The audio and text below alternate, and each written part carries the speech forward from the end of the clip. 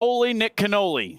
Actually, he's not around here anywhere. Oh, man. I miss that guy. I Brought really up good do. memories. I really do miss the Nitro, but also I've got some more gas for you all coming down the pipeline. That's right. We're going to be looking at our last match of the day, one of the last quarterfinals of G8, and we're looking at what is going to be VP G2 in our LG match of the day. Welcome back, everybody. It is Gamers8, G8 for short. There's going to be a concert going on outside, maybe a drone show too, but all the fireworks are going to be in the server room in here. Isn't that right, Moses? Hell yeah, it is.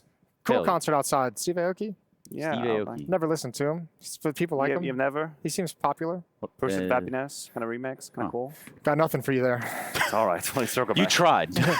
Did my best. You tried. Here you Here it go. Yeah, but in all seriousness, if we look at this as the LG match of the day, which it absolutely is, VP G2, we could talk about stylistically until we're blue in the face, but surely it packs a lot more than that, right, Maniac? Yeah, I think if anything, the FaZe VP match is a very good proof of concept of what this game is going to provide, because there's a whole lot of comparison to be drawn between G2 and FaZe. VP is going to be very loyal and faithful to their own identity, and we have this clash of style, as you put it out there, that we're going to see once again. And there were like some question marks because we hadn't seen VP in so long. Almost like, forgot about yeah, since like the RMR. Yeah, exactly. And like the question for me coming into it was like, what are they going to look like? And obviously an upset over FaZe kind of dispels any like worries you might have. True. Nice thing about VP is just by their style, like regardless of what they're ranked, they're always going to be a tough opponent. They're always going to be an opponent that takes you the whole distance. Yeah, they absolutely will be. It'll be right there for the taking, and we are just moments away. If you're just joining us, don't move. Check this out, though. We're going to call it a crosscut. I wouldn't say that we were expecting to play VP, but I mean, obviously they're hungry to prove themselves again, and we are definitely a better team going to this game, and I just hope that we are going to be able to improve from each game. I just want us to focus on one game at a time. Of course, I had the feeling that when you come here and you have first match versus FaZe, not the best feeling, but we had mentality that we're gonna win 100%, and something gonna happen, and yeah, something happened.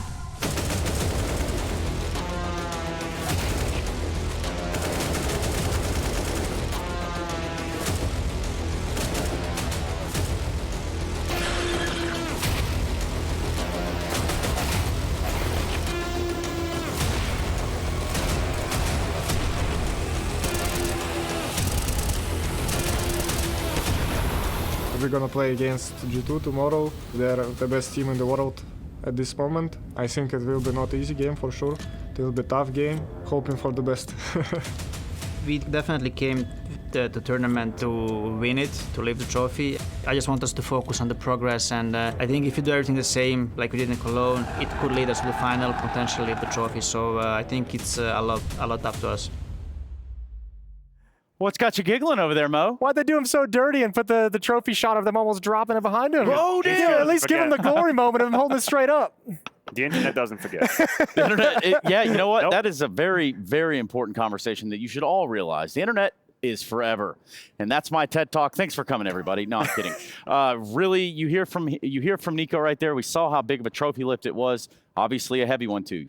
Yeah, you know, I just like I like the Nico interviews we've been getting. At some point during Cologne, like his comments about this team started being like so badass, right? Like he's been talking about focus so much, focus on the progress, focus on the one match ahead of you. Don't think too far forward. I love it on the stage in the interview where he's just like, yeah, they should be worried. And here again, it's just like just radiating confidence, and you can feel it when you watch this G2 team play. It's not that shakiness that we've had at various points throughout this year. It is a very confident team. It's a team that's very sure of themselves and what they're doing and what they're trying to do in the path that they're on. Yeah, but it's also a team that is trying to accomplish what they couldn't after Katowice, which is to remain on top, to stay on top. At the end of last year, moving on to Katowice, we witnessed the trajectory of G2 was very upwards. Obviously, a moment of coming together in Abu Dhabi, and then they go on this incredible streak where they destroy everybody.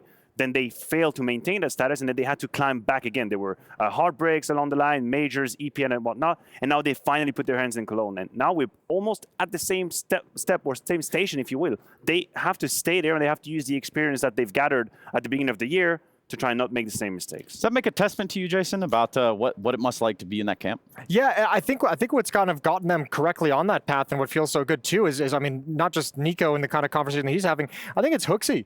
Hooksy seems so much more comfortable in his role within this team as a leader. For me, you know, when he first joins this team, obviously there was like the meme era wherever the Giga Chat and like you know, kind of teasing about like his scoreline and his stats within this team of like a superstar roster. I think he went through some ups and downs, obviously trying to find comfort, feeling maybe a little bit out of sorts in terms of having to lead the big stars like Modesty, the big star like Nico. But it seems at the moment right now that he's gotten into a very good place where he is comfortable and he has acknowledged and he has accepted that everyone has faith in him, and he's doing wonders with it. Yeah, and we're all watching. Believe me, bud, we're all watching, especially you at home. You're going to want to watch this. Nico, what are you going to tell us?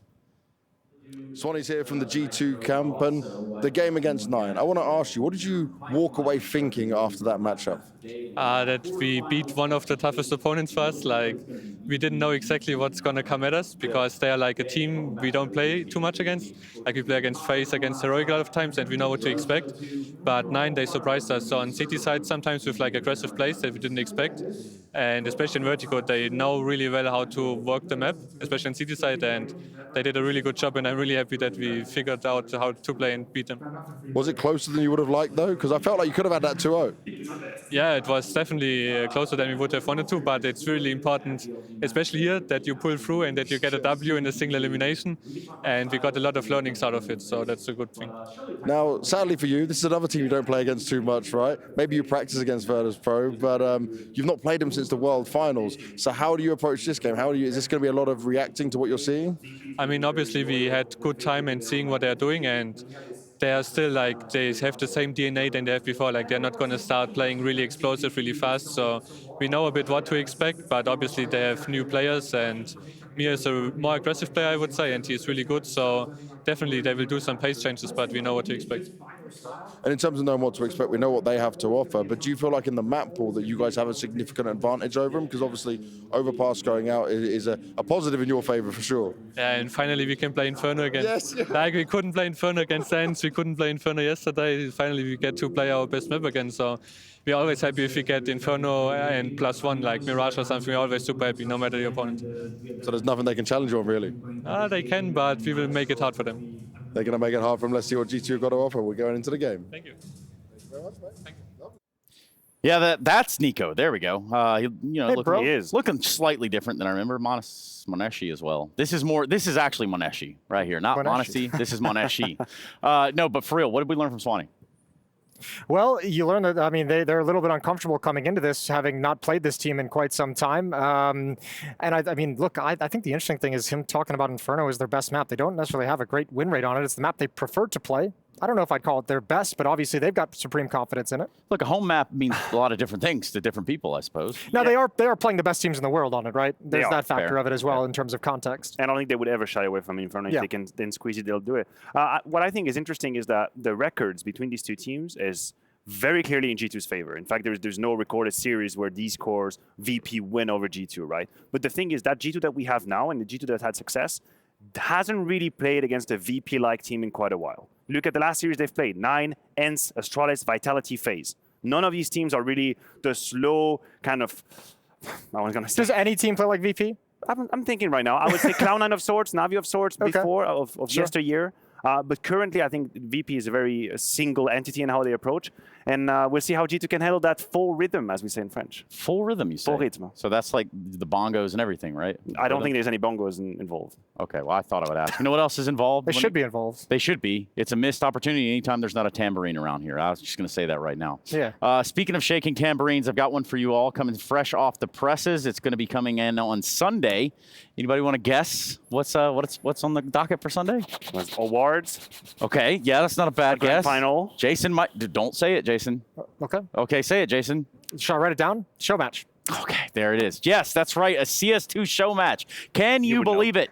In the words of Tosspot. That's going to be Sunday before the grand finals. And I was going to ask you, Jason and Maniac, what map you want.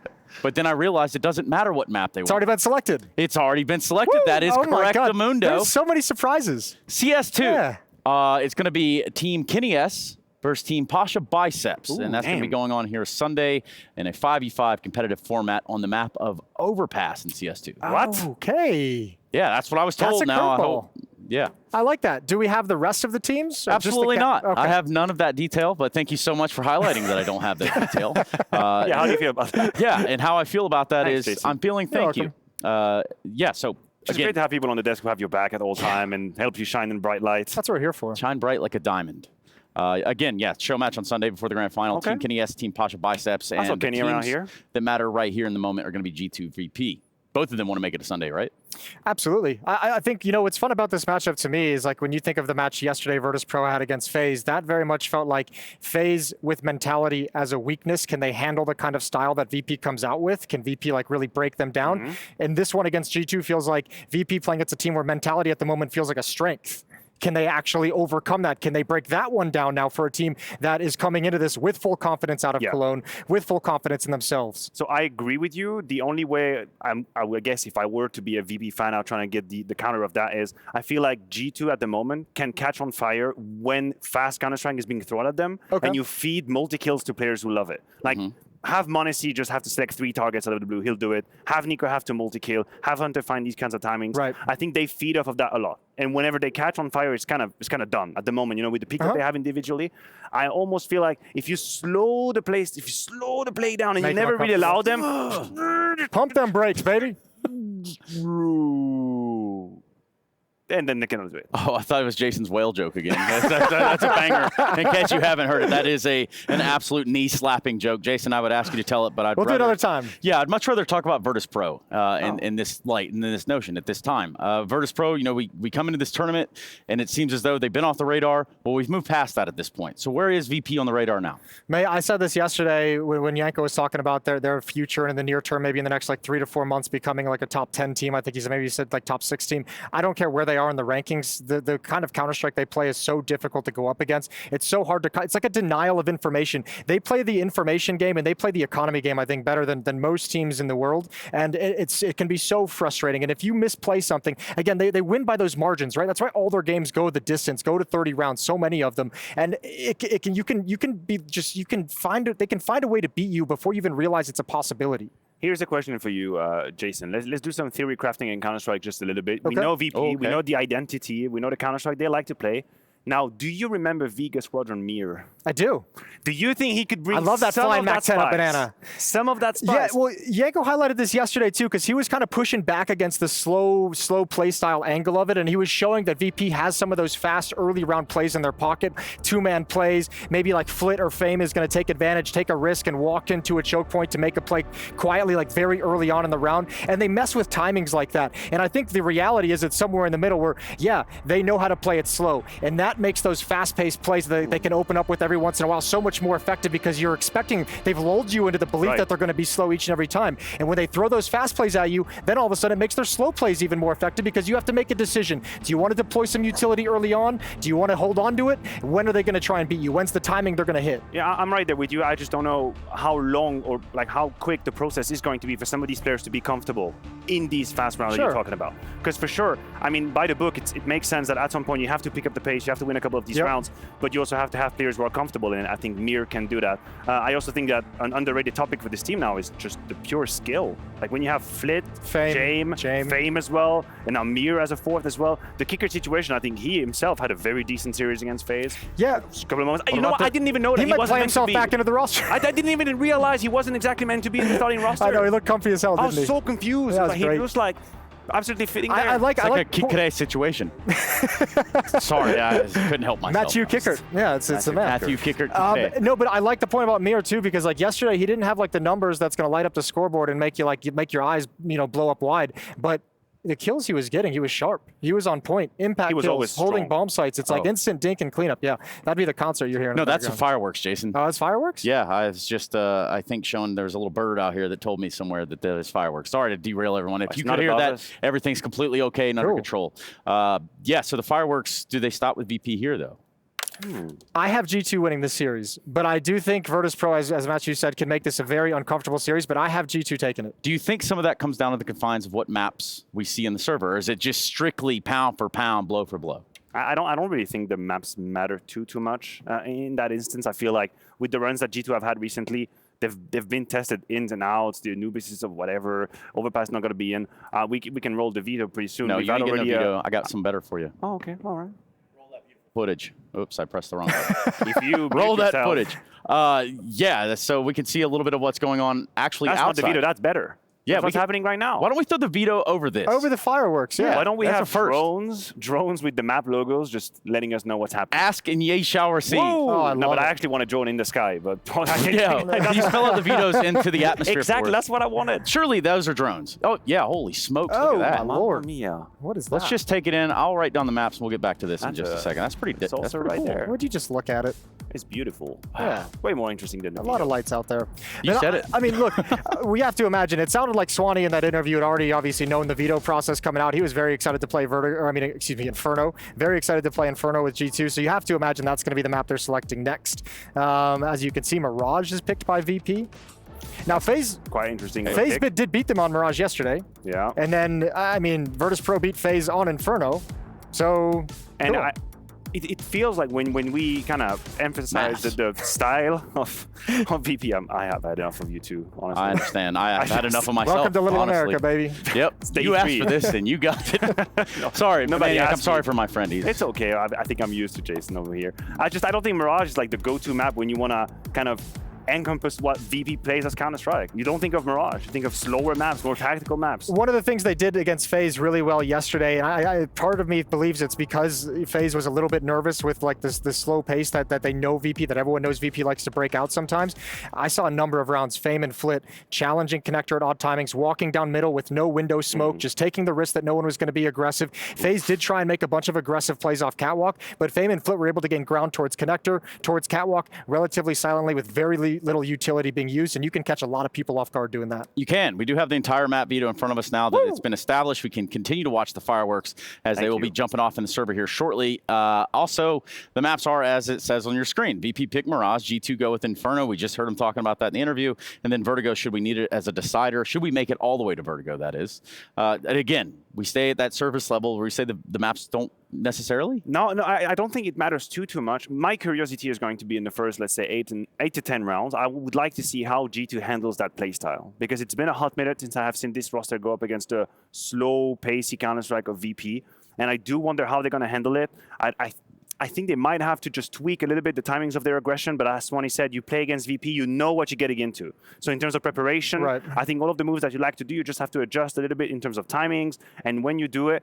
But I still think it can create frustration to play against VP, to lose rounds against VP, where you feel like you were denied the chance to play a bit more explosive Counter-Strike as you would like to. And that in itself is an interesting case study for where G2 is at right now. Look, it's a Death Star. No, that's Saturn. My bad. Close. I'm sorry. I can't help myself, man. Do you want to be part of this conversation? Just something you want to share with the class? All I'm saying is, hey, it's a party in the KSA. Kerrigan was saying it yesterday. It's really difficult at times, like, because you never know there's going to be like an AWP on the field. We saw it going down the stretch of that final overpass game, like that hero AWP dropped over to Jame that got him 2 AK-47s in what was essentially a save round that let him have full buys the last 2 rounds of the half. It can be very tricky. And I think that's one of the things I want to see how G2 manages, because Virtus.pro, even in losing rounds, even if you go on some kind of a streak, if you're G2, even if you're on a little bit of a heater and rack up 4, 5, 6 rounds in a row, VP's so good at just keeping your economy in check at that breaking point. And when they eventually have that turning moment, it's like, wow, momentum has shifted so fast. All of a sudden, it's gone. And they know how to keep their accounts so clean. You would think they're from Switzerland. Yeah. They know how to run the bank. Oh, you were so excited to make that joke. I saw that's the moment. This guy was just gleaming with a smile, ready to just throw that out there to the world. It just naturally came out of style. Let's try it. Those are those UAPs that we've been talking. Anyway, I'm never going to get into that. Yeah, UAP now, right? It's a new denomination. Oh, it's a Death Star. I'm over YouTube. Like, I'm done with YouTube at this point. But in all seriousness, we've got our maps. We know what we're going to be doing here.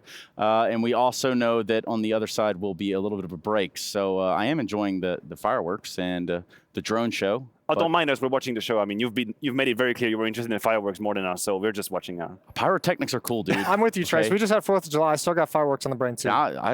Yeah. Same, at any given time. So I'm done with the fireworks. Do you guys do fireworks for anything? Yeah, we do. 1st of August. What for? The birth of the nation as a confederation. Okay. Independence Day, yeah. Congratulations, man. Thank you. I feel pretty proud myself. All right, we're going to a break. Thank you so much, gentlemen. The break. I think you've nailed it. Oh, yeah. Who do you have one in? G2? Yeah, I do have G2. Yeah. G2-2-1. Just want to get to the conclusion. Yeah, thank you for circling back to CS. All circle back. Yeah, anytime, man. I'll be here all night. So, break it is. We'll come back and we're going to jump right to the stage and we're going to be doing it live and direct from Riyadh. We'll be right back after this.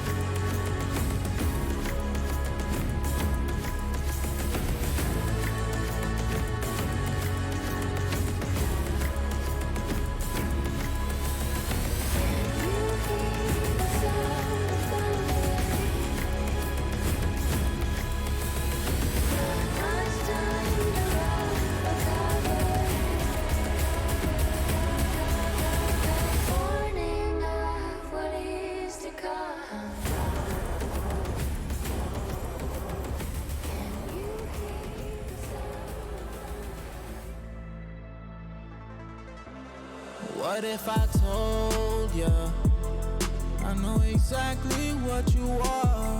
What have they sold you on that red hot boulevard? Ooh, I'm doing damage control on my heart and my soul, and ain't no one telling me nothing. I've taken control.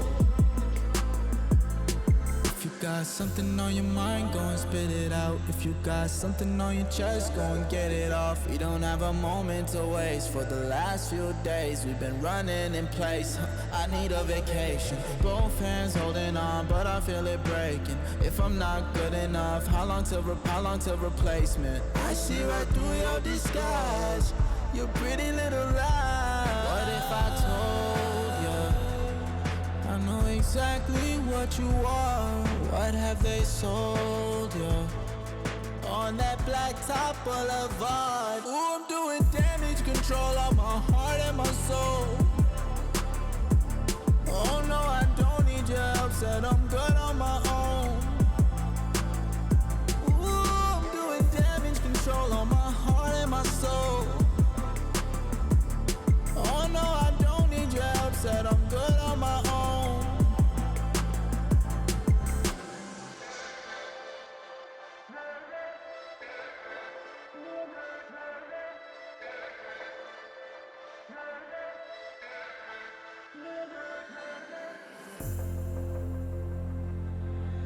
Let me be free.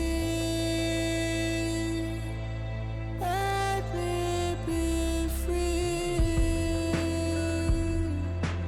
Let me be free.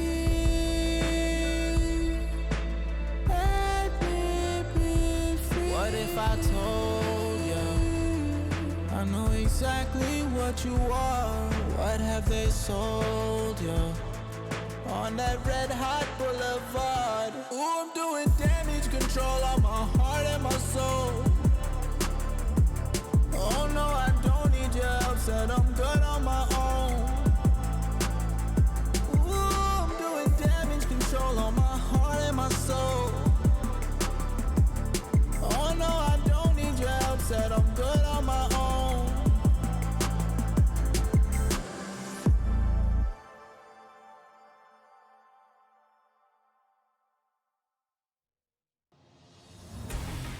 down and make me weak again.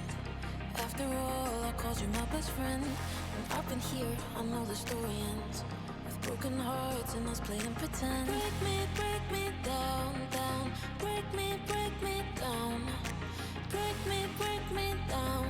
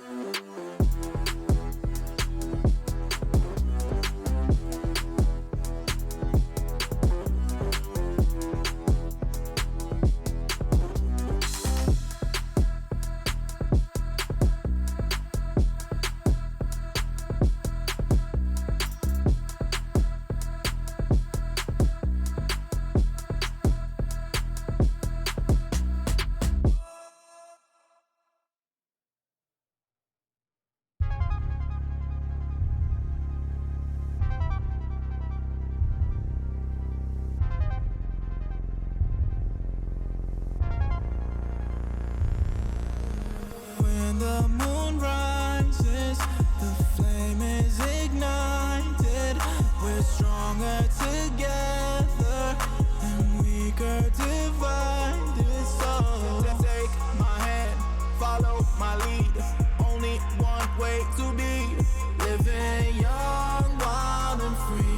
Living young, wild and free. Yeah. Look into the stars, look into your heart. Tell me what it is you seek. Jupiter and Mars fall into my arms. I got everything you need. Oh, don't wait too long. We don't have much time to spare. This could all be gone tomorrow. So all I need right now is your love. You're taking me home, taking me home. So when the moon rises and the flame is ignited, we're stronger together and weaker divided. Yeah. Take my hand, follow my lead. Only one way to be. Living young, wild and free.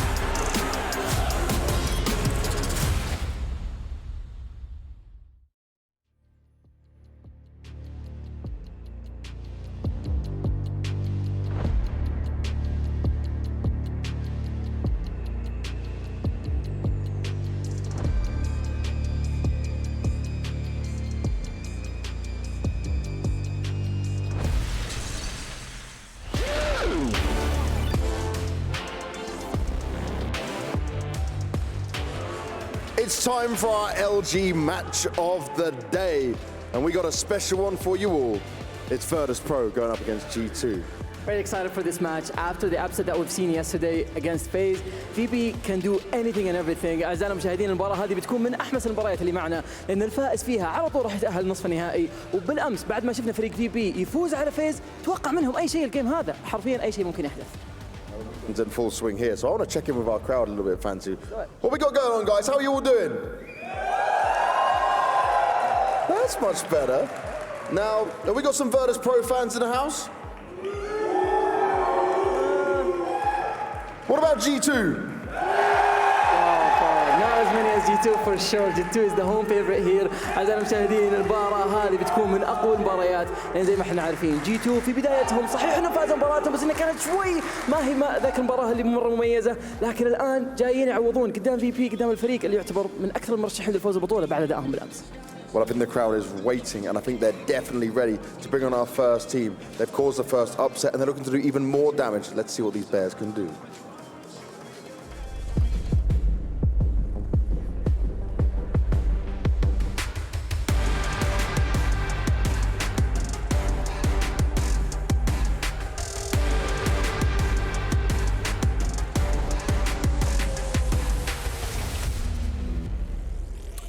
Virtus.pro!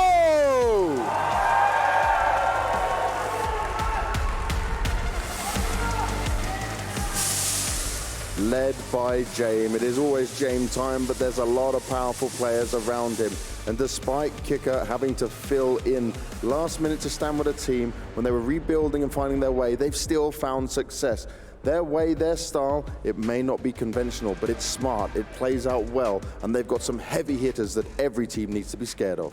Virtus.pro الفريق هذا اللي الكل قاعد يشكك فيهم، الكل يقول انه احتمال كبير هو بيخسر من اول راوند له، لكن سوى الغير متوقع وقدر يفوز على فيز بالامس. مباراة كانت ساحقة لهم صراحة، واليوم جايين يقولون انه كل الناس يشوفوننا احنا الفريق الاندر دوغز اللي ممكن نسوي ابسس ضد الفريق الثاني، لكن احنا لا نبي نثبت لهم ان احنا مرشح للفوز بالبطولة بالكامل. لكن جاء الوقت اعزائنا المشاهدين اننا نقدم الفريق الاخر اللي يعتبرون هم الابطال حاليا في CSGO. خلونا نرحب فيهم.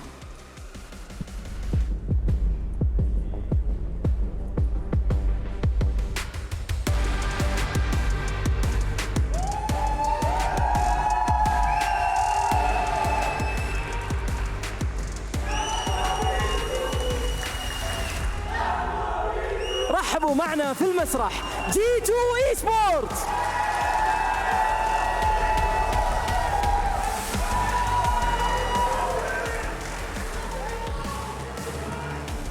فريق اللي قبل اسابيع قليله جدا فايز في الاي ام كولون، الجاي بالمركز الاول، هم الدوميننت تيم في هذه الماتش اب مع تواجد نيكو، مع تواجد هانتر، JKS ايضا، هوكسي، وكلهم قاعدين يقولون ان هذا هو الفريق اللي ممكن يفوز في جيمرز 8 بالكامل، وهذا هو الفريق المرشح للتاهل الى النهائي كاول فريق قدامنا. لكن مبارياتهم ابدا ما راح تكون سهل الوصول للنهائي، بدايه مع VP تكون من احمس المباريات اللي معنا. Certainly our crowd favourites here, and certainly a team that many people have winning this whole tournament, but they need to survive Virtus.pro, and that's certainly no easy task. They've got the players, they know how to get the job done, but not knowing your opponent so well, not playing against them recently, like Swanee told us, can be so hard to deal with. Have to keep in mind that VP is a new roster, so anything can happen and their strategies are unknown to anyone. أعزائنا المشاهدين، احنا عارفين إنه VP هو يعتبر فريق جديد معنا في CSGO، والفريق هذا بما إنه جديد صعب إنك تحدد الاستراتيجيات حقاته، صعب إنك تجهز المباراة ضده. وG2 تكلموا عن الشيء هذا في مقابلة حصلت قبل 30 دقيقة، كانوا يقولون إنه احنا ما عارفين وش اللي ممكن يسوونه VP، وهذا اللي راح نشهد في هذه المباراة بتكون مليئة بالمفاجآت. Teams, you can take your seat and get ready for the match, but Fancy. This time you're not getting away with it. You know what's going to happen. Where are you going? Where are you going? It's G2 Esports, man. I have to. Come on. You're going for G2? All right, I'll jump on the VP train just for you. You know, I'll take the split. But I think we know the crowd. Crowd, VP fans? And G2? It's not even close, man. Not even close. The crowd may be on their side, but these guys don't care. They're so ready all the time. Yep. I mean, you just gotta keep one thing in mind. In the last match, we both voted for Cloud9 and they lost. So, I mean, always like. So you jinxed me, basically. Well, basically, but a lot of people talk about the caster's curse, but they don't know about the host curse. So I don't know. Oh no, we've done it all again. You know, there's be another upset looming. There could be a potential thing coming in here, but right now this is the toughest test fight for these teams, and it's the single elimination. It's the thing we keep talking about. All that pressure that comes into this game. Yep, definitely no other chances. أعزائنا المشاهدين single elimination best of 3 في الكوارتر فاينلز. الفائز على طول يتأهل السيمي فاينلز قدام تيم فيتاليتي. بتكون من أحمس المباريات اللي معنا. خلونا على طول نتوجه مع المعلقين ونشوف المباراة كيف بتكون. Strap yourself in for the wild ride. It's Virtus.pro taking on G2.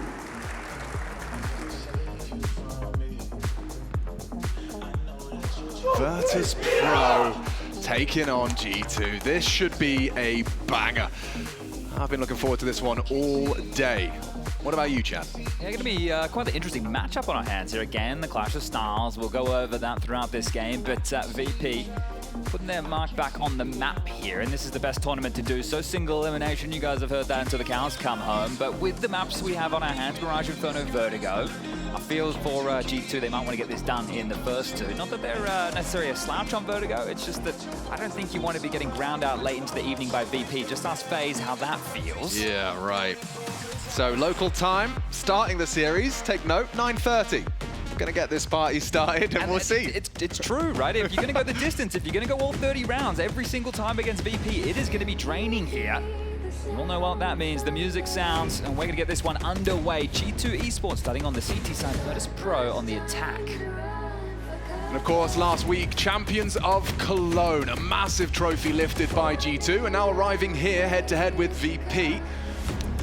And, I mean, world rank number 3, according to HLTV. And Virtus.pro, though we haven't had them on our screens all too often, world rank 16, according to HLTV. We'll see if they can put up a valid fight. For some reason, I'm expecting a full 30-round game. I don't know why you'd be expecting that, I don't know. Alex. No, here's the thing, right? You don't have to enjoy their playstyle. And I'm not talking directly to you. I'm talking about everybody at home, the viewers. Some people love them, some people hate them. But the fact of the matter is you have to respect their playstyle. They take Counter-Strike, the way that it's played currently, the meta, the finances, every little detail, and they milk the most out of it. Sure, in moments, you're watching James save an AWP, but then in the next round, he comes in, pops multiple kills, they win a huge round, they break the economy, they go on a flow.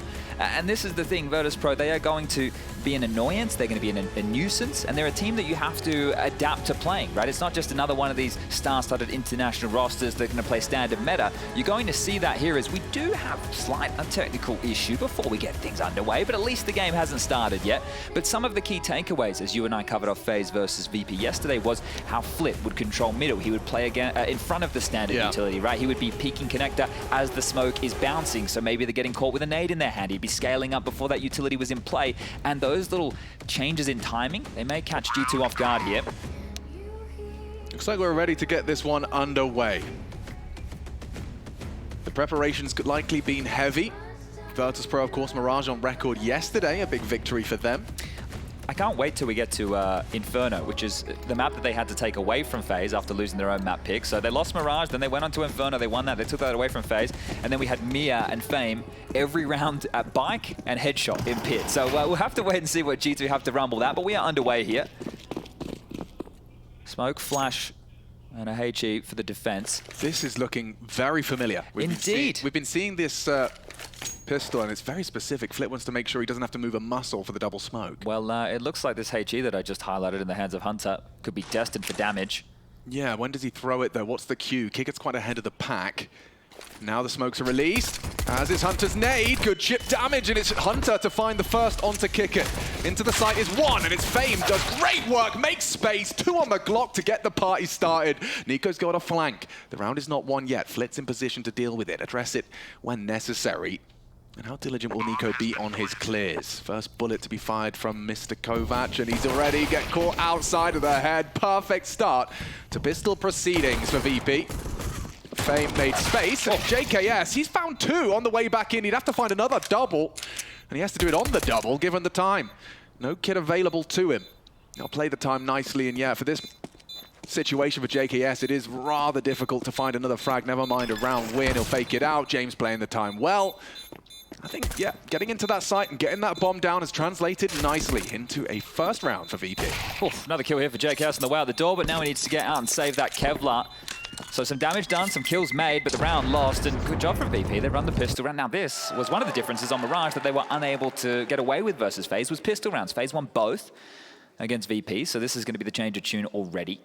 And that's a nice little detail. And we had James there interviewing, asking some questions regarding G2's opening match against 9, it being a little bit strugglesome. So we'll have to see what type of form the Samurai are in today. But we are locking in our last semi-finalist with this matchup. The bracket shaping up quite nicely. Heroic versus Ents on one side. We could have the winner of this. Well, no, we will have the winner of this versus Vitality as our second semi-final. Banger. Force by back here. Couple of deagles. Hooksy with that CZ. He's trying to make that his signature pistol. I know that Hunter's been doing it for some time, but we got the cover up over there in Cologne. Hooksy wielding that bad boy as well. But one of the keys right now is how are they going to dispatch of these smokes? 4 in total.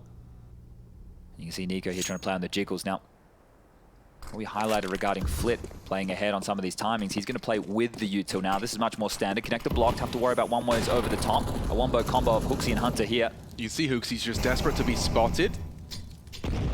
He wants to be baiting for his teammate here. The flash as well to set him up.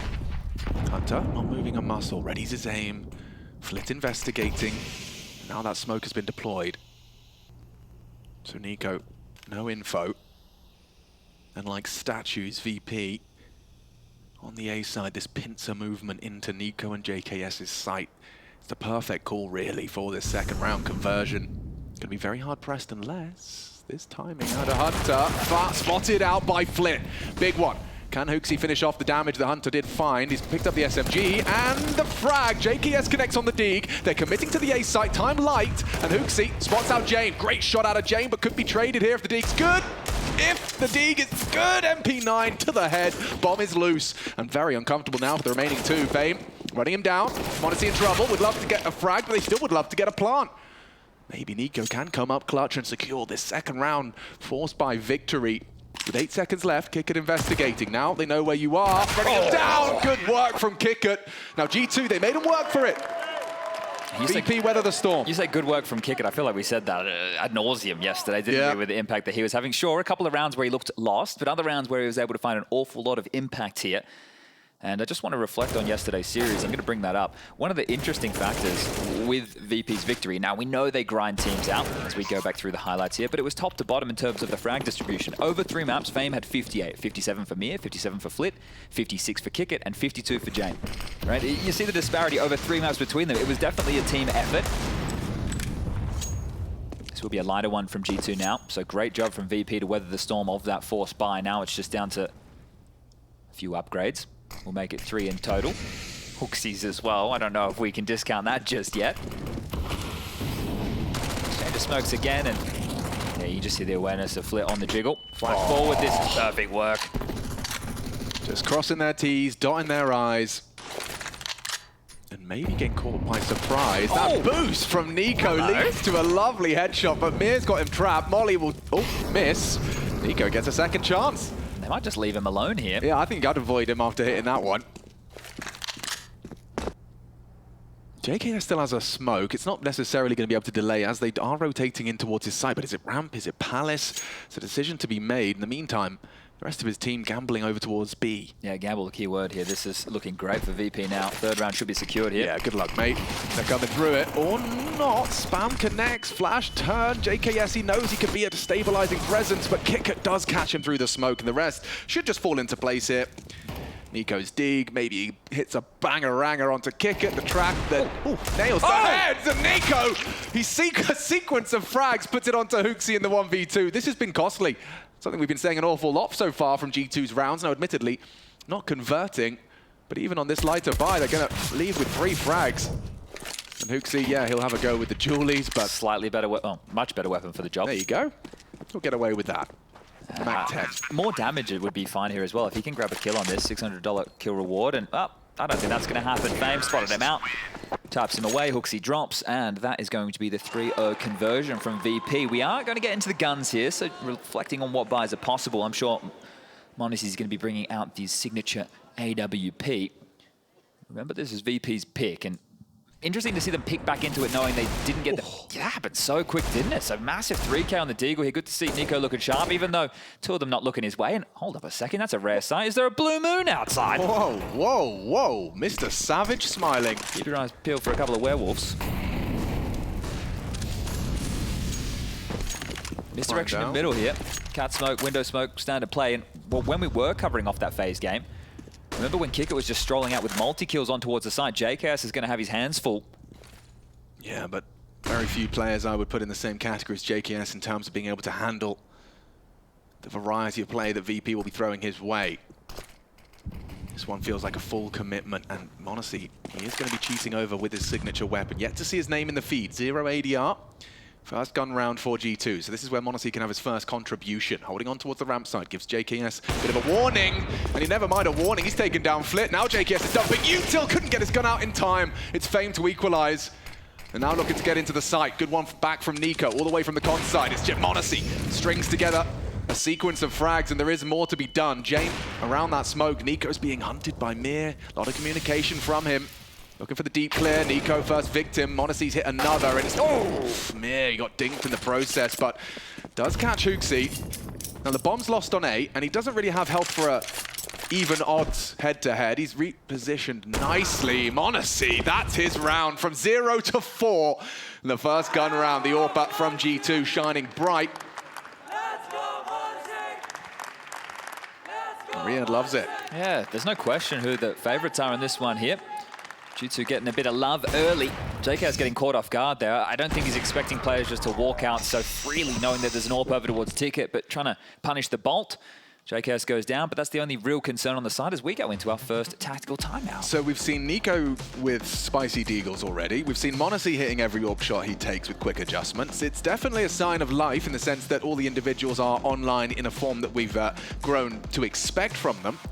And then for VP, it's going to be interesting to see if they can continue to kind of grind them down, you know? I think it's very interesting to observe Virtus.pro and their approach to the game, which can leave even some of the most impressive individuals left wanting. Yanko was talking about it on the desk yesterday. He was talking about the finances and how they have like an extra layer to the way that they approach the economical side of this game.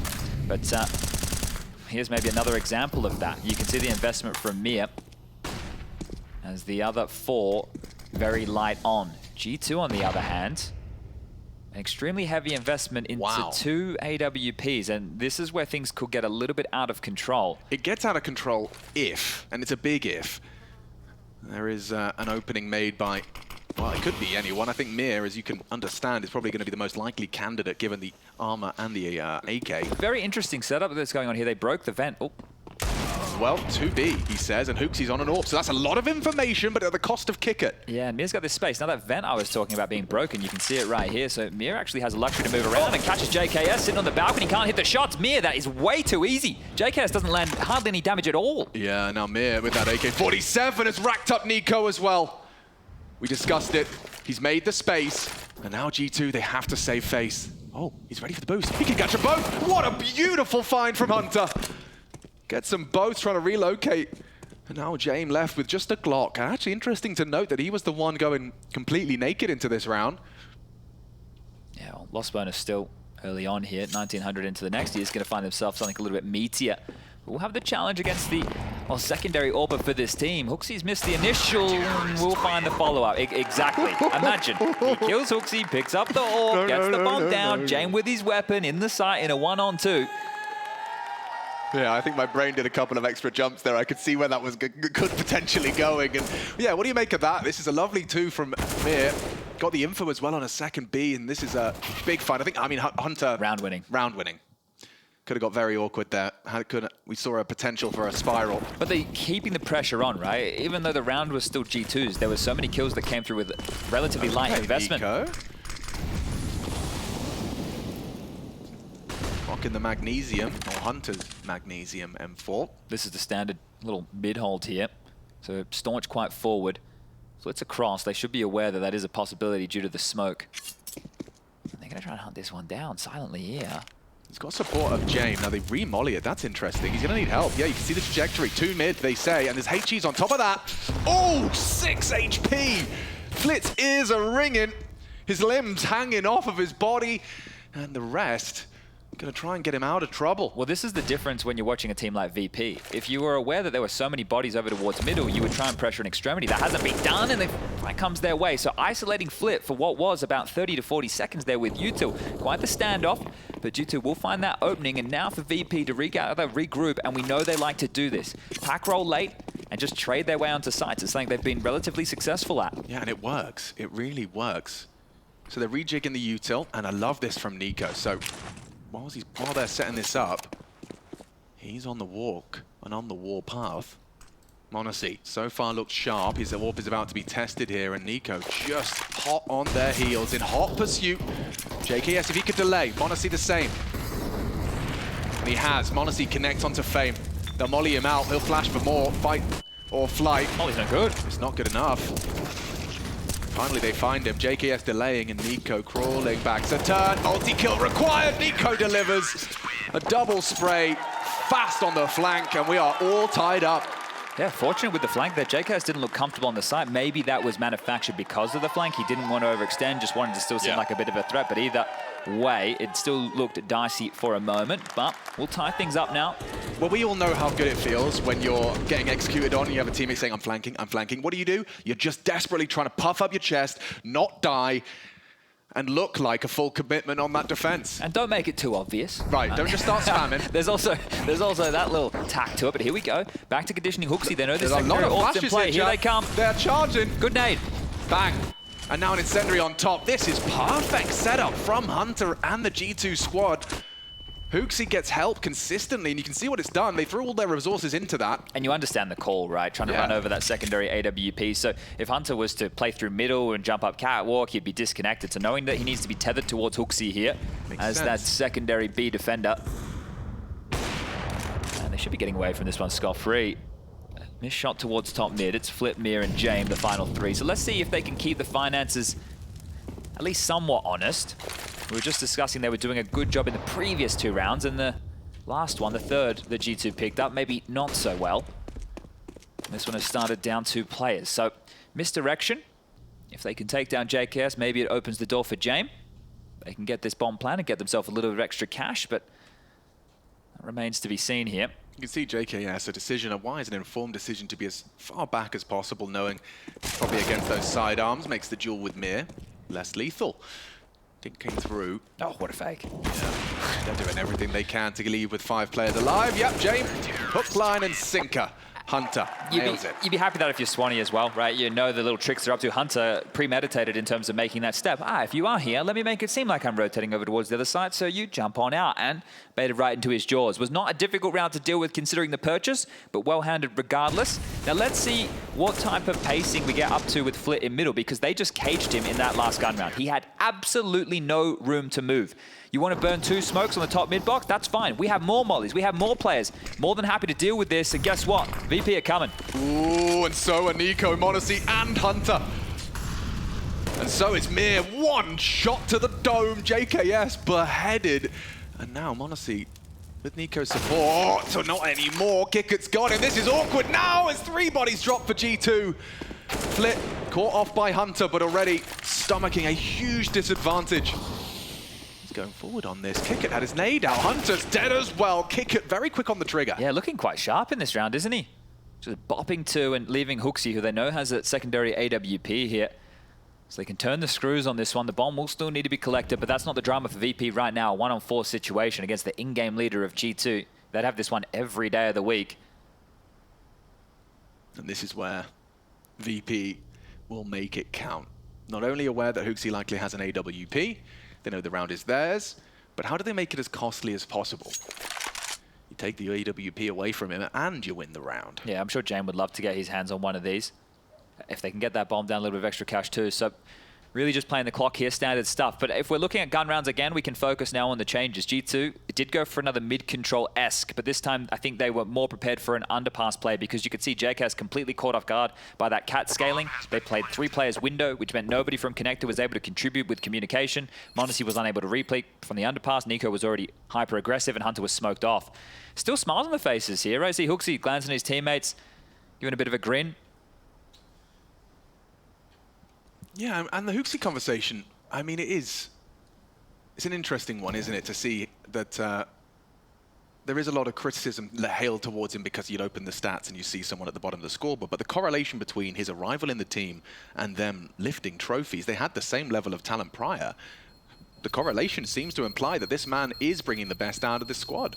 Yeah, I will agree with the sentiment that you're not going to win trophies if your in-game leader's only getting, 5 or whatever kills a game, right? Yeah. But in terms of being able to get impact, if we're getting 10 kills a game and they're impactful, he gets a couple of kills on a pistol, or maybe he gets a multi-kill and he makes that space, he gets traded, but they're able to capitalize and take that site, right? This is where Counter-Strike needs to be measured in more details, and at the same time, you have to remember he's calling, right? And if the calling looks good and the pieces are working, then sure. But in modern Counter-Strike, you can't just be an anchor anymore. And I don't mean anchor in the sense of locking down a bomb site. I mean dragging your team behind. Yeah, how many Katowices and Cologne did they win before it? Exactly. So Hooksy's impact has been felt, but m0NESY... Oh, that's such a commitment from m0NESY. Yeah, I don't... You could tell he wasn't ready, could you? The fact that the pick came from left to right as opposed to...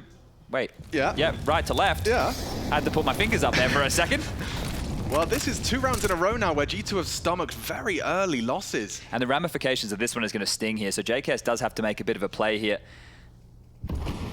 So right now, G2 lacking a whole lot of information and lacking 2 bodies. So they will need to step up individually. And JKS could find an awful lot of information here. He might catch an audible. Oh, he's just backing away, communicating. Nico and Hunter haven't moved, though. Nico, window side, smoked off for now. Oh, JKS could be overlooked if he catches this right. Fame's good for it. Nice adjustment, good awareness. Looking to keep it clean here as VP. This is going to be a kind of turning of the tide. Definitely.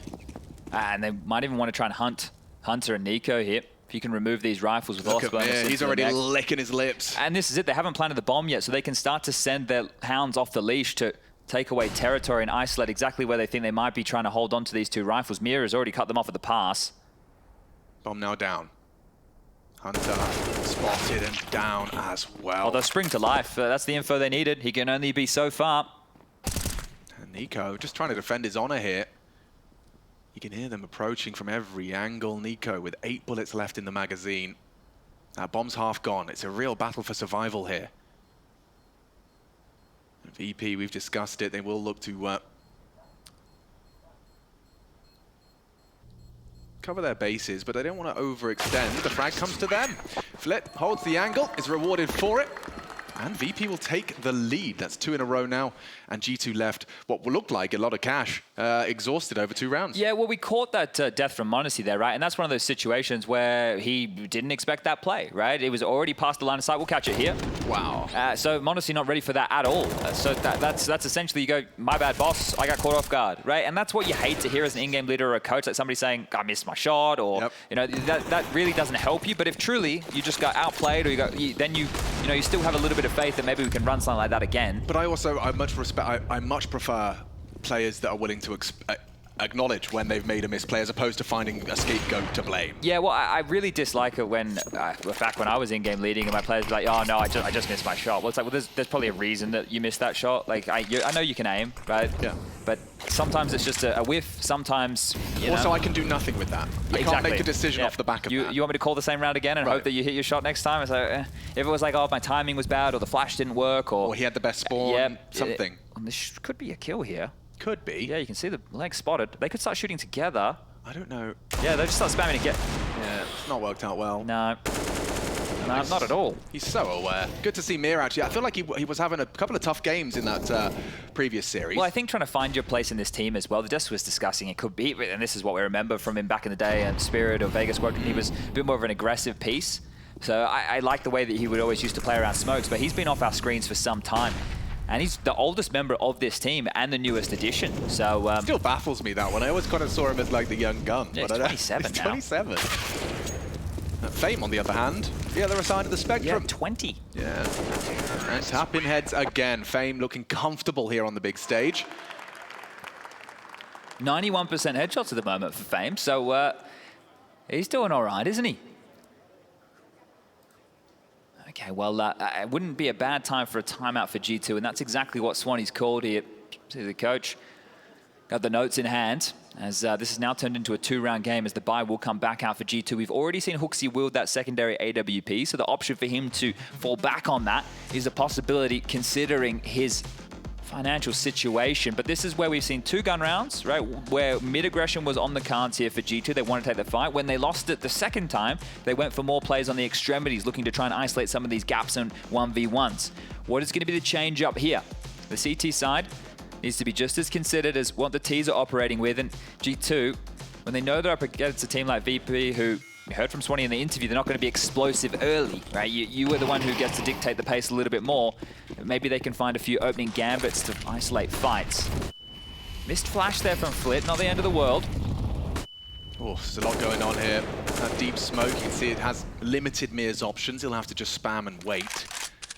Heavy focus from G2 on mid. I don't think they like the way that previous round on middle went down. I think it as well, if you watch back the FaZe game yesterday, you just want to limit Flit's freedom, because in a lot of the rounds he was able to either get in there late, and if they can make them feel that there's such a presence early, it'll force them into moves like this. HooXi's about to have company. And HooXi, no slouch on the AWP. He's been hitting a couple of bangers. See if he can deliver on this one. So quiet, isn't it? Perfect kick it. Down and out. HooXi good for it. Delay smoke as well. Do they dare brave the grey screen? Yes, they do. The molly implies as such, but Hunter poised and ready. He collects another. A 2-man discrepancy. The key here is no over-rotation from G2. They didn't just hightail it over, expecting the lion's share of the force to hit that site. They've stayed at the ready. JKS here. Nico as well. Will he go undetected? This box was spammed an awful lot against FaZe yesterday. We saw especially on overpass. Flit has got a lovely kind of methodical, clear nature to him. JKS is about to get pants here, I think. He's made it here silently. JKS concerned about connector. Nico has no info on the ramp walkout, so Flit feels like he's got a power position. Jame will be joining him, and perhaps there is some damage to be done here by Flit. With 20 seconds, he does have to start to move. Odyssey arrives in time. Does he have the wallbang lineup?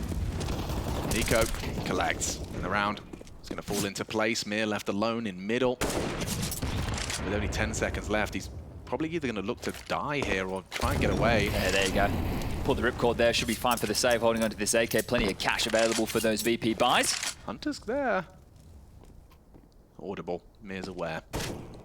And so, we will see the gap close to just a single 1-round game. Fame and Mir at the top of the tables in the server right now. Nico and Hunter for G2. Just a single frag separating both of those aforementioned pairs. But so far, I'm sure VP going to be very happy to be boasting 60 rounds to get out of the gates here. Yeah, and just with that pistol as well, right? It takes a little bit of pressure off having to do this gun round after gun round. Now they can just see how many more they can add as the cherry on top. Double AWP still in play here. Odyssey forward once more. Lots of smokes towards mid. You can see 3 from the T side dotted across the top of that radar. Flashed off, and they are across. Flit does have this space. It's hard to zone him out with an underpass player. Spotted towards tap. Oh, does he have any help to try and flush him out? Doesn't look like it's going to be happening here. James spotted out by HooXi's jump peak. Go for the jump peak when you've got an AWP as well.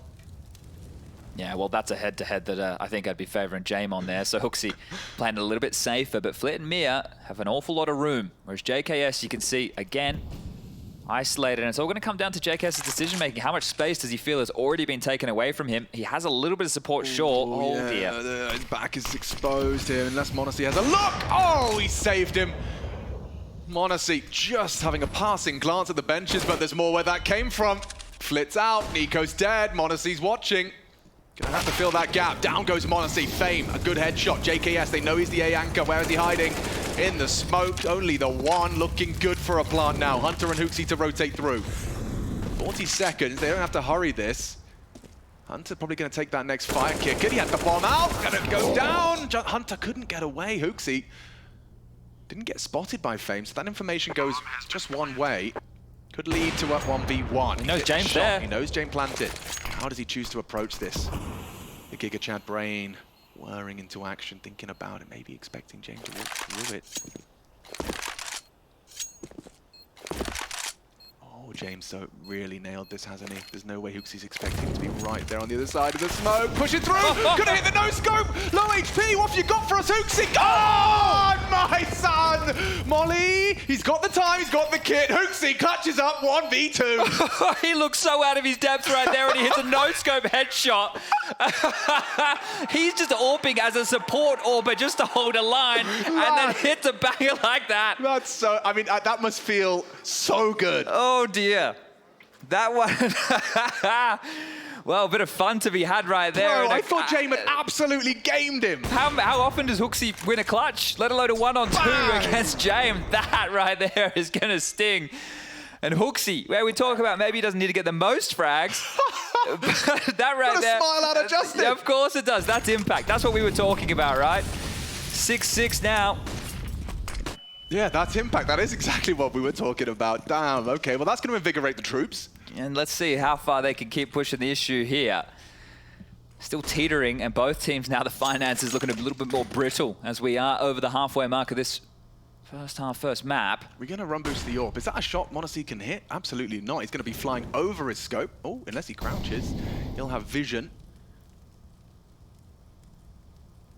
What's the Q? What's the go sign? Any utility behind this? And yeah, he does get information, and Hunter gets the frag. Flit down on his mid progression. Obviously information that there was a second up top mid. Yeah, it's quite key as well that they stay forward in middle like this. So now for VP to return, it's difficult. This is where they tend to group up and then go knock on an extremity and maybe have a singular lurk. But they have to group up, right? How do we brave middle? Well, we still have nades to do so. A couple of smokes, couple flashes and mollies, but Jay might be the only man tasked with this. Connector re-smoke deployed at about 45 seconds. That's going to buy them till about 30 here. So Mir's lurk will be late. Rotation over now. And I think they have a good idea where this one's going to end. Yeah, they're in a premium spot to deal with it. And Mir actually goes down first. Supposed to be one of the last components. m0NESY, he does go down. It's a big shot from Fame. Nico wants to strike early, and he has successfully found the head of Kickert. One more added to his list. Puts himself up to a nice total of 13-9 so far from Nico. And G2 will take the lead. That's 3 sequential rounds. Taken 7 so far here on the defense. And considering they lost the pistol and the conversions, this is a very convincing CT side so far from G2. Hooksy, of course, playing a big part in this the run of 3. I think both teams would be happy with either a 9-6 or an 8-7 here, right? Like, I think the half so far, with James not being super activated right now, he's only got 2 kills to his name. You'll see a better side of him once we flip on over. But a timeout to be called is going to be the second hit for VP. So Dastan, the coach, an opportunity to chip in, and as we turn our attention to their finances here, might just have to be one of these lighter investments. Next round, 2,900, can get the gunnies out, can try and find themselves. No, what am I talking about? Of course not. Of course not. Mir's going to bring out their hero AK. Now, we saw what that was able to do a little bit earlier on in the piece. He found a bit of impact. They were humbling the cash of G2, not letting it get out of control. Let's see if Mir can do that again. Remember, 2,900 for the final round of this half available here. So a plant would be golden.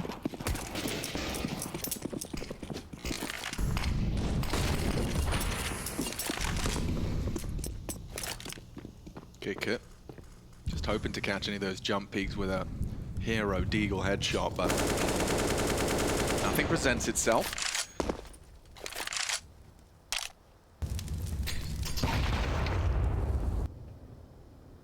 You see they're somewhat worried about another B explode. Even m0NESY was over towards the market position.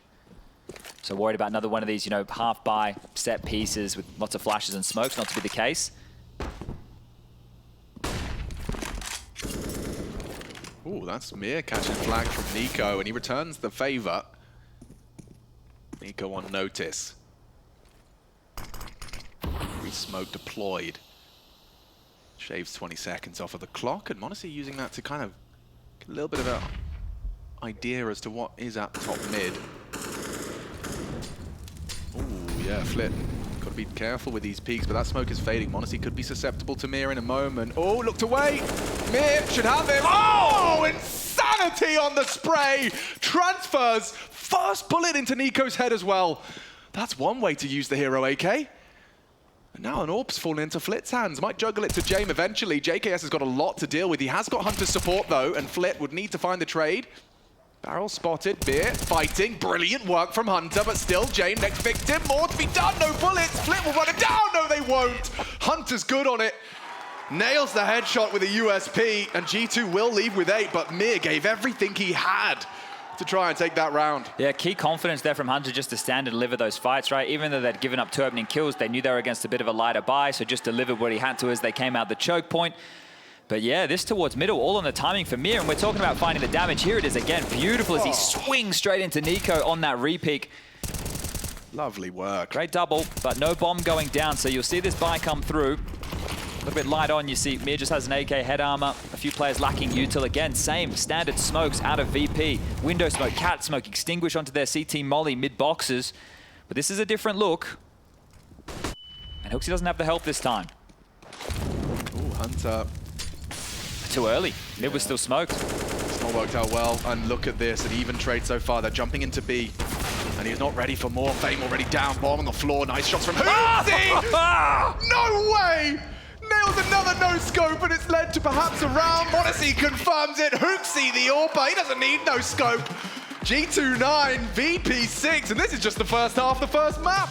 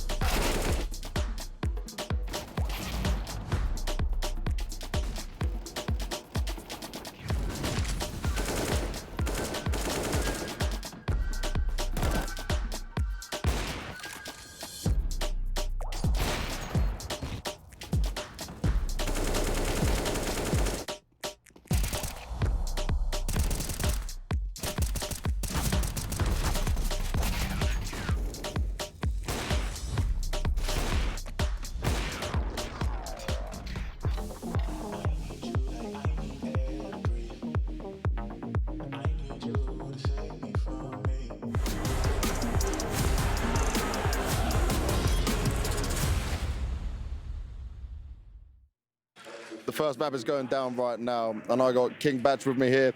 Come all the way from LA to enjoy games. Is that how you find it so far? Yeah, this is crazy. It's intense. The crowd is going wild here. I'm here for G2. Okay. I'm here for G2. I don't know about y'all, but I'm here for G2. He's on my side. I like that. Yeah. And counterstrike rise, right? This is where it gets crazy. This is we're getting towards the semi-final spots right now. These teams are fighting hard for it. G2 got the fan favorites as well. Who's your favorite player? My boy Nico. He coming out strong. He's doing his thing. Who's up right now? Is G2? Maybe it's tied. Who knows right now? They're down around. They're down around. In the time we've been talking, it's got bad. But they're gonna come back. Okay. That's G2 is gonna make the comeback because they work hard. They got the talent. I'm excited about it. He's believing in G2. Let's see if they get this map done. Let's see if they get the series. Perfect. Love. We're stronger together and weaker divided, yeah. Take my hand, follow my lead. Only one way to be living young, wild and free. Living young, wild and free, yeah.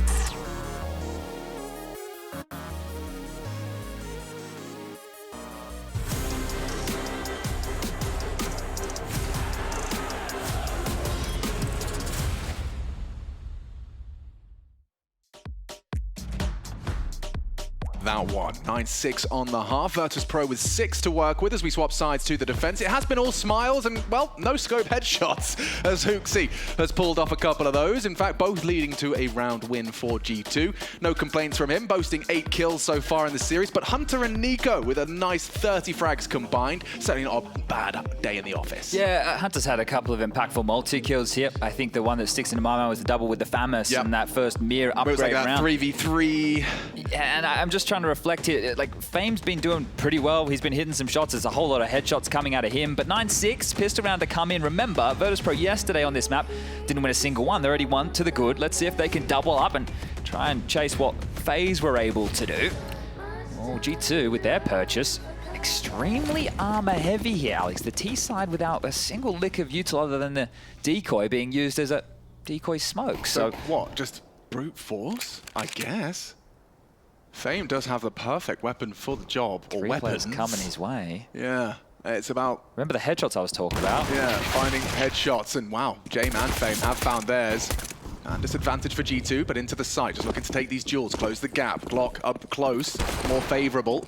Jame trying to play for the retake. Doesn't want to take an engagement on his own. And unfortunately, m0NESY has helped too. So the bomb's now down. They've gotten into the site. It's going to be 3 through CT jungle side. Event not broken. This flash. Is anyone anti? Yeah, I think JKS is safe from it. m0NESY even considering it. Oh, turns. Needs the headshot. One done from m0NESY. Jame will catch him. More to be done. JKS, he's needing frags. He's worried about ramp, understandably so. 2 spotted. Nico alone and not ready for Mir. This could be both. It is. They'll take both pistols with just a couple of seconds to spare. Oh, that is so close. Nico staying alive for a moment longer. The same to be said for JKS, and they could have had that round. You see just how close it is on that defuse. Whew, impressive. VP will leave with both pistols, but can they get past G2? Yeah, you're assuming the force bar is going to come in here, right? It maybe dropped AKs or investing into Galils. There's plenty of options available here. You see Hooksy being everyone's favorite type of player, jumping out first to be traded. Right? These are the things that you need to keep in mind for scenarios like that. So throwing himself forward. m0NESY frustrated more that couldn't be done towards CT spawn, having them in that bit of a bottleneck. So in the first round of the second half, he jumps to try and get the info and bait the crosshair. Second round, he spends all of his money on a weapon for one of his superstars. You know, this is the life of the in-game leader. Yeah, and these are the details that need to be highlighted for these individuals. Right, the numbers don't necessarily have any of that information. Yeah, right. So this is how we stop them from being extremely disgruntled at us, by highlighting some of their little victories. But it will be a big old force buy here, and I'm not sure what Hooksy's going to get left with. I hope somebody dropped him something, because VP appeared to know what is coming on the other side. I think it is actually just going to be the... Oh no, there we go. Woo! Add a smoke. Treat yourself. Look at that. This is feels like a gun round in the second round of the game. We've got M4s, Famuses, Galils, AKs, all in the mix here. Ooh, yeah, Flit had a glance. He saw weapons and bodies out mid towards the tap position. Mir not interested in taking any early engagements. And Hunter, second round, AK-47, going to be patrolling. Makes sense when you take a look at the scoreboard.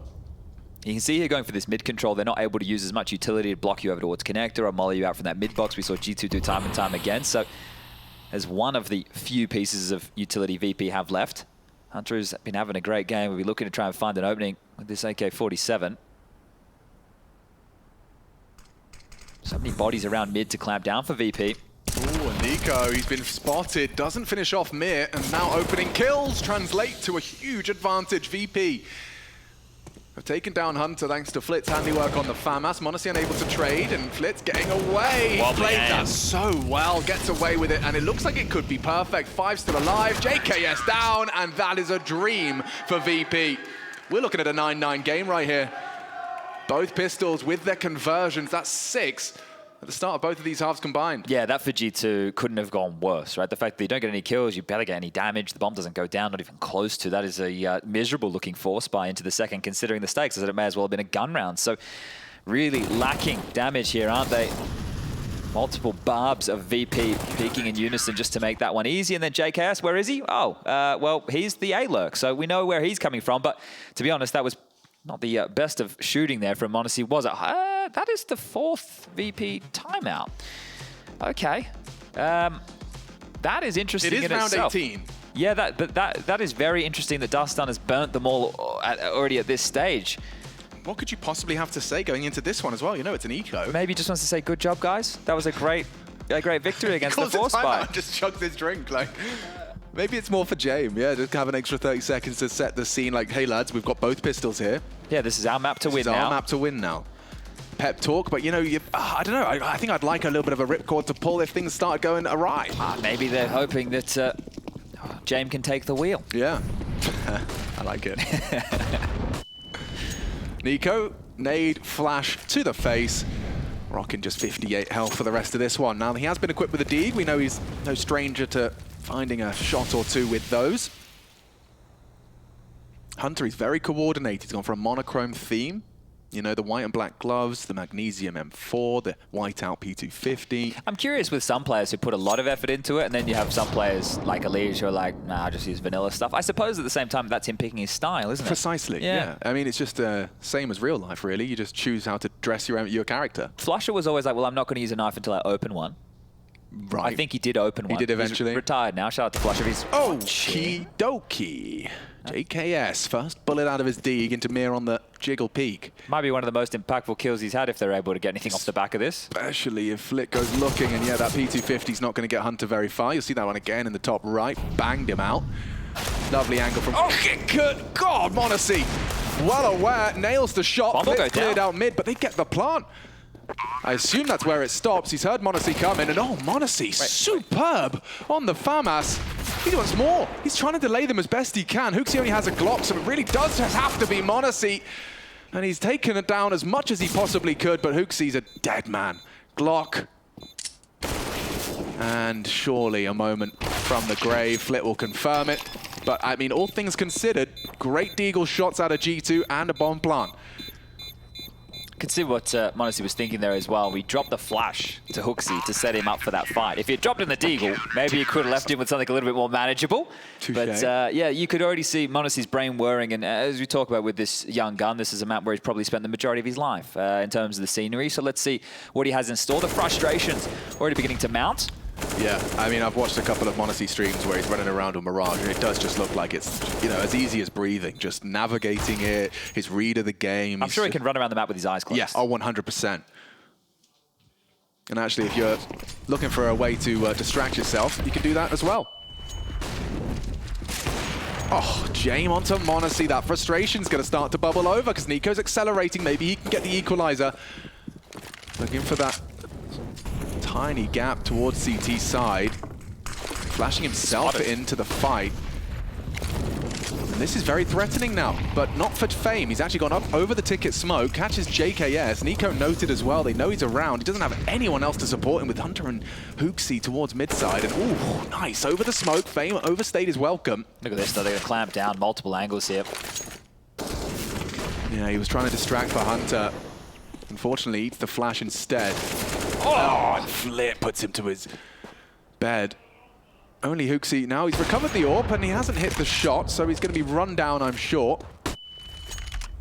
Oh, he can't run around the map with his eyes closed. HooXi getting stuck. James finding him, trying to jump away, and there you have it. VP up to 10, and G2 with another extremely flat T-side round here. And look, you can see they send Nico over towards A as well to go for early space with JKS because of how mid-centric a lot of these VP setups have been in the early stages, right? We've seen like 3 to 4 bodies willing to fight and contest and slow down mid, connect a short window. I think one of the problems for G2 here is Flit has shown up in a big way on map number 1. It took him until map number 3 yesterday against FaZe to go absolutely bonkers. Remember Overpass? He was just Super 17, 18, 19, just kept racking him up. Here he's playing great alongside of Fame, so giving him the big FU right now. VP. Actually, they're F2. That'd be nicer. Definitely looking like their old selves here, though. Highly competitive and very difficult to find a gap. Yeah, HooXi had the opportunity. He knows he should have. This. Come on now. Oh, what is going on here? Just reloading, hoping to bait. Nico undetected alongside for the ride. But Fame and Flit should have this every day of the week. Nico's good for the first headshot, and he's anticipating more bodies and presence. Mir to go down for what a double. Gets them both down. m0NESY's Deagle still connecting. Mir taking that fight. m0NESY's chipped away. Maybe JKS can finish him. Does so. Hits the head, but still a 2-on-2 emerges. That bomb is actually very light on time. Maybe Hunter can win this. JKS is trying to delay them. They missed the smoke on the bomb. They're trying to find it, kick it. Exposed. Oh, they're going to win the round. This is brilliant play from G2. And they do tie things up 10-10. Teamwork. Making that dream work. We are all tied up. That's the first T round, and they didn't fully invest. And this is where I would expect to see an adjustment from VP. I was just talking about like that setup they had. The nucleus of middle is where all their focus is here, and this was punished. In the previous round, they tried to leer out on towards A. They couldn't get that space. This time round, think about all the room that they had. Constricting connector and jungle, so up close and personal. Hooksy putting his body on the line again to be able to activate that AK. So they're really understanding the way that VP are approaching these rounds, and this flash just saved the day. Otherwise, m0NESY was a dead man walking. Don't think he realizes how close that could have been. Yeah, and Mir, he seems poised and ready for this fight. Not sure he wants to repeat that. Flip, punished for it. A little bit of greed from him, going for that fight on his own. Jane was right behind him, though, and Hunter flashed in to try and take this fight on Con. Now, re-smoke, windows open. This is where you want your A players to take some more space. It's so mid-centric, and you know that they're still fighting. They're still showing a little bit of leg here. You want to be limping out, looking for room. Hooksy. Flashed in. Mir, his next opponent, and Mir is far too sharp. Lackadaisical into that angle. Bomb left at spawn, that's noted. But they've still got 60 seconds, and now with a bit more of an even keel, this round is up for debate. Mir should have that. Hunter's lucky to be alive, only 6 HP after that exchange in middle, but Mir's not going to go looking for any more answers there. Worth noting, Kickit's very pushed up in B-App, so they might cheat more towards the first letter of the alphabet. This is what VP want G2 to do, though. Yeah, they're giving them what they want, but not to say that m0NESY Nico can make some space regardless. With Nico holding jungle side, and James, he's hit another one here. He's definitely starting to find his form. They're not getting in. They've only got... nice shot. Great one from Nico. Hoping that's distract enough for JKS, but James got just staring at you, mate. What are you supposed to do? Forget about James. Look at Kicker. He's won the round. Yeah, he's got the bomb under wraps, and Nico and JKS still locked out. So we can call this one a 1 round. Nice shot on Samir. They go down, forcing 3 rebuys, but VP immediately back to their winning ways. Yeah, but brilliant on how they shuffled that. Aggressive mid, fighting mid, jarring mid, picking window, in the vent room, fighting connector. Okay, well, now we know they have to hit a side. They don't want to come middle. We've done enough. Let's rejig the pieces. They have 3 players on A. They have U2 left as well. And James, he did eventually get the better of m0NESY in this round right here. Mir, gotta be speaking his name too. You got 3 players, 3 riflers, just delivering in a big way right now. Fame, Flit, and Mir, all just pumping out the kills. 18 for Flit, 20 for Fame, 21 for Mir. On the other side of the server, it's Hunter with 18 and Nico with 16. But you can see how desperate it looks. Nico is around window looking for players. Where are they? Why aren't they fighting me? Why is nobody coming connector? They've all just repositioned, and now there's a big conversation to be had. This is a lot of chit-chat from Nico there. Yeah. They just went in that situation. You see how the initial exchange went down mid, and I'm saying, hey, they need to be leering out. Hey, they need to be taking this space. JKS and m0NESY didn't take the risk there, right? And hey, it is a risk. It is a risk to push out. You might just get killed. But I feel versus VP, there have been gaps left open, but nobody's been venturing forth to find them. Oh, look at this. This is off of the spawn. Just knife out, gun out, charging in. James 1, Fame another. m0NESY caught on the ladder. And G2, they try and switch up the pace, and VP greets them with bullets to their face. This is beautiful from VP. Oh, leg shot on Nico. He's lucky, just mantled up on towards the bricks there. But already, yeah, dire straits for G2. Spending all that money for nothing. Jeez, they just keep coming. Well, loss bonus is maxed out here, but they need a plant. I don't think they're going to get that. Oh, they're keeping it clean as well. Hunter's going to, hold on for 1. Chased on down, they're coming for you. And it's Mir in the end to find him. Right now, VP are out-calling G2. Notice the setup there? I'm just talking about how mid-centric the entire thing is, where they're going to play out under dark. They're ready for exactly that. If you're going to do an A set piece or an A rush, you want to have multiple bodies, especially someone entrenched, they're AWP overseeing to make it look like a retake setup. They just run on out to their demise, into the shredder. So that call is because they've been conditioned in middle, right? The reason that G2 call is, hey, there's so much mid-focus, so much, let's try and take the space. We just run straight out into a setup that's ready for it. So as I mentioned, VP, the Midas touch right now with the calls. Yeah, and I mean, this looks like another bit of a Hail Mary being set up by G2. It's JKS this time, facilitated with the Kalashnikov. Yeah, he only bought a Deagle last round, so saved himself a little bit of extra cash for this moment, but when they set him up for the lurk, it means that they need to get in, otherwise it's going to be a waste of time again. Yeah, Mir, he's quick. And so is Kicker. Catches Hooksy as he descends, but maybe there's room and grounds for a plant here if they can find Kicker. And already, JKS has found Mir through the mid side. Up short now, and Kicker has found a nice angle. He's going to be cleared by Hunter, but good frag traded by Nico. More bodies on the site. Difficult for JKS, and Monacy's gone too. VP.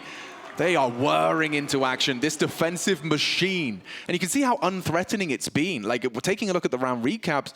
It's 7-1, yeah, sure, on this defense, but almost all of those 7 rounds, they haven't really been threatened. You've had 2 alive at a minimum, 4 alive at the maximum. It's coming a little too easy here for VP. All the individuals hitting their shots. And Kick It, though he may be at the bottom of the scoreboard, going to be very happy with that one. That was his B site, and his team, they get through it. We've had 2 hodgepodge buys. Now we at least have a full one out for G2 here, but it's feeling too late in the piece.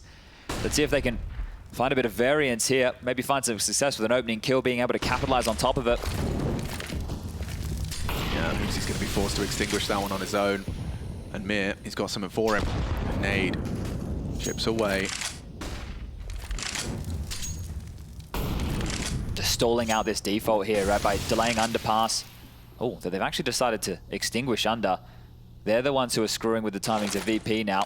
Will force out connector smoke a little bit earlier than Flip would have been hoping for.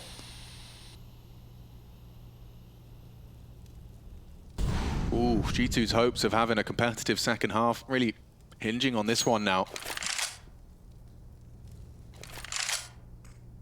Well, they haven't given up the opening pick just yet. Just about 50 seconds remaining here.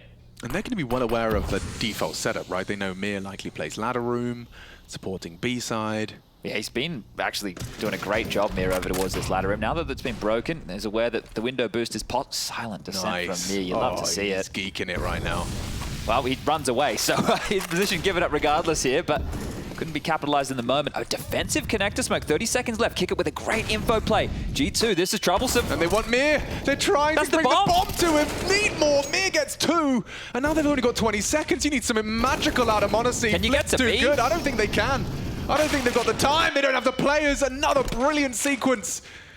Flit takes 2. Hunter, what are you supposed to do? 10 seconds. He'd love to just leave with the AK. $950 in his bank balance, and it looks like he will get away, bring that through into our next round of play, but they are running out of opportunities. Yeah, this is essentially a shutout on this CT side. Loving what we're seeing from VP here. And we're not getting the same kind of slow, drawn-out affair, right? It also helps when G2 want to play a little bit quicker, but FaZe are also that same type of team. But we feel like there's a bit more to VP in this match. They're willing to take a lot of heads-up fights. They're willing to be a bit more jarring, a bit more confidence, and that's showing in these riflers. I've already mentioned the 3 names. We'll do it again. Flit, Mir, and Fame all finding impact throughout this game. Yeah, they're being styled on. Well, those smiles have quickly disappeared here, and timeout will make it 3 out of the 4 for G2. We know VP have used theirs much earlier in the piece, so only one more 30-second moment left in the remainder of this map, and this might be the last. I'm not sure how many more options G2 have.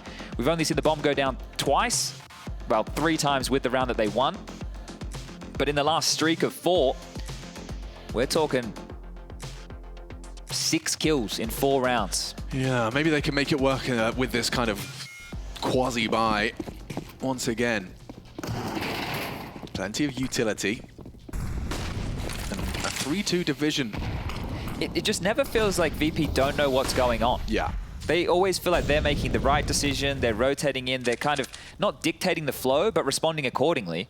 Yeah, it's reactive, but it's informed reactive. Yeah, and they're starting in very standard setups, right? Like 3 mid, 1A, 1B is standard every time, but it's the timing of which they lob out their smokes. Obviously, the preparation of how they've looked into the way G2 like to take underpass, the way they like to take mid control, and sold out again. Molly at the feet, HE, chip damage. It's beautiful counterstrike right now at our VP. Oh, and the individuals keep on nailing them. Fame sends Hooksy to an early grave in round 26. We'll play around the smoke deployed by his squad mate, Flit side by side with him. And Monacy, yeah, he's been staying conservative, would like one more attempt on the AWP. I'd love to know who Vitality would prefer to play. Yeah, actually, that's a valid point as well. I'd be interested to see how VP's style intersects with Vitality's. But right now, G2, they are getting rumbled in the second half. I will remind you, it was a still very competitive half, 9-6, despite the pistol being VP's.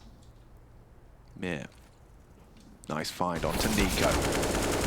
They need this, and Hunter provides, but how are they supposed to convert this round? It would need to be Hunter, and all Hunter, and he's got nothing to celebrate. Mir gets him on the drop down. 15 looms. It's only m0NESY, no armor on this one. And with just 14 HP, Kicker will kick him down and make it just a 1 round away from taking their map pick here. And the reason this feels like an impossibility again, even though the scoreline 15-10, just a 5-round gap, 1 round on this T-Hall. It has been a flat showing from G2. I don't even know how else to put it here. They haven't been able to find much access. They're not getting any room. It's just getting shut out. As far as opening kills, it doesn't even feel like we've seen many of those. So is this more of a criticism of G2's T side, or is this really just an exemplary defense out of VP? I think it's a great defense out of VP. I think that G2 could be a little bit more direct in some of these rounds, but oh, HooXi's got the space. Yeah, there is a lot of space here. And this is what I was talking about, a bit more direct in the face. HooXi trying to make an in-game leader play. Will find an opening. Flip falls. Pressure towards A now. A risk that's rewarded. James, will he be able to catch Hunter on his advance? They're knocking on ramp door as well. That's Fame's responsibility. He's got his AK, primed and ready, but a 2-for-1, favoring G2 into the A site now. They're making good on HooXi's opening. Hunter hoping to be jumped over, but Mir's gone long way round, and I think he might catch him. Yeah, side of the head. Hunter's now down. This could get awkward still. What was a 2v4? Still a 1-man advantage for G2, and Kicker, B player, miles away. Looks like VP are going to be keeping the Abacus out. Well, things have been going so well. As we all know, the loss bonus not built into here yet. So 1,400 into the next, you hold on to these. You know you have a lot of opportunities to close this game down. So we're likely to see a lot more VP saves on this home stretch for G2. But finally, a convincing rifle round. Because you remember the first round they won here, it was when the Tech 9 was in play. JKS had to have that one-on-one at the end. It was a labored round. But a round nonetheless. And this one here, a whole lot cleaner. And that's going to come with a HooXi opener. It's going to be his 4th. HooXi's been involved in 9 opening exchanges throughout this map. But I always wonder, when you've had such a drought, and then you finally win a round through what is a impossible to replicate maneuver, you can't just say, all right, I'll do that again. No, but you need somebody else to do that, right? So the same type of thing. You can't be, if you're a Nico, you're a Hunter, you're a JK, all of them, actually, all of them. Yeah. You can't be as scared to make a move like that, because right now, nothing has really been working. HooXi said, screw it. I'm just going to go and fight Connector here and try and look for a kill. And that's exactly what he did. And this is where you need m0NESY to go, hey, I've got a good spawn for B. Let me go pick. And Nico to go, yo, I want to go out Palace and kill this guy.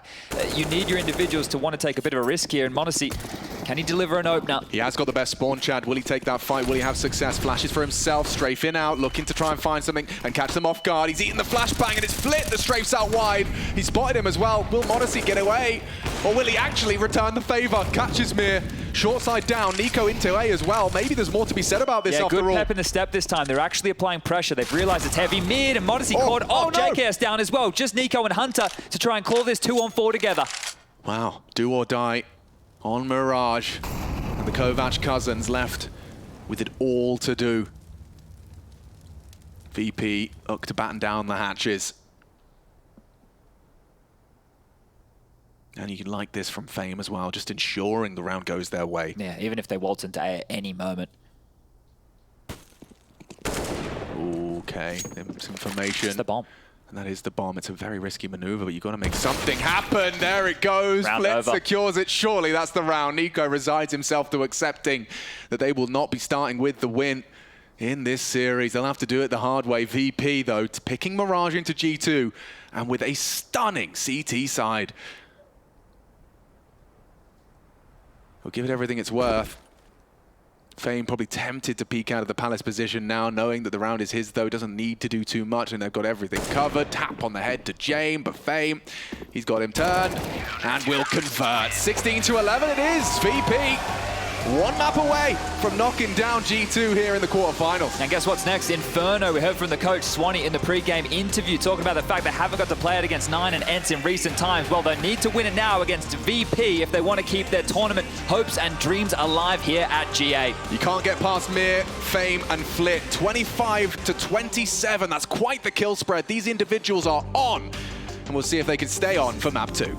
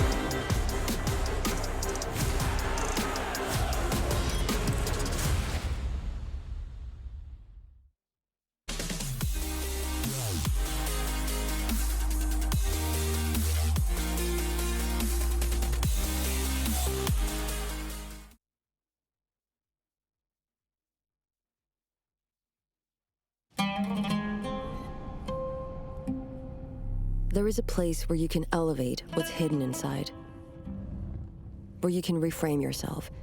Sonomi means the new you.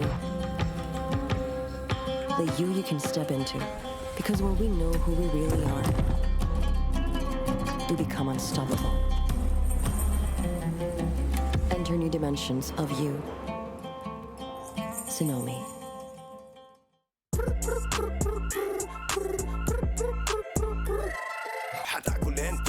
وانت مستمتع وتلاقي الوجبه جايه على الاصول يجيك العيش هش طالع من الاوفن والدجاج يقرمش just the way I love it وتسوي كده وتسوي كده وتسوي كده مع الحشمه وانت تبغى راب خفيف اجيب تويستر انا اجيب لي وجبه الزنجر بس كله يجيب اكسترا تشيز على الكرانشي تشيكن في السنتر حطلب باكيت حطلب زنجر حطلب مايتي حطلب تويستر جيب له باكيت جيب له زنجر جيب له الاصلي جيب له تويستر delicious yeah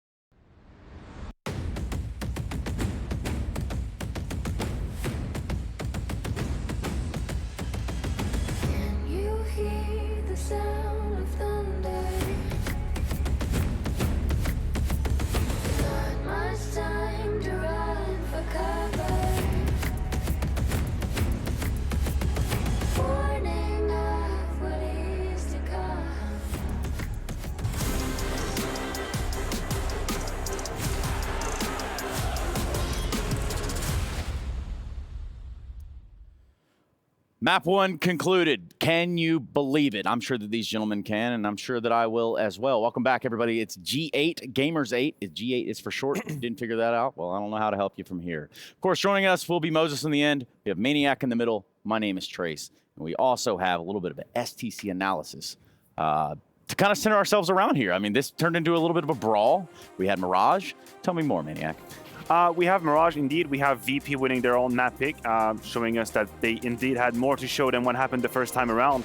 And I'm just going to start out by saying I think that VP is very conscious and very aware of what people expect of them in Counter-Strike. And that is such an asset to have. It's such an advantage to have in a game that has now become such mind games oriented. There were a couple of situations where VP played much faster than the way we usually paint them. And you could definitely see that a couple of G2 players got caught off guard by these fast, skating towards short, straight into your face. And that in itself is a pretty good decision from VP. Messing with timings and everything like that. Yeah, it's great. James is such a great in-game leader at kind of getting into his opposition's head and forcing them into playing the game that VP wants to play, which is pretty crazy. On top of that, I mean, you have Mir with an excellent game, Flit with an excellent game, Fame having an excellent game. Imagine James as part of that core.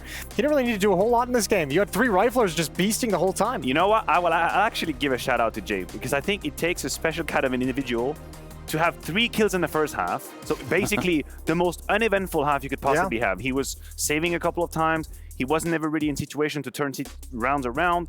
And then you move on to the CT side, and then he actually becomes a force to be reckoned with. He was a beast with the second half. Not everybody can do that. No, not at all. We always talk about how you need to get a couple of kills early in the game to kind of warm up, feel your safe in the stage. I mean, he didn't see anybody in the first half, and still he delivered on the second, so props. Yeah, you know, I mean, I want to give props to Hooksy. I didn't know he was an opper, but we did see some flashes there, didn't we? He's been busting it out a little bit, so yeah, flashes of that. And I mean, here's Hunter as well. And this was a nice thing. G2 kind of in this first half, this is one great round from Hunter as well. But the individuals in the first half for G2, this player right here, Hooksy has a nice 1v2 here with the AWP. These individual plays kind of keeping them scraping together and keeping them in this first half and allowing them to actually end it with the lead and really letting them kind of overcome like a little bit of run at various points from VP. So I mean, wonderful individual efforts from the G2 guys in the first half. Unfortunately, it all kind of falls flat, but you got to say, Hooksy with that double up setup had some nice rounds. I have a problem with this, Jason. I just want your opinion. You ever seen that meme where it's like someone smiling and behind the mask, you're actually crying? Yeah, that's how I feel about these no-scopes from Hooksy, right? Yeah. Because there's a couple of moments and we're all getting excited and green. We're like, oh my God! Oh, it ain't happening every day. And then he's got 10 kills at the end of it. No, I'm not even joking. Like, but hey, 5 of those were so sick, man. We highlight it, put it, clip it, ship it, and put it in a fragment. Yeah, great. No, but that 1v2, that's high impact. Yeah, but yeah, you ain't getting that no scope all day, every day. And yeah, I think unfortunately when you switch sides, once you get away from that and you actually put VP on the CT side, this is, or I should say actually G2 on the T side is where it fell apart because it felt to me G2 was very stubborn. They only went to the B bomb site twice in the second half, and both times were low buys with pistols.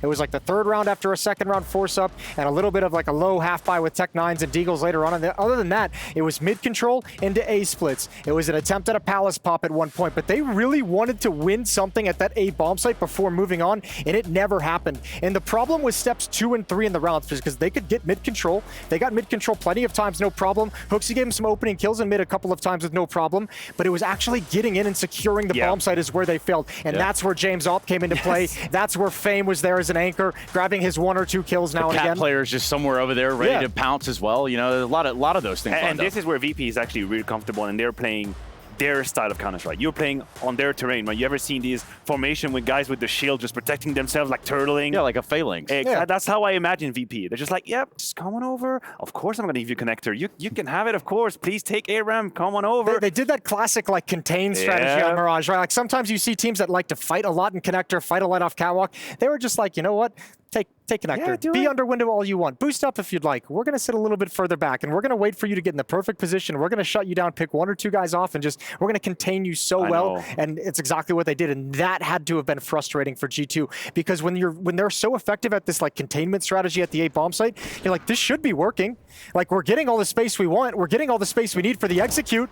Like let's just do it again. We're all over the bomb site. Yeah, but the problem is if you were given in advance the information that it is what's going to happen, then you can act accordingly. accordingly. You can maybe, you know, spare a couple of grenades here and there, spare a couple of smokes, a couple of flashes, but you still have to dot the T's and cross the I's, dot the T's, or whatever that is, not the other way around. You still have to do it, right? Yeah, you can't just be walking in stuff. So they've been using the utility, and then VP is very well aware that the way the round is happening, just by virtue of utility and weaponry, they're going to be fine towards the very end. It's like a Looney Tune moment. It's like a Tom and Jerry thing where it's just like the cheese is over there, and he's just waiting, just ready to get the box down, and then that's it. Got him. I don't think he ever got him. No, that's the problem. That's very frustrating. You know, as a kid, I was getting real mad Yeah, but about that's it. the point. He kept trying. Episode after episode, he kept going for that cheese. Just like G2. That cheese was in the A bomb site, and they never got it. The cheese, Jason, absolutely. I've never seen you so passionate about something in my whole life. I love cheese, man. I was hoping you were saying, I love Tom and Jerry, man. This is so sick.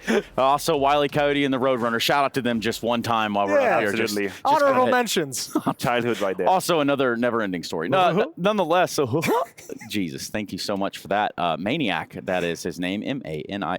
Yeah, so if we close the door Mirage, we look at a 16-11. I mean, you look at the second half of play, you see 10 rounds right there. That's pretty dominating from the side of EP. Now we flip the page, we start going towards that second map of this series. I mean, does this smell and spell like trouble for G2 when we go to Inferno? We heard him say early on, like, hey, we feel most comfortable in this. Might not be like our home place, but this is where we want to play. I think that's what it seemed to me. Is like it seemed like Swanee in that interview in the pre-match was almost like giddy. He was like, finally, because he even said it. He was like, we don't get to play it against Ents. We didn't get to play. You know, we didn't get to play in the past few games. We really like Inferno. We want to play it. We finally got it. So let's see what they've got. He was super excited. Yeah, I'm looking at the record here, and I know that the win rate for Inferno isn't Not that great. incredible, but I think you put it in context some of these losses. Dallas was obviously an off event for G2. I don't think there's much to say about it. I mean, outside of Cologne and Katowice, they're all off events. Yeah, Dallas, I mean, the beginning of the break and then the end of the break, it's a bit complicated. Like Blast, they were very adamant about how they were playing far from their best counterstrike. Yep. So you kind of have to take it at face value. I still think that G2's defense should have enough to handle the plow that used to. On Inferno. On Inferno. Well, if you're going to come out and say Inferno's your best map, like, prove it. Here's the best chance you got to show us. Like, I want to see it now. Your elimination is on the line. You're going to be sent out of this tournament if you don't win it, and you got your best map. Like, if that's what you're going to say in an interview, then you should. I mean, you're not going to be happy going into this 0-1, but you're going to be happy that this is the map you're playing at 0-1. So yeah, I mean, based off what we hear or what we've been told via interviews, absolutely, you kind of have to buy into that. And it's a bit of a harsh reality, you know, for G2, and obviously for VP to have picked up the first map. You go to Vertigo, I don't know what the hell would happen there. Yeah, that'd be a little bit weird. But to focus, if you think back yesterday to the VP the VP game against FaZe yesterday, what won them the game on Inferno was Kickert at that B bomb site. His defense at the B bomb site was absolutely incredible. It was him and Flit. They were doing tons of utility damage coming up banana. That old classic of nades over the walls. Kickert was getting triple kills, quad kills every time they tried to execute into the B bomb site. He was a rock at that site. So if that's going to be closed down equally, you're in some trouble. Now the fun part about it is Nico's on the other side for G2. Nico's the guy who likes taking banana. We saw what he did over in Cologne. There were a few rounds of the stretch in that semifinal where he just took over, and he's going to challenge. He's going to look for 1v1 duels in that B bomb site. You're right. I just don't know if we make the comparison. I don't know if G2 is going to, if VP, is going to give that many duels to Nico early on in house. Like, we know FaZe would do it. Yeah. FaZe had been doing it, and obviously Ents trying to do it in Cologne, and that wasn't working. Or not Ents because they don't play Inferno, but the other people have trying to do it. Yeah, I really caught myself on that one. That was great. Or can Wally Coyote. Can you also do enough utility damage in banana to make Nico nervous to go for those fights? Like, right, what if you just prevent it, you drop a nade on him, runs through a Molotov, down to 30 HP, is he really going to look for a fight? I don't know. I just don't know if that's really the DNA of the VP. But I was watching the game against FaZe. I wasn't covering on the desk. It was you and Yanko. I don't know if it's really in their DNA to just really trying to assert dominance towards banana. I think it's more of a utility users, like calculated. They were back at the bomb site, right? They calculated, and I think whenever they felt like it was the time to do it, they had some of these like half-round retake. They would do by the broken wall about a minute or so. I think G2 can play faster than that music. I think they can seize some of that map control and maybe just execute on a VP that's trying to play a bit more turtley, as they were doing on Mirage. 3-2 setup, pretty clear. James staying towards the long side, double on the B side. I think there is a timing here. I think there's a window for G2. There is a, you can get into the house of the mouse in the wall. I'm just saying in that you're metaphor. saying there's a chance, is what you're getting at. Yeah, I mean, you know, in like a very small, minute way. Saying that cheese is still out there for the taking. It is. You got to get this cheese, Jason. And I don't think we could cheese it up any harder. The truth is, I'm looking at Hunter on G2 as someone who's also just more than likely will grab the torch and carry it. He's playing so good for G2 lately, and he had another, I mean, even a losing effort in Mirage, +2, 21 and 19, another solid game, but he's not the engine. He's a guy that can have great impact for you to secure rounds and to change rounds, but I mean, the engine of this team is always going to be guys like m0NESY. It's always going to be guys like Nico. Those are the ones who are going to be giving you the openings that you need for Hunter to really maximize the impact that he can have. Yeah, I heard a wise man once say if JKS is top fragging, this team ain't winning. Yeah, I don't know why Chad has a crusade with JKS. Why did you?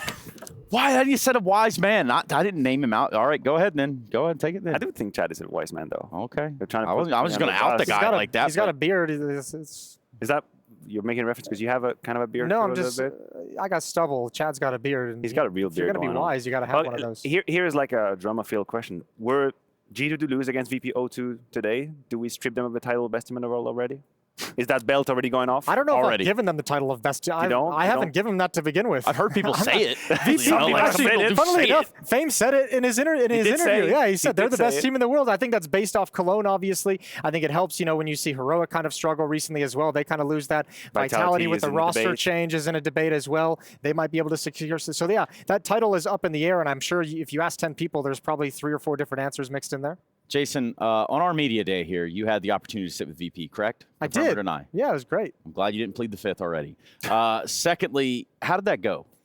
It was a little sketchy. I'm not going to lie to you. A little rough. A little rough around the edges? Yeah, around the edges. It was rough. But I did, look, I tried to ask Jam a little bit about, how the team was feeling, and just like straight up, he just kind of said in his own way, they hadn't had a lot of time together. Obviously, the Kickert situation coming in for Norbert. Just saying, they have to go back to the basics, and he hasn't had a chance to really secure those basics with him yet. Still looking good, though. Yeah. He is that. Yeah. And so he was sandbagging us. Let's find out more about Jason's media day adventures with VP. Oh, great. Here we go. What the hell? Here we go. Recall the call. Hey guys, Jam and Fame. We're gonna just walk through 3 quick clips and have you guys try and guess which teams we're playing in this match and which event it's from as well.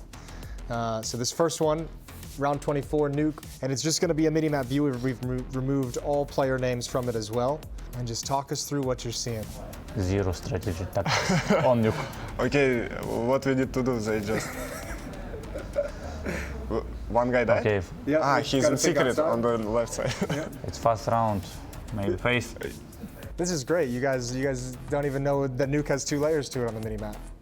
I don't know. It looks like ramp.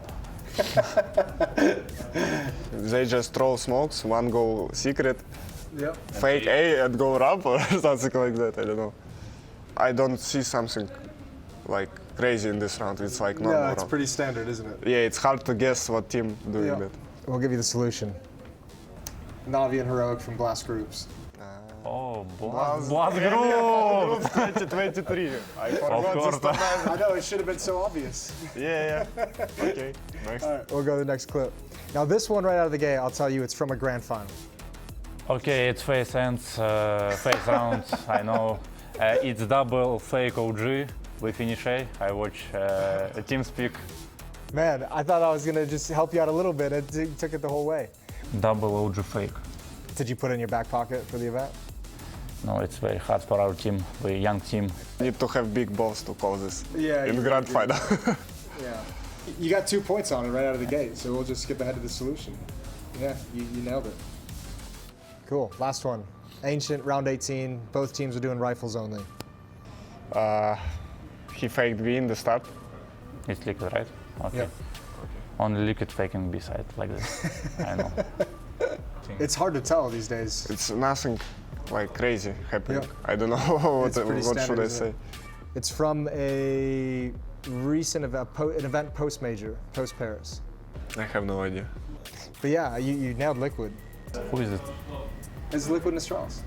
Astralis, okay. Well, cheers, boys. Thanks for joining us. Good luck this week. Thank you.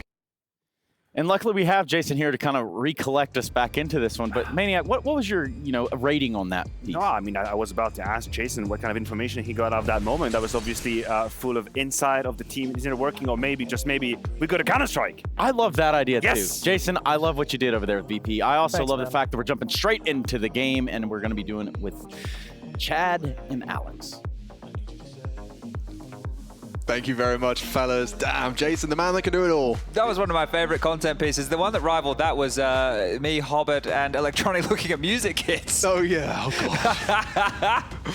Yeah, I only know, you like the flashbang dance, I don't know. Yeah, well. The next Tentacion.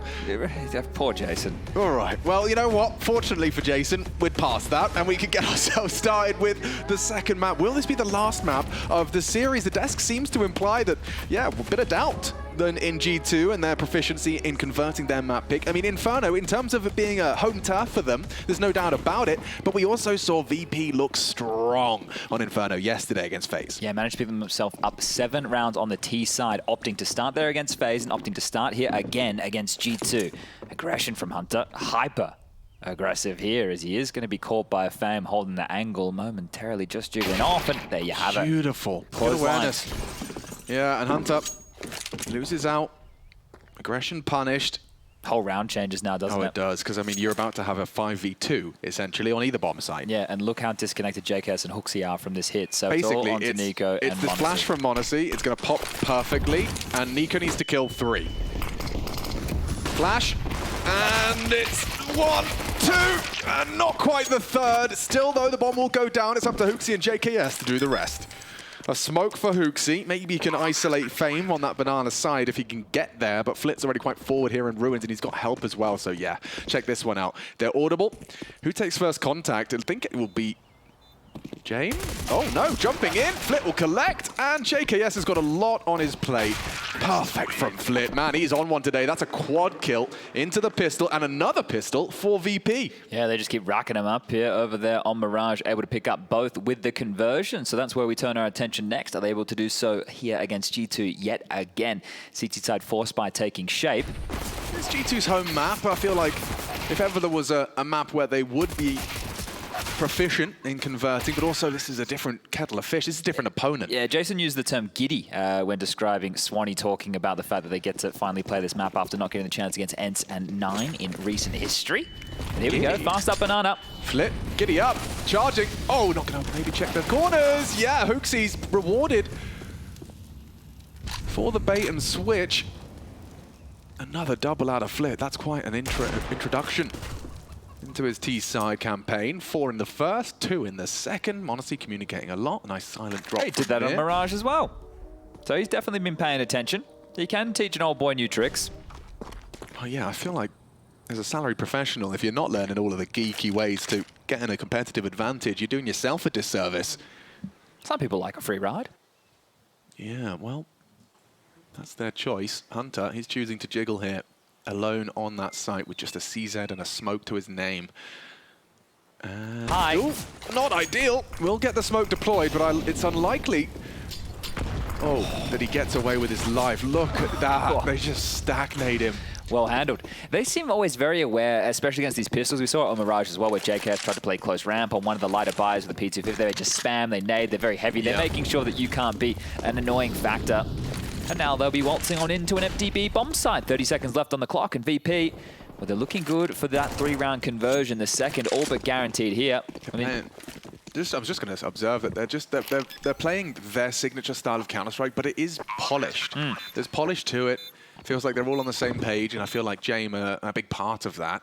Well, I think as soon as Mir starts to feel more comfortable, I'm not saying he has to deliver a performance like he just did over there on Mirage, but he can be another big contributing factor here, and also with some different flares of aggression. So he's another opportunity for a bit of a can opener for this team. The desk was also discussing on Mirage, the first half for Jamie had 3 kills, I believe, and then the second half is finding a lot more impact. So look, you look at Virtus.pro as a whole, and they have been off our screens, at least at the upper echelons, for the better part of this year. And, well, you could say through their own doing, right? Obviously, they decided to remove Norbert, bring in Chiron. That didn't go too well. I've heard that James quite a... how would you put it? A boss man.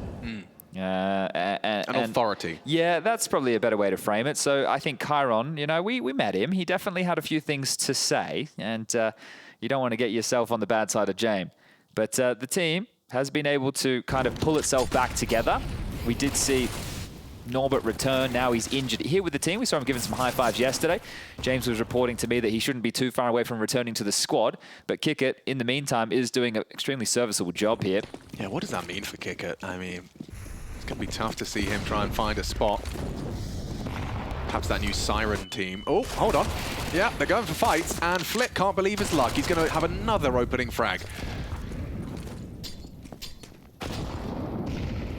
Unless he just went for a pot shot on the Deagle, didn't find anything particularly successful. Some damage onto Flit, certainly, but seems like Mir and Fame are now going to be given the green light to go and investigate. Oh, bit awkward timing here. Car crashes, Kicker steps out, cops a dink, but they do take down Hooksy, spot more towards Banana, and now it turns into a bit of a shooting gallery.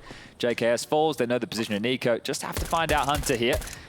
Oh, nice shots. Gets double dink into Jame. And with Flit low as well. Oh, Mir, yeah, he's got a very threatening and a bit of pep in his step. Oh, another dink out of Nico.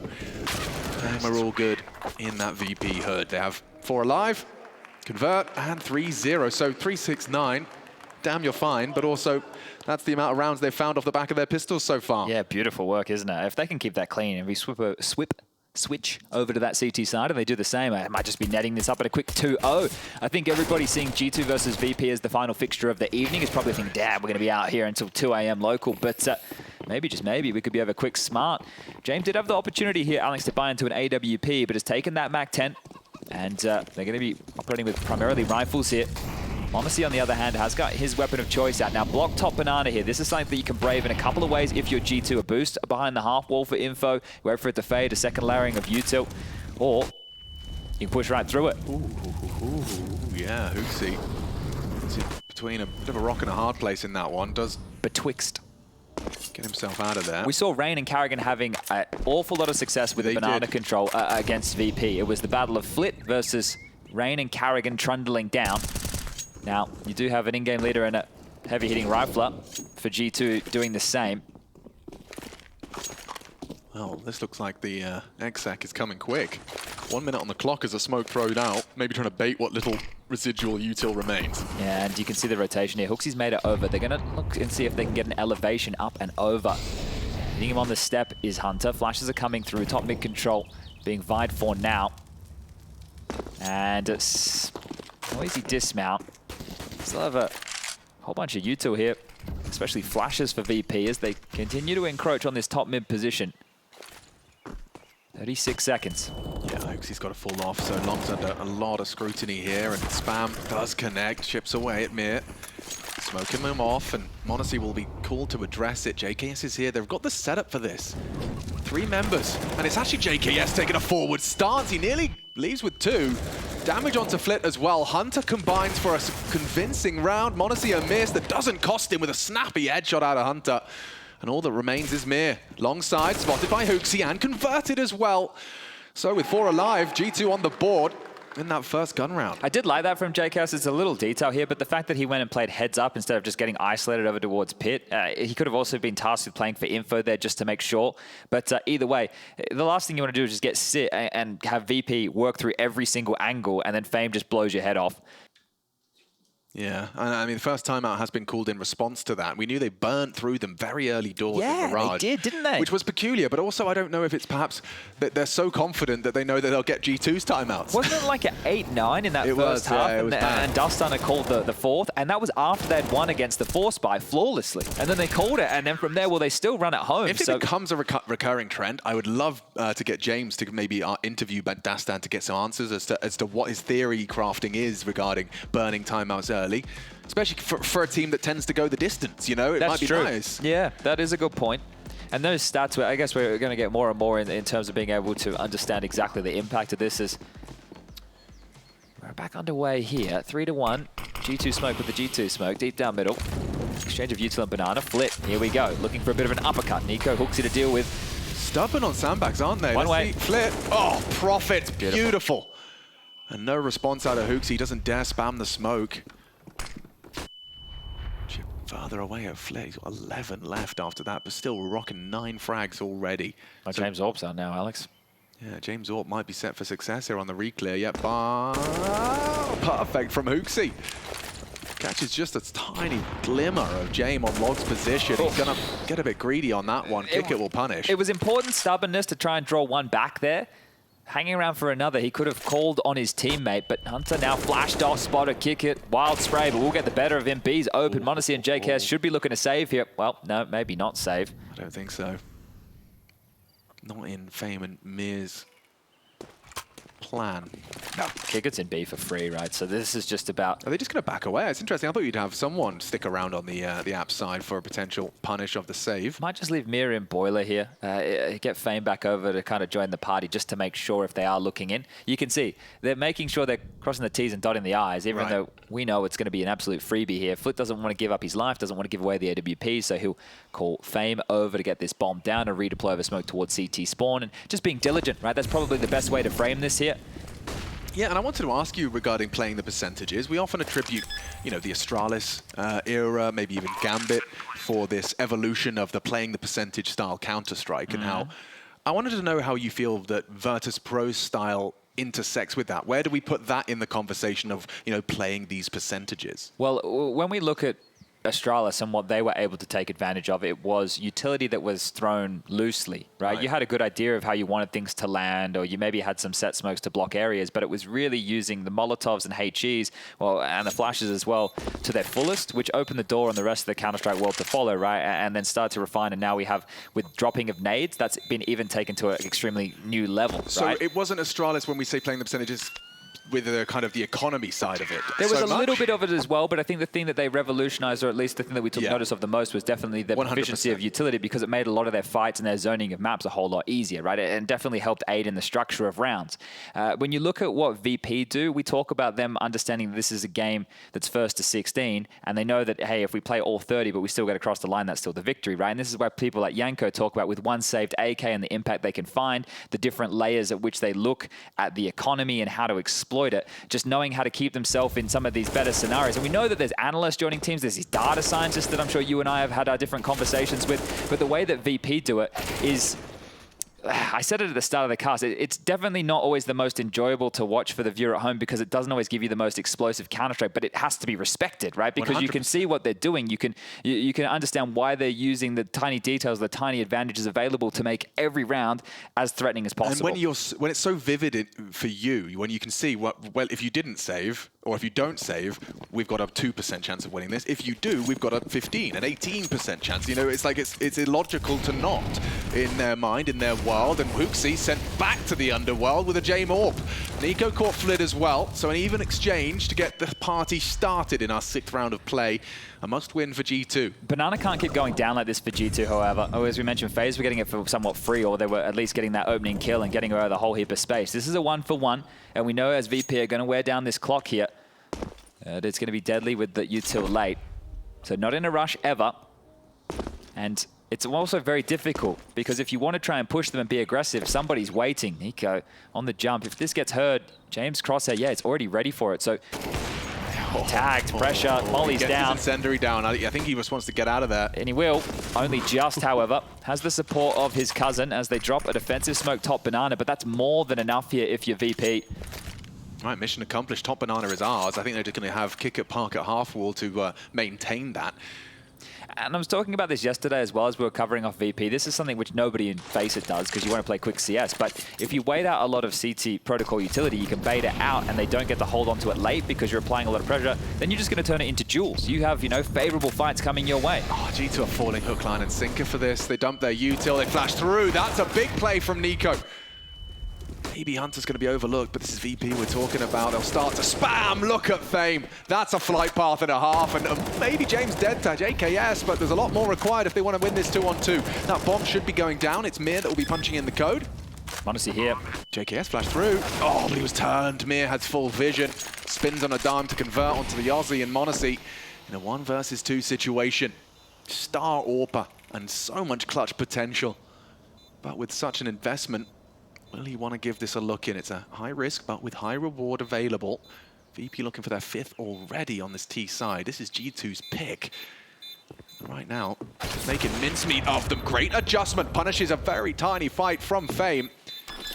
Process of elimination. Mir calls the bluff on the fake. Honestly, working it out. Mir will find him. That's triple kill out of Mir.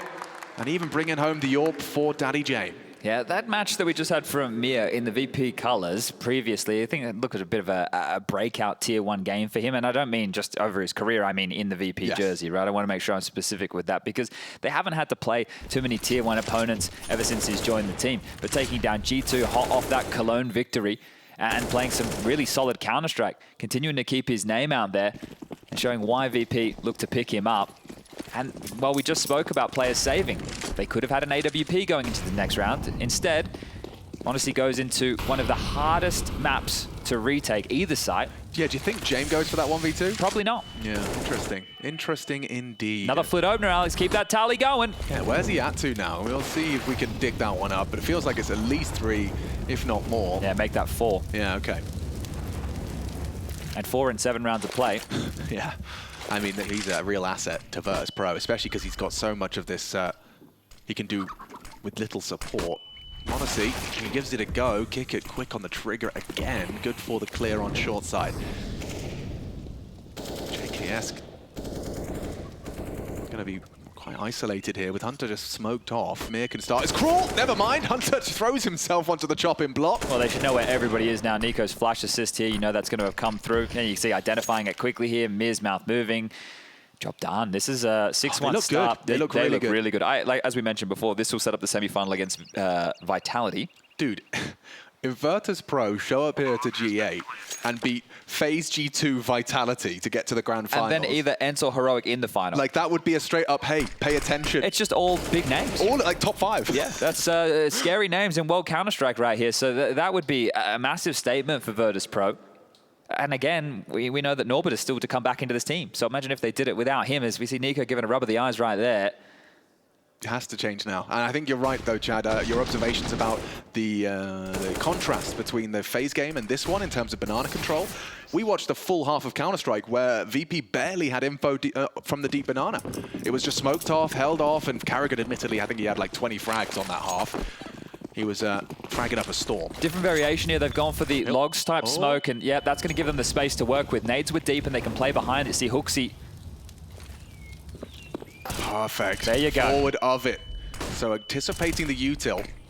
He'll take the AK upgrade, but he doesn't want to overstay his welcome. James seems very close on his spams. Hooksy will take and demand. It's great second full layering, control. right? See, they've done it in stages here. You get a whole different variation of how to go for this banana control. Right. And you saw it from James' POV as well. The black smoke from that HE obscuring the AWP's view for him to take that fight ahead of util. Honestly, he's got a lot riding on him here. Can't afford to go down on an aggressive maneuver, so they do concede top middle. And it's Flit who fell, who we've just been talking about having 4 opening frags so far. So this is the opener that G2 have been looking for. Virtus.pro with the reposition. And now they're just going to sit and wait. And this is where things, for teams who like to play more heads up, more brawly Counter-Strike, this is where you start to stew in your juices. It's so quiet. We don't hear anything. Where are they? Well, we know banana control has been controlled by Nico. On the jump spot is going to drop out a light bit of util. Come back to pick up some more. So you can see just how much they've donated to their star rifler to try and babysit this bomb site, while Kicker is doing his best to make it seem even more threatening. I mean, this is the gift of having that opening kill, isn't it? You can see the setup. Hooksy reactionary on Speedway. He's got long info. Monasty's there too, and you've still got Hunter and JKS to get through if you want to go through apps. Here comes some util. Here comes the final 19 seconds. They really are light on time here, and Monasty is rewarded for his patience. A flash to delay. They're running out of options here. 12 seconds. VP, can they really find a way in? Kicker gives it a go. Bomb lost. Should be the round as well. Oh my god, Fame's found another one. Doesn't have really the time to the plant, so Hunter's just going to kill him after time. Oh! Fame! Quick adjustment. Jane will maintain the AWP through his teammate. God, I felt like Hunter had played that perfectly. Yeah, right? I can't believe he gets taken down there. But the fact he does die means that the 4 players who demised here, they didn't have any residual cash. It's just the kills they got in that round and the win bonus. Doesn't really feel like a win. No, and you're going to see that reflected in the purchases here as G2. They've got to take, they've got to take their second timeout already in this half, and that's just to discuss what type of buy. Nico can drop 1 rifle, then he's going to be a bit lighter on in util. You're going to have to see Famis's or MP9s come out to play right now, and Darstan very aware of the type of purchases that are going to be possible here. That's a coach's job. Try and keep control of the economy. Try and at least keep the understanding of the economy while your teammates are focusing on those headshots. But this buy, right? It's like, well, should we just eco maybe? No, of course not. I'm being facetious. They are going to purchase on in. It is going to be Monasy gifted the M4.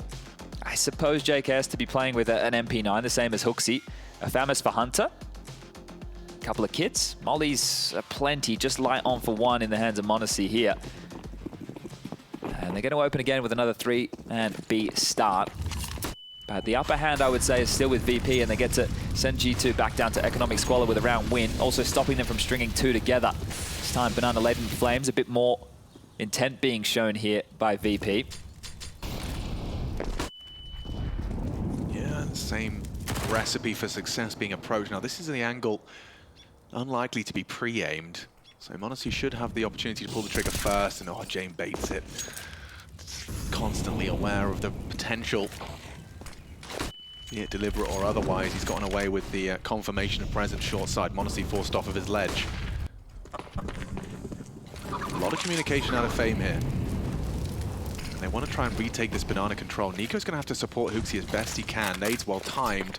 Coming through. Away, pushing the smoke. Oh! Bam through. Look at the damage. Nico and Hooksy combining in synchronicity for the double. They have repelled the Banana Invaders. Oh, that could have gone so poorly there. You see them both just scrambling behind the smoke. There was so much damage done, sure, but they could have been collided through that. Hooksy down to 20 points of health here, so they will get away with it for now. And maybe with 40 seconds on the clock, if a kill doesn't come their way, we just see VP simmer into a save.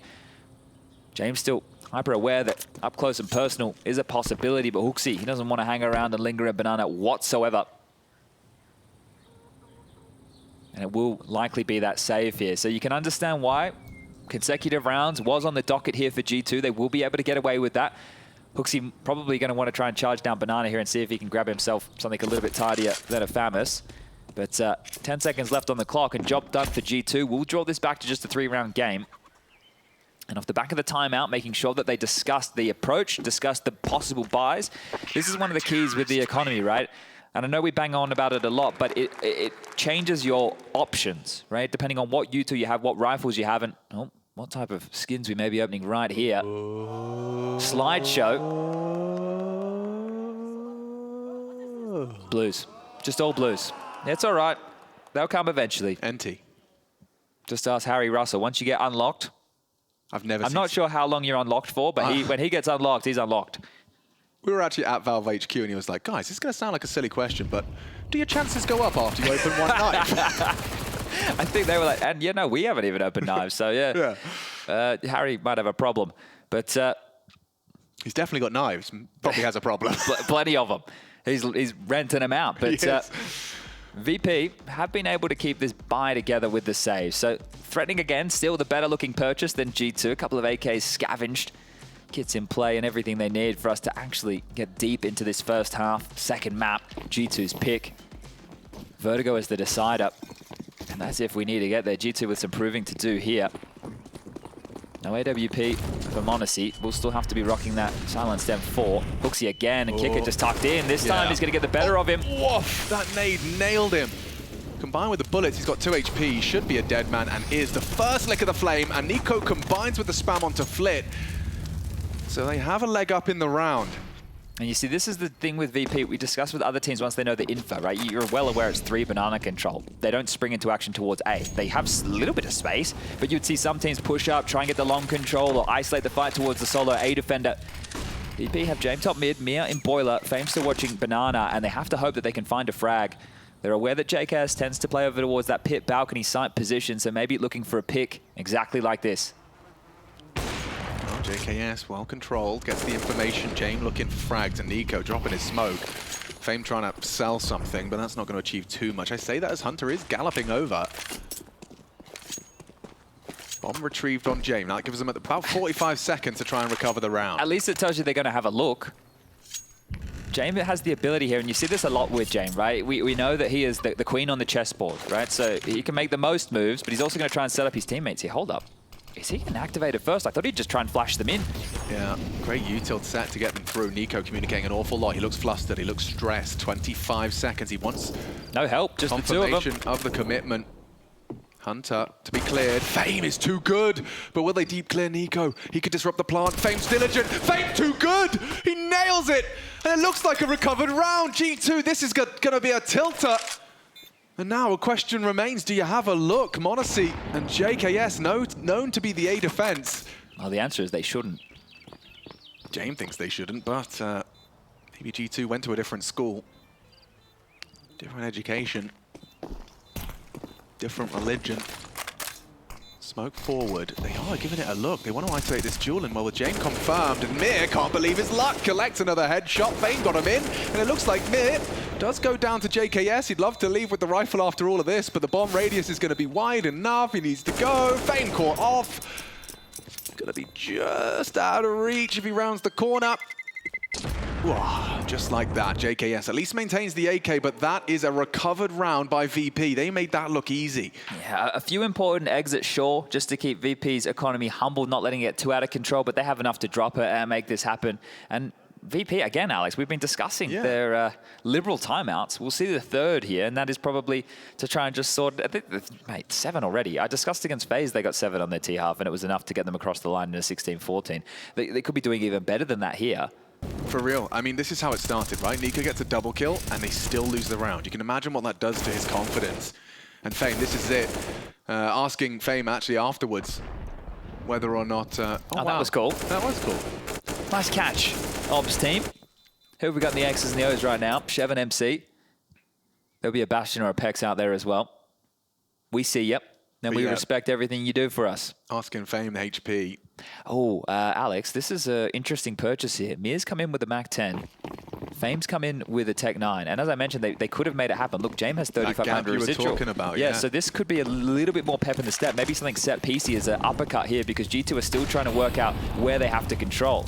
So with the lighter purchase of Fame and Mir, I'm interested to see what type of... Oof, great flash. Flash, yeah. Monacy not unable to contribute. They're responding kind, though. Flip was hidden, and Monacy saves Nico.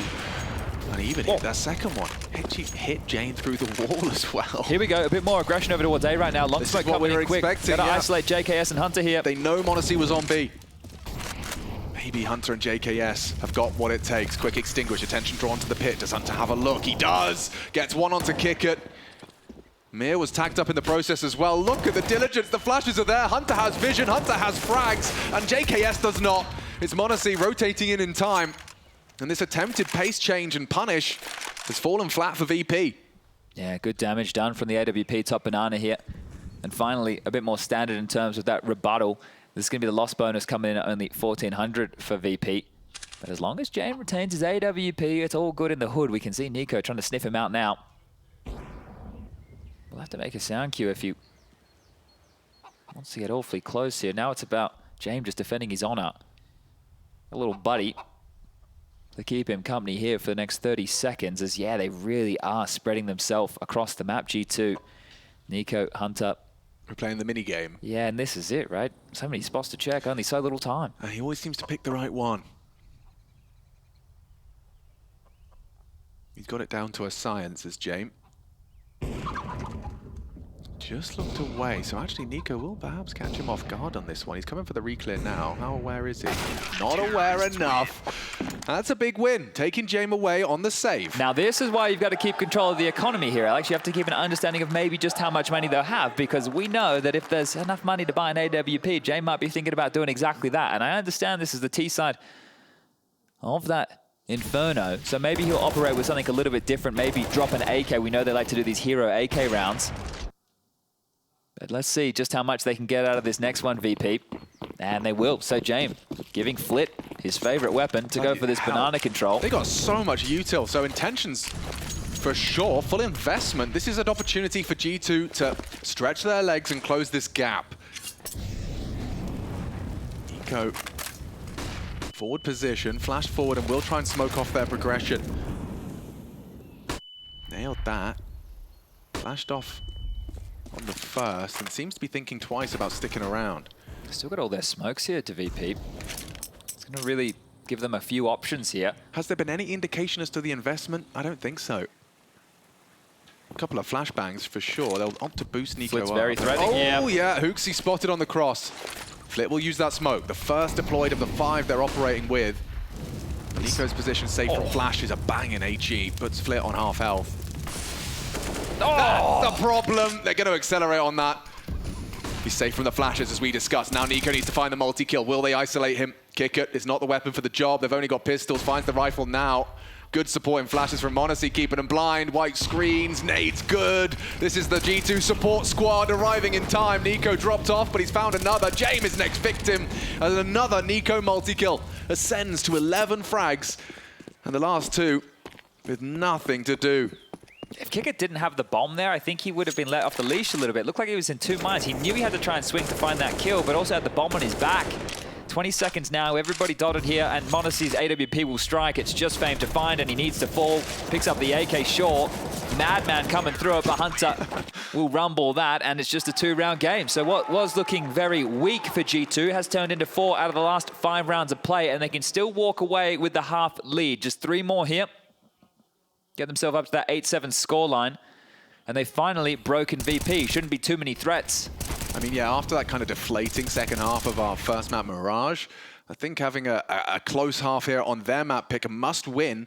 Otherwise, elimination is up for debate in this game.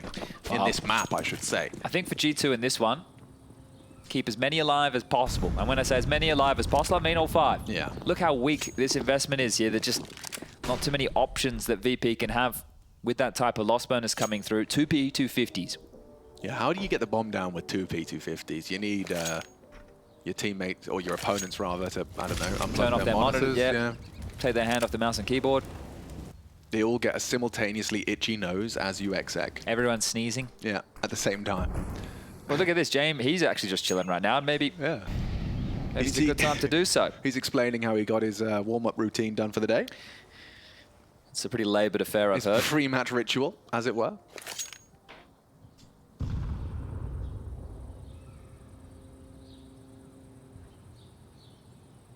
Well, they're worth maybe a kill here at the very most. Steps will be heard now. Monacy. Does he hit the first? Because there's going to be some funky run boosty, strafey, jumpy Glock, isn't there? Someone should be jumping, that's for sure. Yes, he does. Nails it on the jiggle from Mir. Floodgates are open, though. Hunter's there to attend to it. And he's good for the first. Ooh, did take a bit of damage there and could be run down. Holds his nerve for 3. Just kick it. Yeah, hitting some shots. Only the one casualty. What is he kind of giving him a bit of the side eye right there? You just dinked me? Sorry, what? Excuse me? How did that happen? All right, well, there you go. Just a 1-round game. Buys will come back. No AWP available for Jame on the other side of the server here. What's the approach going to be? Yeah, VP's economy's been in such a tailspin. Working up that loss bonus. 3 consecutive now from G2. Yeah, they will have enough for a buy in the final round, even if they do drop this one here. Honestly, up banana again. Flit not forward this time, so they don't have to worry about keeping on a leash on that early aggression. You see the logs smoke that's being deployed here. Flit, last time he ran through this, he copped a face full of hooksy. The flash is good again. Shot missed. Honestly blind. Flash back. Nico now looking at the widescreen, just keeps popping either way. But look at all the resources they've used just to stall Flit out, and he can return. He looks like he wants to, but we'll see if they poke and prod anywhere else first. He does have a Molotov for that sandbags position. It's flashes that are at a premium right now. I only count 2. So doing that same routine to flash Monacy off and isolate Nico, it's not going to be easy. Might be the half-wall boost here. Oh yeah, that's true. It's a little pedestal behind it and try and see if they can catch Monacy off guard. But we always talk about how quick this kid is. Yeah, because he got the flick in him. Flit up, Monacy puts him down. Dumping what little remains now of his util, perfect usage of it. Now they want to go. This is the flash. Not going to work out well. Monacy good for the first, third as well. Nico should finish it, and he does so with style. Using that AK to great success. And just between the two of them, they find all 5 as we tie it up 7-7. Given the way this started, G2 have dug themselves out of trouble, at least for a competitive scoreline. And for survival on their map pick. Okay, well, you see the mistake here, right? Way too wide from Flit there, looking for that boost. Monacy can see exactly what's coming his way, and then just continues to line him up, knock him down. And VP, final round here. Sure, they do get out the JM AWP. He lighter purchased in the previous to make this a possibility, so the unknowns yet again here. Yeah, but T-side up, I'm very intrigued to see how James would go about making a space for the boys. But another T-side where he's had very few kills. The same thing was said on Mirage. This time, T-side here of Inferno with only 3 kills to his name. Extinguish is there. Flash still possible. Oh, no, nobody close enough to help him out with a flashbang. So Flit's going to have to play this on his own intuition here. Kick-It's coming. As the flash lined up, but a different setup. Are they going to go for the boost again? Looks like Nico and Hooksy are posturing for that. Speaking of boost, you see James dismount.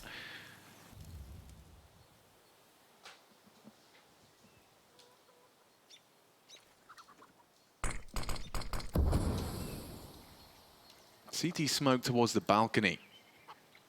3-2 division of their defense. Mir just looks like it absolutely few too many energy drinks, doesn't he? Look.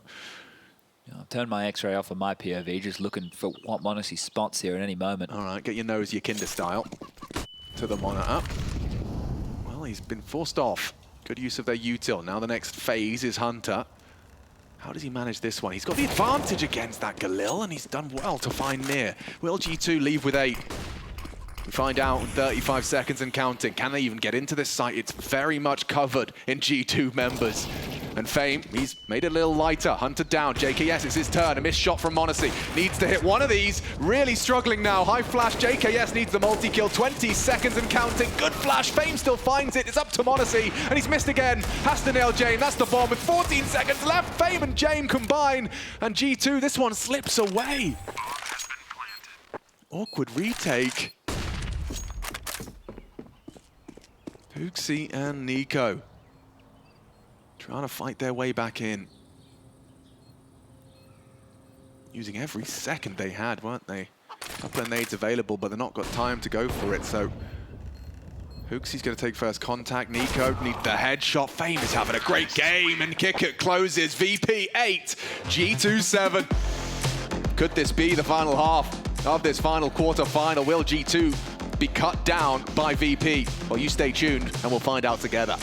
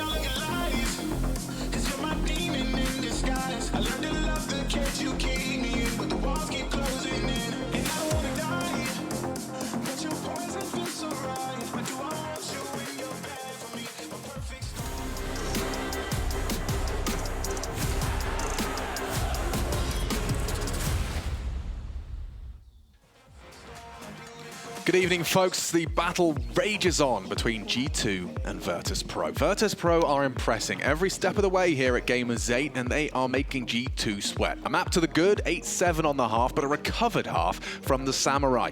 Do we see 3? Do we get to see that third map? It's Vertigo should we require it. And it's compulsory if G2 want to stay in the competition. I think it's fair to say, and this is without detracting from the performance that VP have shown us so far, G2 are not playing their A game. Over there in Cologne, their key factors to victory were m0NESY and NiKo going absolutely beast mode day in, day out. Now look, it's not like they're missing, but they're not getting away with their usual antics. You can theorize why that might be the case, but I'm going to say VP are coming in and playing some solid counterstrike here today with individuals hitting some big shots. Double nades into James, trying to run the same pistol. Okay. Cops that, blown out of the server.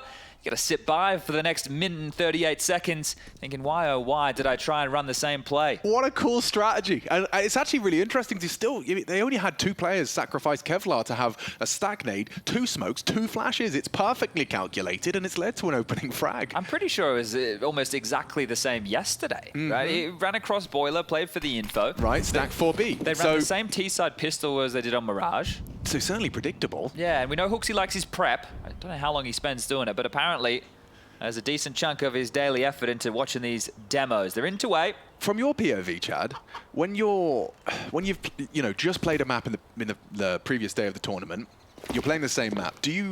Are you hesitant to call the same pistol? Like, is it something you're thinking about, or are you just like, well, I know they've prepped it, but I'm going to do it anyway? I mean, it gets really weird. Exactly, right? So it's like, okay, do they think that we're going to run the same pistol in a row? Do we make just a little tweak to that pistol? Right? There's a lot of different thoughts that you can have there. Did you fall into that trap sometimes where you're like, we have to innovate, we have to do something different, and actually you could have gotten away with just kind of running something that works? Yeah, and especially something as innocent as that. It's really common to see the best spawn for mid, run across mid, jump through Boiler, right? Sure. And that could mean anything. Right? It could mean anything behind it. But the fact that G2 just threw the stack nade, got the kill, and then committed into an open A site, I guess what you're saying is that...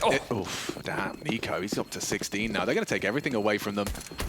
Look at this, G2. That is a masterclass in both anti-strat and execution. Yeah, going to feel good about that one as Hooksy, right? Swanee as well, the fact that that one pays off. But yeah, this is the mind games, right? And essentially, that's what it comes down to. Yeah. So, and more mind games that we can discuss in this second half are going to be options like, remember what we saw? First G2 pistol? It is indeed. Bloody hell. Remember what we saw out of them yesterday, where they just played Fame Bike and they had Mere headshot almost every round, right? That was essentially the setup. And maybe they didn't always start in that setup, but they dropped back to it and they were just playing defensive, defensive, defensive across the map here. It was the combination of Kick It and Flit over towards B that had varied success, right? We had Kick It denying plants with U2. Next CT pistol on Inferno, VP are going to have Jame running across and 4 stacked A. Wide open B. But let's see if this continues. It's a second round investment. Flit fires off his FAMAS. NiKo's already come a knock in, and he's got Kick It as well for support on that B side. Hooksy starting to posture forward. Jame, he's communicating. And top mid already flying the G2 flag. Kick It to cheat over, so they are going to be in the right place with the stack, with the lion's share of their resources and players. Hooksy, he's definitely wanting to take some of this space, and Jame, his reaction is not what I expected. They smoke him off. He actually just tucks into the site, and Hooksy spotted Fame in his signature position on the mini pit. Fame pit. Ooh, JKS confirms they're both there. Mir beheaded, Hunter's into the site, and G2 should be fine. I say that as Kick It catches one.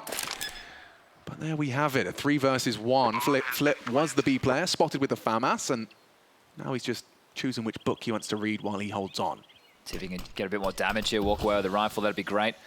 But important work. See how Hooksy spots some headshot, doesn't want to overcommit. That's a great fight for them. Allows JKS to dive out of the apartments first. Finds that surprise, they roll on in, they trade out efficiently, and that will be G2 getting up to 9. So 9 to 8 in their favor.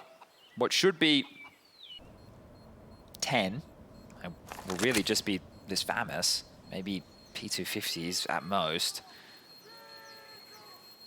And a bit of noise being made for G2 out there. Pre-game interviews we heard during the walkout, they're clearly the favorites in this one.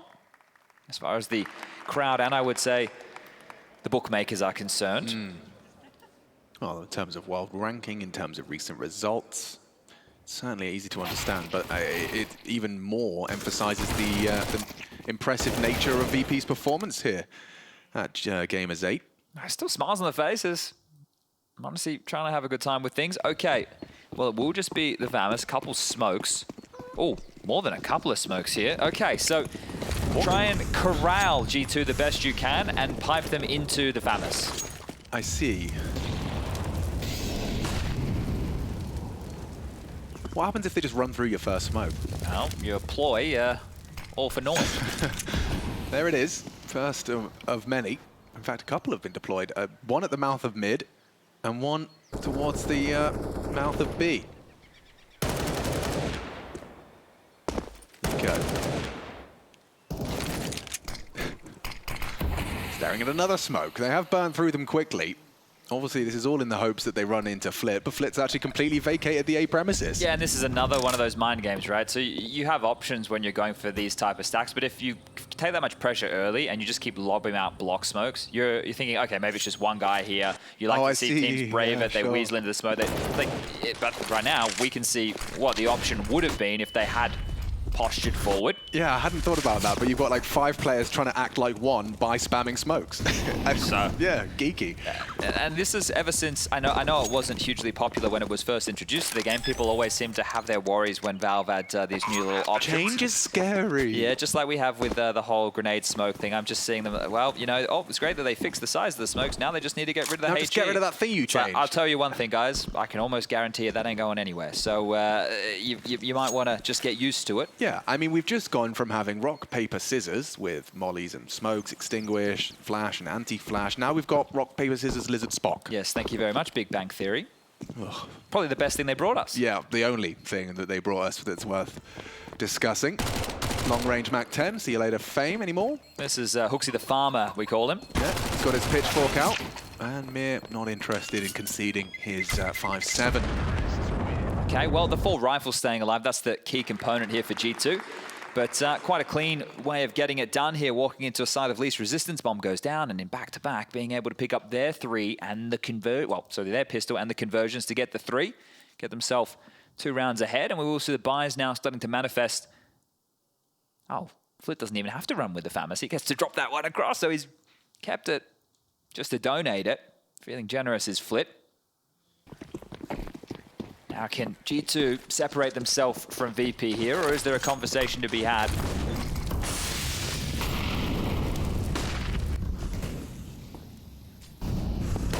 That's a CT smoke throwing their top banana.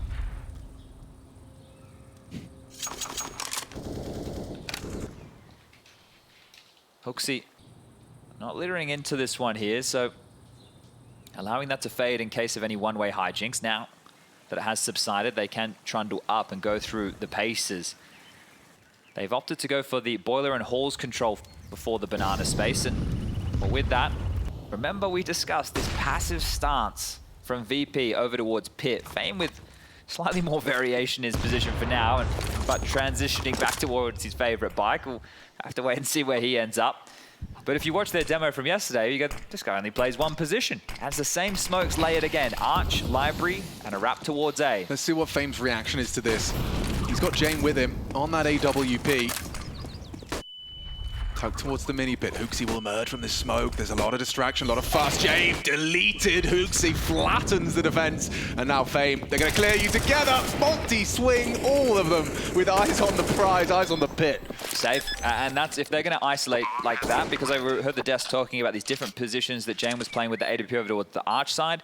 If they're able to isolate in that fashion, right, and just continue to smoke arch, smoke library, and crawl around, that is a great way to deal with a double pit setup. Sure, right. From that pit position, it's good to be able to take the headshot fight, but if they're smoking moto and then creeping up behind it and then exploding, things are going to get very squirmy for pit players. But they have made sure that the AWP of James has been thrown away. Here you go, highlighted over the fence. They won't be getting that one back, and G2 with a deep sight plant will be keeping all 4 alive in the back of the pit here. So there's the fast gun conversion. It's the first time G2 have won a pistol, and it's about time in terms of the necessity to get that win as well as the preceding round. So first gun, full pistol conversion, a 4-0 start, and a must-win map for G2. They want to take us the distance, take us into the early hours of tomorrow. Well, let's see if James can find that activation that he did on the CT side of Mirage here. He has been gifted another AWP. You can thank Fame for that one. See what he chooses to do with his AWP here. For now, in that battle for Banana. Taking shape. It's Hunter and Nico working in unison here. Just posturing, a couple of flashes, forcing as much util as they can. And actually, Hooksy, he's doing for a full mid-take set. Short molly, long smoke. Information at a premium for the defense now. And this very common apartment setup has been adopted. It's going to be interesting to see how m0NESY and JKS go about taking this fight now. m0NESY unprepared for it, and Jame will spank him out of the round. Perfect start, 5v4. This is more of those mind games, though. We've already spoken about the positions that the riflers from VP like to play, and it's very rare to see an AWPer on the T side come through apartments. Oh, Miz ready for this. Hooks, he's not. Oh, he got the info. He got the info. He's running out of bullets, and that is a bit of a messy one out of Hooksy. Has to be B now, doesn't it? Especially, yeah, considering. Oh, he's going to get caught here. He's got this rotation locked down as well. Jay feeling himself, caught out by Hunter. Nico and Hunter in that 2v5. Fame will be hearing this shortly. And it will get Mir to cheat back over. If they could somehow isolate this duel, he's just going to have to be diligent on his clears. Let him past. Lets him in. Mir should be on the side. Oh, never mind. Fame strikes. Nico. Chasing Ghosts. Chasing Ghosts, and it's going to be Mir looking to catch him with the bomb out. Or the smoke. Oh! Ooh! It's fine. Everything's fine. Nico, oh, nails one. If they could somehow get the bomb down, Fame should have it. Fakes it out. Nails the headshot. I'm getting nervous here. Flit and kick it. Will they find him in the smoke? He's obscured their view. Gotten the bomb down. Says play on. Nico for a heroic clutch. The impossible. 5 alive for VP, and now a 1v2. In the smoke, they don't know where he's gotten off to. Flit confirms he's probably still on the site. They're going to double peek him. Oh, God, he nails Flit as well. Kick it. He'll save the day, but Nico, that is a warning. Do not give me an inch, because I will take the mile. Might kick it. He's got a 10-second defuse. Is there a kit here, mate? Oh, yeah, okay. Starting to get slightly worried there for a second. Ow. Kick it. Imagine if you couldn't find that one. Okay. Saves the day in more ways than one. AWP retained, but you could see they were so horny just to try and take down Nico, not letting him plant that bomb. They offered up an awful lot there, which is... What a punishment. Yeah, I don't know how much is going to hurt them here with this saved AWP, but let's watch this one again. I'm talking about Nico needing to be in premium form and hitting some scorches of shots here. That could have been player of the day. That was a valiant attempt. But the core of this round, the premise was the fact that m0NESY's AWP coming through apartments with JKS ushering him in. I believe the idea, because of the passive setups that we normally see VP, or at least we did yesterday, you want to try and... Those pit players, they can only block the apartment's vision with smokes. Right. So once you get that AWPer posted, if anybody try and rotate through Moto, that's where m0NESY would be trying to aim to punish. I think they were trying to set him up for that. Right. It's, for people who play a lot of Mirage, it's the same thing. You send your AWPer Palace Mirage, he holds the jungle line, you smoke window, he rotates in the AWP. Basic stuff, right? So I think that's what they were hoping for. But Jame, more than ready for it. He was playing in the apartments, had the buddy system going on, strikes m0NESY down and draws this back to just a 2-round game. Whew, okay, well, that was exhilarating, and that was VP's first round, albeit a bit more hard-fought than they anticipated. This is quick. Miss Molly, good golly, m0NESY's already up. He's going ahead of that. Decisions to be made, up on the box and safe from the flame, Flit to be flashed, it's kick it to set him up. Elevated nade. Might be a bit deep here. Hunter. He missed that one. Missed it completely, yeah. I thought he'd be caught in that. Couple of fluff pieces of util. Needs a fresh mag. They're coming in. Flit, flash. They've been caught off guard by this. Kick it spamming. Good damage onto m0NESY. G2 fully committing. Very early days. Kick it. He was solid on the side, but he's eaten flashes. And m0NESY, he puts him down. m0NESY with 3! How has he done that? I have no idea.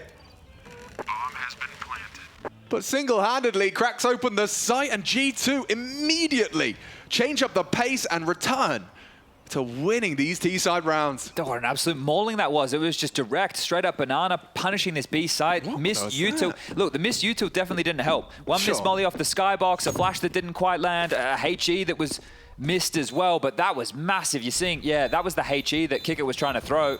They were under so much pressure. They really got flustered. Oh, and they're still under pressure. Look at this hunt. Oh, he's dead, surely. 5 HP after the molly. Hooksy on the hunt. Nico should catch maybe one from the apartments. Fame as well, set up and spotted. Nico nails it. They got nothing. Sent back to spawn in their birthday suits. Huge hunt right there. Well, instantly. With like the first frame of freeze time, James, AWP. Yeah, he had enough. $0. He spent it all. He had the perfect amount. And now smiles are creeping onto the faces of G2. Here this it is. Honestly, 18 HP, or 19 rather. Spamming James as he pokes his nose out of the smoke, and he's ready for flip as well. That's crazy. Feels like Vertigo now on the docket. James frustrated. Let's see if they can turn this around with a conservative one. A couple of players going for those SMGs. And James, he's on that AWP. Oh, could go for the wall bang or just go for the fight. Caught out. Monacy left, right. Good night. James investment squandered. They want the AWP. Oh!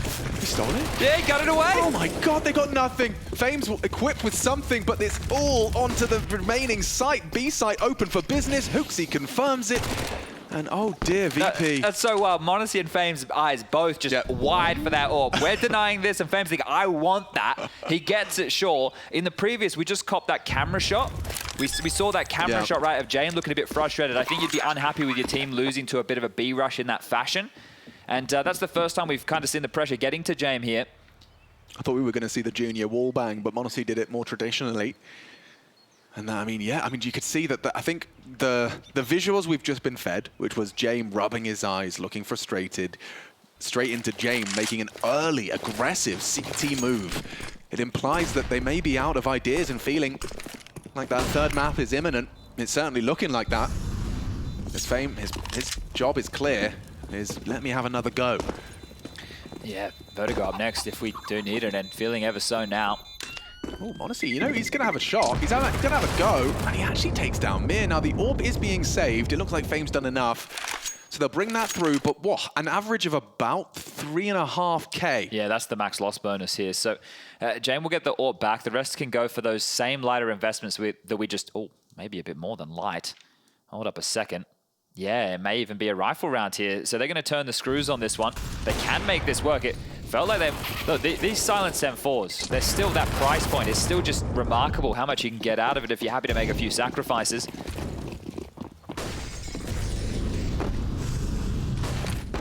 Early smoke out of Nico here. This is a set piece towards A, Alex. Yeah, and Jamie's going to be eating the flashbang. This could be disastrous. Hunter's got his number. Fame needs more than one. He needs to recover, but Hunted, oh, just about. It looks like JKS was the one that had to put him down from that balcony position, but G2, it seems like pace has been the remedy to their woes. Yeah, not having any risk and not having to worry about these mid-round gambles. Flick gets one back. We're in a 3-on-3, and the bomb is only going to get planted just now. 40 seconds thrust onto the clock, and we're running out of rounds, so VP may as well give this one a look in. Oh, maybe not anymore. Flick's been naded down. That smoke doesn't really serve too much of a purpose as well, so shallow. That's just reconnaissance right here. See Kicker get into an upgrade. I'm sure Mir would like to find something as well, but that AWP is marooned. So they will hold on to their rifle, sure, but 14-9 now. And that's one of the keys, right? We were talking about yesterday with FaZe, the gambles that Jane would call, right? And they would play pass towards pit, but they'd always have lots of bodies rotating over in time. Well, this takes really that aspect out of the game, doesn't it? Because if you're able to clobber them, as Hooksy continues to just have a bit of a grin on his face here as he is hunting in towards B, he doesn't find anything. It removes any of those issues, and you know that a team like VP are going to save in those type of scenarios. But you're out of those rounds now. You have to start going for some of these, and they don't even have an AWP possible here for Jame to use. So what is he going to invest into? This is it. Look at Hunter just flashed onto Jame. Fame gets one. JKS will get that trade. Flit short goes down. Certainly easy street for G2. They've gotten into the bomb site almost every single round bar the pistol. That molly keeps missing. Yeah, that is a big gap, isn't it? I'm watching the way Flit's throwing it. He has missed it a couple of times here. He's trying to do it in a jump throw fashion, and it hasn't landed effectively, so might have to go back to the drawing board to review this one. We talk about those little details in counterstrike. Well, that's a big one. Especially when it's an unforced error like that. Well, especially because it's about map control and early presence, and G2 can just waltz up. That's a gap. That is a gap. That might lead to a fight for Flit. Is he ready for it? Oh, no, is the answer to that. Hooksy well prepared and nails the shot. 15 already looms as the opening frag's been found. They 3 players Now occupying CT spawn. If Kickert wants to rotate, James not going to be ready for this. He's, well, I say that, he's looking for where those players have disappeared off to. No one's holding this. No one is holding this. Oh, James clearing left and loud. A brutal surprise as he rounds the corner. Now then, Fame and Mir going to be maneuvering towards that B site. Kickert's hearing all of this. He wants to try and catch one ahead of time, but Hunter is switched on. And G2 is going to be one round away now. Yeah, and just reflecting on the start of the half, we were saying the G2 are saying they weren't on their A game. The way that they won Cologne was through m0NESY and Nico playing lights out counterstrike. Well, they're back to finding a lot of impact here, the two of them. 21 for Nico, 18 for m0NESY. HooXi's been doing a good job in the opening frag department as Nico had an opportunity there. HooXi's been involved in 9 opening exchanges. He won 5 of them thus far. And there was another one to just get converted into this round. So good job from the in-game leader as Fame. Death from above. Hunter the hunted as, well, I think you've offered up enough. G2 don't need to continue this hunt. Yeah, at this point it would just be giving them an opportunity to get an AK-47. And a little bit of extra cash with the loss bonus, right? So it's going to help them with the buys, a bit more utility, maybe guns that they can drop. Oh, this nade could be absolutely perfect. Boing. Oh. The molly though. The molly though. Flushed him forward, should be taken out. JKS! Oh, that's no. miserable. Well, they do get the extra bonuses we were just discussing. And yeah, that is unpardonable. We do have 15-9.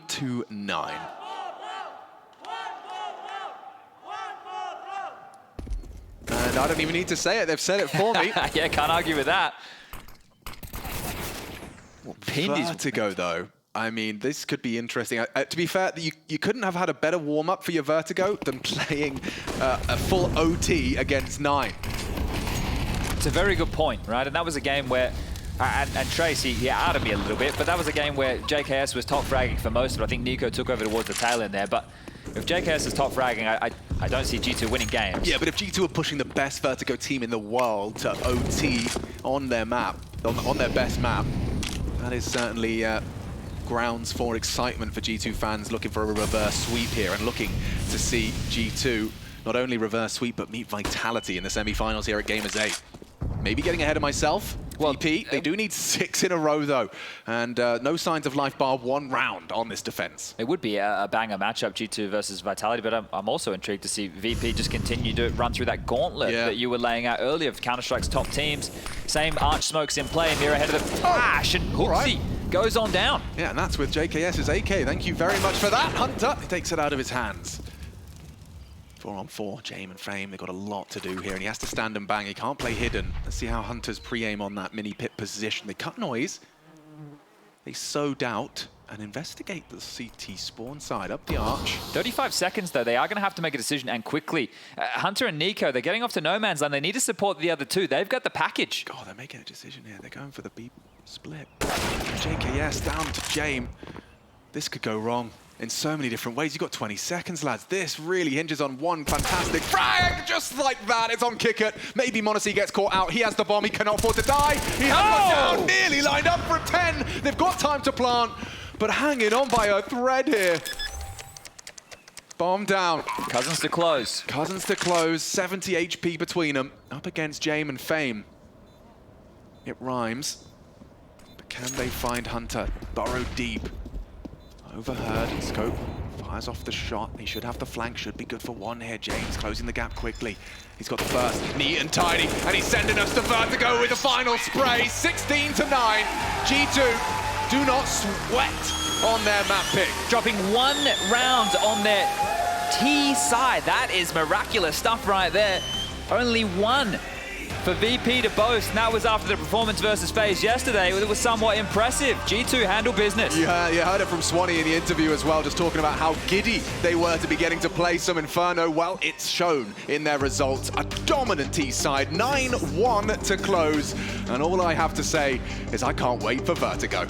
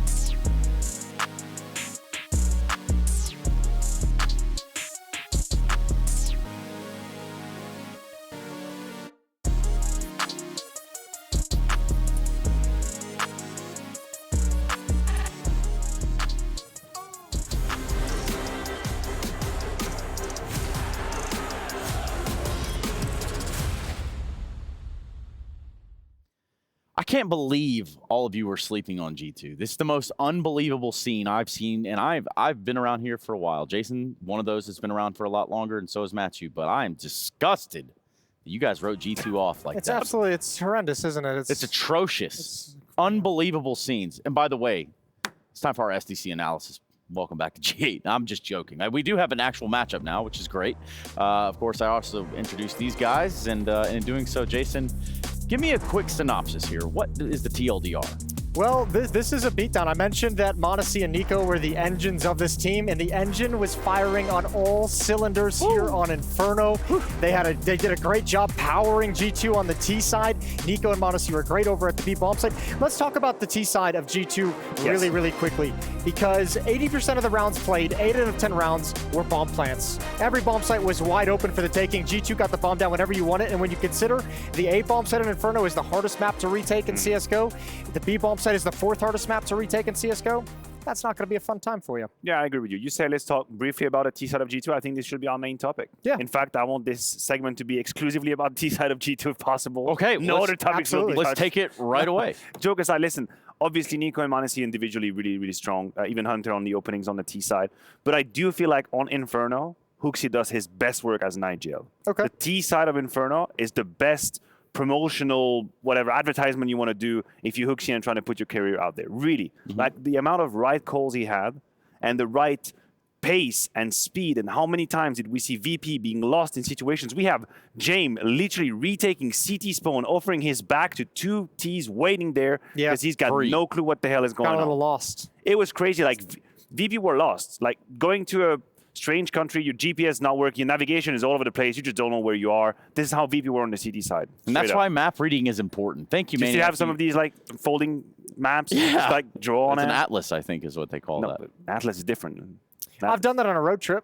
If you just like turn off the phone and be like, you know, I'm going old school. I'm going to kick it old school. No Google Maps. We're just going to go straight out of the pamphlet. When was the last time you did that?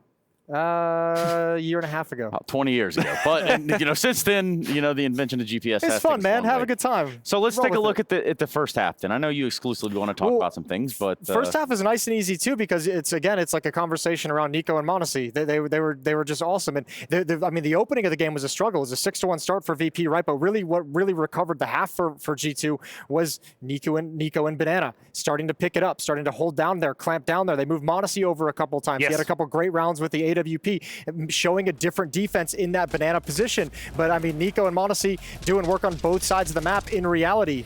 And yeah, what are you going to do if you're VP? Well, they couldn't find a way to adapt to it on the T side, I think it's fair to say. And if you contrast the two defenses, I feel like it's so bizarre. There's so much differences between the defenses and how forward G2 were towards Banana. Challenging and how, exactly, challenging, stopping VP, getting that custom tax, right, the VAT right there by the wall. You talk about m0NESY coming to the B side. We don't have that in America. Yeah, we don't. Come on, break it down a little bit more Barney style, please. W9, W8, is that where we're going with that one? Yeah, 7, 6, 5, 4. Exactly, I mean, where did we stop? Yeah. You talk about m0NESY, it's right. The fact that he was really hard to predict, sometimes that half wall with NiKo as well, being that 1-2 punch, sometimes towards short as well, ready to get one peek towards Boiler, back to the A side. He made so much more work than James. And you really see m0NESY like hit that little swagger zone when he catches that barrel of James. With James like move down middle to peek in towards alt mid. m0NESY sees the barrel. Thank you so much for pointing that out. We would have never caught on to that otherwise. But like m0NESY just pulls his knife out and he's like, you know what, I'm gonna hustle. I'm just take this. I'm just find this free V. Bang. And even went up and tried to steal the op after the fact. He was styling. Yeah, and that's kind of how you have to do it. Well, you know, in other layman's terms, you also have to hit your shots inside of the site. Yeah. I mean, there's several instances here where this might have been a little bit easier for G2. Is that fair to say? Oh, you want to talk about some of the fails that we've seen at times? Is that you have something in mind specifically? Yeah, maybe like specifically round 15. There were a couple of missed shots in round 15. We've been talking m0NESY up, so let's let's talk him down a little bit here. Bring him back down. This is a really rough round. Good opening kill provided by Hunter on Rap side, but watch this. This is where it got a little bit dicey. I had this one stored just in case G2 lost this, because this is one of those rounds as a G2 fan that probably makes you cry a little bit, because there's no reason. VP has one flashbang at this point. They're executing through a smoke in the choke point. m0NESY a miss. miss, a second miss as he switches position. JKS is going to fail a spray in towards Pit right here. He gets the first kill, probably should have had the second one as well, not able to handle it. And m0NESY just miss, and all of a sudden VP's like, yeah, we'll take the round if you're going to give it to us. I do feel like in the context of this game, we probably didn't need to bring that up. No, man, but we already had it. We already had it wheeled up. It was already in the repertoire. We had to just go ahead and pull it on out. Yeah. And, you know, we had him in the bank. It doesn't matter in the long run. Jason's wish didn't come to fruition, which is G2 losing, which is what I heard Jason say live on air. You heard it too, right, guys? I'm not gaslighting you. Scenes. No. Let's really hone this in, though. If we think about VP on Inferno, what do you take away from this? And obviously we go to the third map, but what do you take away from this in terms of like disjointed? Like, how do you give me some sort of adjective? Well, listen, I think we've just done m0NESY quite dirty. Maybe we have another clip that we can show where he does better, right? Well, luckily it wasn't his POV. We showed plenty of clips. He had that nice AK entry. Do we have that somewhere in the chamber? Do we have let me give it a incredible call AK? No, that's mixed in the middle of like a 30-second package. We can't do that again. I'll tell you what it tells me, though. That Jame round where he wanders in towards CT spawn lost with like his back turned to 2 or 3 players. Yesterday against FaZe, Kicker did the same thing a couple of times on the beep. Oh, we're going to get that m0NESY. That's the one I'm talking about. Right. That's the one. Take it away, Maniac. Yeah, listen, here, we might have laughed about m0NESY, but the work he's done with that AK-47 here is absolutely supreme. Catches Kicker, sees an elbow, turns around, but it's not even done because the third one right there and there and puts the sight in his pocket. He ate all the utility damage on the way in. He started out with like 30 health. And this is why this is insult to injury, because this round right here is the only moment where VP makes the right call. It's the only moment they make the right call. The entire half. 3 CTs on the B side, ready, all the utils and everything. That's 3 CTs for you at home. That's 3 for this camera as well. Like this? Is it like this or is it like this? And Somebody still, they get absolutely pummeled by m0NESY. And once I saw this round, I took my tablet and I wrote third map. I was ready. Third map, because you don't come back from this. Okay. Ain't no coming back from this. If we come back from where we are right now, it seems like quite the ledge. I'm going to be honest. Maniac would have survived in Glorious Bastards, that's all I'm going to say. He's nuts. I don't know how else to put it to you that way. The guy he's insane. And if you forgot, perhaps FAFO, that's what he'll leave you with. On Inferno, he got that cheese. Yeah, he definitely did. And now we go to the final map of the series, guys. You have to ask yourself, and what is a playoff map? You know, this is it. The fate of your tournament is decided right here on Vertigo. Thoughts, questions, comments, concerns? I had G2 winning the series 2-1. VP's already got their map. Here's the thing, a nice thing, because remember, this is also like a weird situation with the roster as Kicker standing in. But at least they do have a game recorded with them on Vertigo as well. They play at the IM Sydney European qualifier. Is that the straw we're passing? Is that where we're going? At least they got some experience. Listen, it'd be a horrible thing. It'd be a horrible thing. You're walking into an elimination map like this on Vertigo and you hadn't yet played it as a team. Now, obviously, an official on land of the stakes of this tournament's caliber is going to be a lot of bit different, but at least they got it. The record for G2, I like that the record for G2 is just really, really strong. Vertigo on short notice. I'm just looking at wins over Cloud9 and Vitality, very strong candidates on the map. What about the Demons in Paris? What about the Demons, the Paris Vertigo pick? In Paris. Oh, you mean that Fnatic moment? Yeah. Oof. I don't think Saad is ready to forgive that one. Shout out one time if you're watching. I'm looking, at what they call the scorebot. Is some Whatever technology. you do it in 20 seconds. Yeah, we kind of grew up on this technology, scorebot, right, guys? Drag it out, baby. The knife round on the scorebot, which I'm reading actively right now. Sure. Did I say scorebot? Yes, scorebot. I'm reading that right now. It would appear as though Flit and company have won that knife round, so they do start T side. They've been okay. They chose to start T side on Inferno. Let's see how it goes for them. Yeah. Who knows? Let's find out. Let's jump into this last map, and the last map of the evening. Can VP bounce back? We'll find out. What's up, G2? Let's find out together, shall we? I'm ready for it. Vertigo, the final map of our final quarterfinal. Waiting to seat our final semi-finalists as we head into the last couple of days of Gamers8. $1 million on the line, and we've got ourselves a competitive one. So far, so good. VP certainly flexing, but that T-side out of G2 reminded us of all of that Cologne trophy left and exactly what this team can look like when those individuals are on. Yeah, almost a spotless second half there. So it's great to see that form being gifted the CT side, but doing their better work in that T half. Now we move to Vertigo, and as Trace, well, spoiled for all of you. We will be having VP starting on the T side of Vertigo. Yeah, Chad has written a whole monologue about that. He's going to talk about the knife round, how close it was, the fact that they've opted to start the T side again. They're making a bit of a, well, a trend? Yeah, a trend's probably a good way to put it. I mean, it is just a personal preference type thing, wouldn't you say? I think that setting the tone is a little bit easier to do on that T side, right? So I don't hate it. I don't hate it at all. And they just did it on Inferno, and they managed a pretty good first half. They were just really struggling on that defensive side. So let's see how we operate here. Quite quickly trundling over towards A. Mir. Nico, yeah. Mir has the bomb, right? He does. Okay, well, he just joined the team. Oh, and m0NESY on that USP, his signature move, no silencer and no problems for G2's defense. We talk about m0NESY and Nico having individual performance that gets the juices flowing. It could just be them. It was 3 from m0NESY. Nico, maybe he can find the final frag as well, because it's only James. And he's got 1 HP. Yeah, good luck, have fun, mate. Looks like HooXi might get himself on the board early. One even through the tarpaulin would be the end of him. James not one to rush. Yeah, well, he's locked in here. Camera on the coach Swan. He's going to be happy with this. Oh, and only going to be a matter of time here before JKS clears him out. Does play with black bars, so if he pivots too far, he might get caught. And there you have it. Okay, bullet to the back. Coach Swanee happy with that. And a good start. Someone's going to have to ask m0NESY, what's the go? Because he's always taking the silencer off now. Always. So if it's just the thing he's trying to make his signature move, I'm going to have to let him know. Simple already did that. You have to get your own trends, But young he's gun. not doing it, you see? So this is like the okay. m0NESY thing. You know, people are wearing low-rise jeans again, Chads. People used to do that, but now people are doing it, you know? Oh, dear. Yeah. Are they back? I have no problem with a midriff exposed. Well, listen. okay, fair enough, fair enough. What? Okay, cancel that one. The airline grounded as they will be taking off again. The wheels are up and landed the mechanism. Oh, wow, where did their health just go? That was some bowling. It's been fixed, but you're all going to sit on the plane for about 3 hours as we now wait for our new departure. That man is not real. Oh, yeah. Well, there's all this talk about aliens at the moment. Who knows what's possible? How do you know you're real? I don't. No. I don't. What is real? Just get up every day and talk about Counter-Strike. So if that's what real is, it's pretty sick, huh? I'm keeping it real. Yeah, Hashtag. Boy. For real, for real. Anyway, well, we've lost our minds. And Nico takes down Jay. Nade looks brilliant. Bang!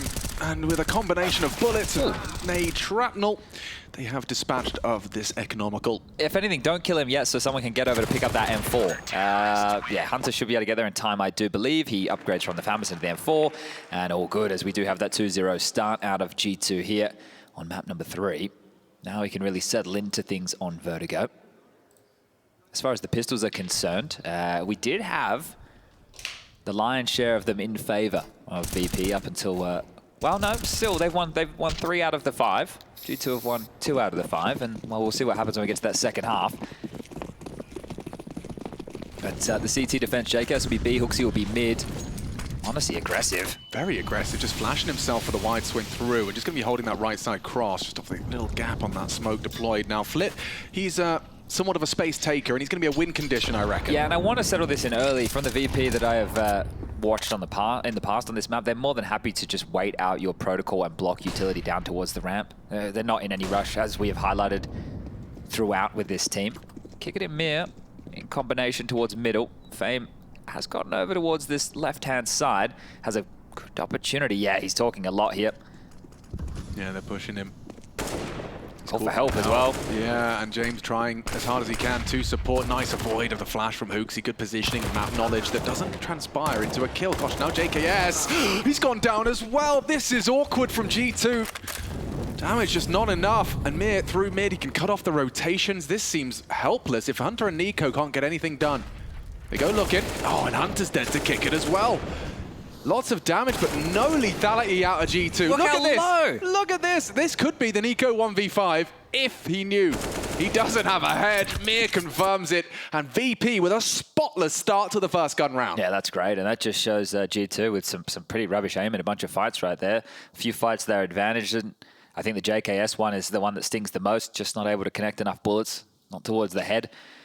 And they're all just falling against them here. So humbled quite quickly. The Samurai.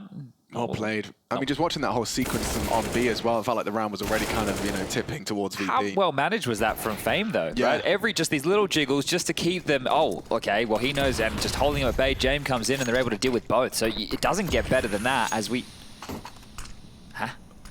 Okay, I guess with the spawn, going for the pick, now giving it to... Does he unscrew the silencer now? Yeah. Peel that one off.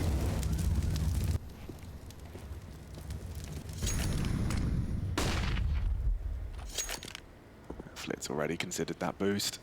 Maybe Hooksy can distract him. Yeah, and Nico would have one shot. One and two. He hits there on the second. When you know that boost's in play, though, you really can actually flex a bit, and you can start to constrict. You know where they're going to be stuck. They're playing for re-aggro, but it's only these pistols. Actually not looking. Early damage done. Mir. Oh, he's going to solve the problem. All three for him. He's going to be looking hot to trot in this one against the lighter buy. And now JKS disconnected. Had to play for middle and B. Going to be the canary in the coal mine. We'll just be looking for something here. And with two of them susceptible to that P250, most definitely, he's managed to mantle up to try and get a little spot if anyone braves a push towards the heaven position. So they took an eco essentially here. I'm curious as to what their next round is going to look like. 1900 coming into the bank balance. We can do a bit of quick maths here. It's going to be touch and go depending on the M4s, right? If you've got a silenced M4, you're obviously going to be a whole lot better off. If you're rocking the M4A4, maybe m0NESY goes for a scout as well if they want to make something look as close to a real buy as they can. But VP, as usual, very diligent. Everybody hanging around, nobody overextending, and JKS now has not been offered a single opportunity here. Desperately into the site, looking for damage. Dinks, nice. Well, even forces a TK. Fame goes down to the bomb, so there you go. Forced a TK, Fame fell to the bomb, and Impact to take away a couple of guns there, sure, but nothing that he gets noted on the scoreboard. So m0NESY with the 3.3 right now, and G2 opting to take a timeout. Swanee wants to make sure that the call that they're going forward with is well thought through. And you can see him talking directly to Hunter here. So we should see where Hunter starts this round and how they want to operate. Yet to find a kill is Hunter. Same to be said for Kickit on the other side, and still very early stages, only going into round number 5 here. He just did not stop. Yeah, it really does work out quite nicely for them in terms of getting something out of JKS alone, and Hooksy seems quite pleased with that one, but so they've responded in kind. At least the mood, you know, we are going to see frustrations. It's standard for counterstrike players to get frustrated. I don't know if anyone's ever played it. It can be quite a frustrating game. It kind of comes with the game. Looks like they're doing the hamper smoke here, so Hunter to lob that one up. But there was a lot of talking coming out of the likes of Swanee there, directed to Hunter. So there's something that he's noted, something that he wants Hunter to get away with is Nico. Slinks on down, we'll use the hamper smoke with the one-way available. m0NESY received a drop, and I think Hooksy is the one who set him up with that. Was Flip frozen there, or just waiting to lob out the smoke? And this is the evolution of the ramp play. Talk about this every time now, but you get the under the board, something that isn't going to be possible in CS2 with the volumetric smoke. So the meta definitely will shift, but this one here allows you to play behind, look over the top, deal with any players, and it also keeps them glued, right? They have to respect it on the CT side. Jane was talking an awful lot there, so he plans to molly short side from here. Yeah, very powerful molly, this one. Constricts a lot of the view, allows Flick to start working, but it's all a bit of a ruse. Oh, he's missed a molly. And they're out mid. Hooksy, he just gave up that position. It's just JKS, look at this. Just JKS. Can he pass the test? Hooksy flattened. JKS got an awful lot on his plate here. He's hearing them all stampeding in. Does manage to get a multi-kill. Gets Mir as well. Overlooked by Kickit. Might not be enough here. Yeah, I mean a 3v3, but as soon as that bomb goes down, this retake's on. All of them occupying the site. Nico and m0NESY going to be coming in from 2 different avenues. Kit's been scavenged. Oh, give it a look in. I think JKS's double has given them grounds to have a look.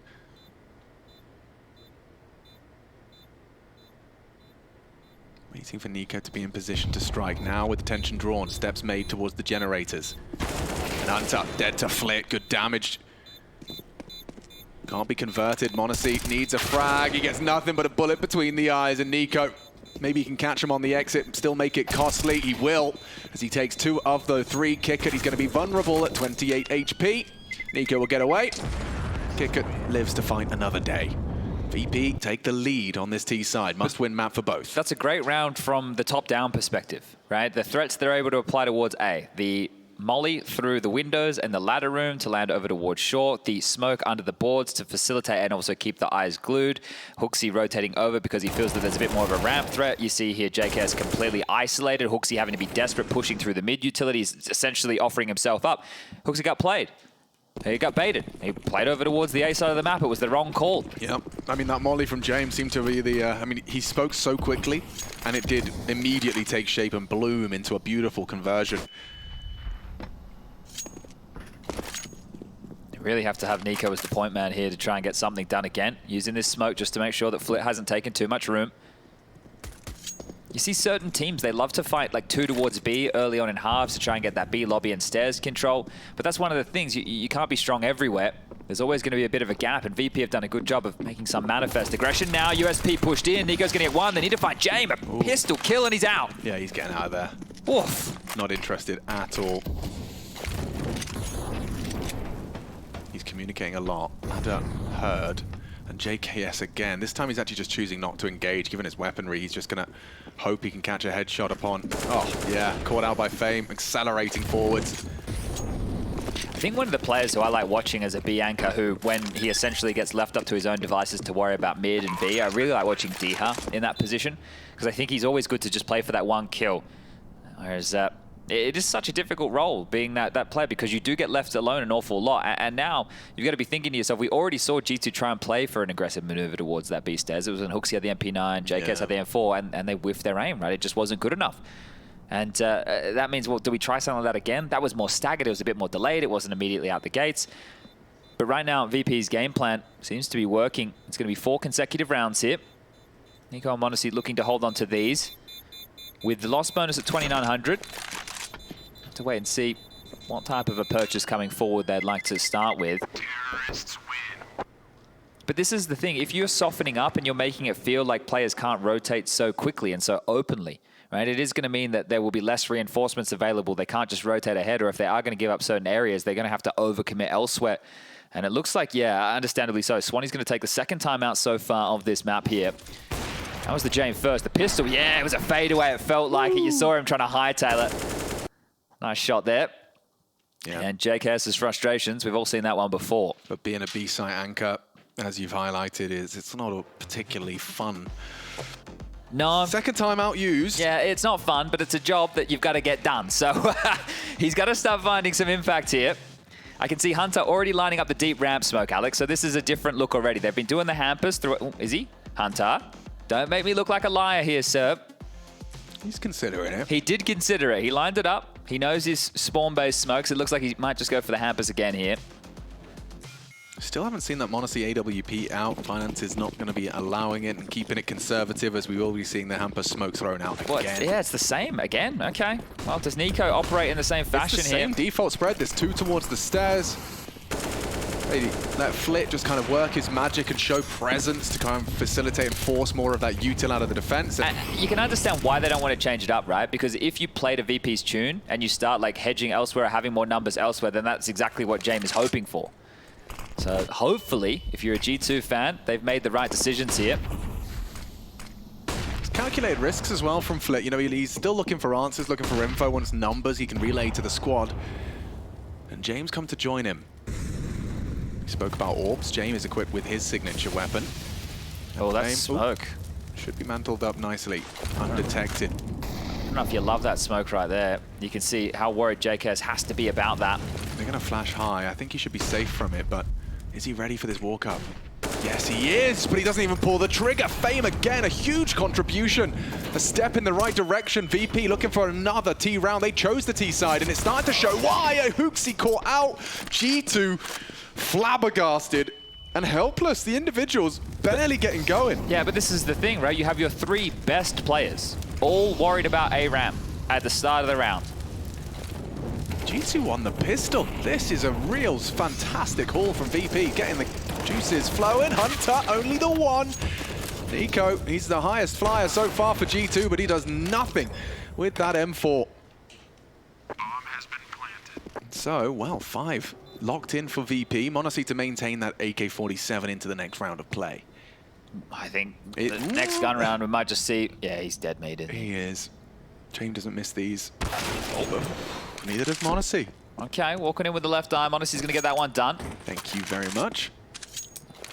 He wants to hold on to it for a minute longer. He knows he's going to be hunted. Oh, can't make a decision. Keeping that AK close by. He can use them both. Made a decision for where he's going to play from. And they're all coming for him. Yeah, just like that. Would have loved to have brought it through. Jame gets it back. Fame will be delivering that. And already, seems like G2 haven't really had much to say over this run of 5. Looking at the resistance they've put up, there was that one, I'm trying to remember, yeah, round 5, which came down to the wire. I think one of the bigger issues here on the CT side is they're not getting any of these opening kills, right? They've managed 2 opening kills throughout this half of play so far, but on the CT side, they need to be mustering a little bit more. And those 2 opening kills came with the pistol and then the follow-up round that they converted against the Eco. So on these gun rounds, they haven't been finding openings. Ooh, yeah, chip damage. Eco nails a body shot onto Flit with his Deeg. And m0NESY has been given an opportunity.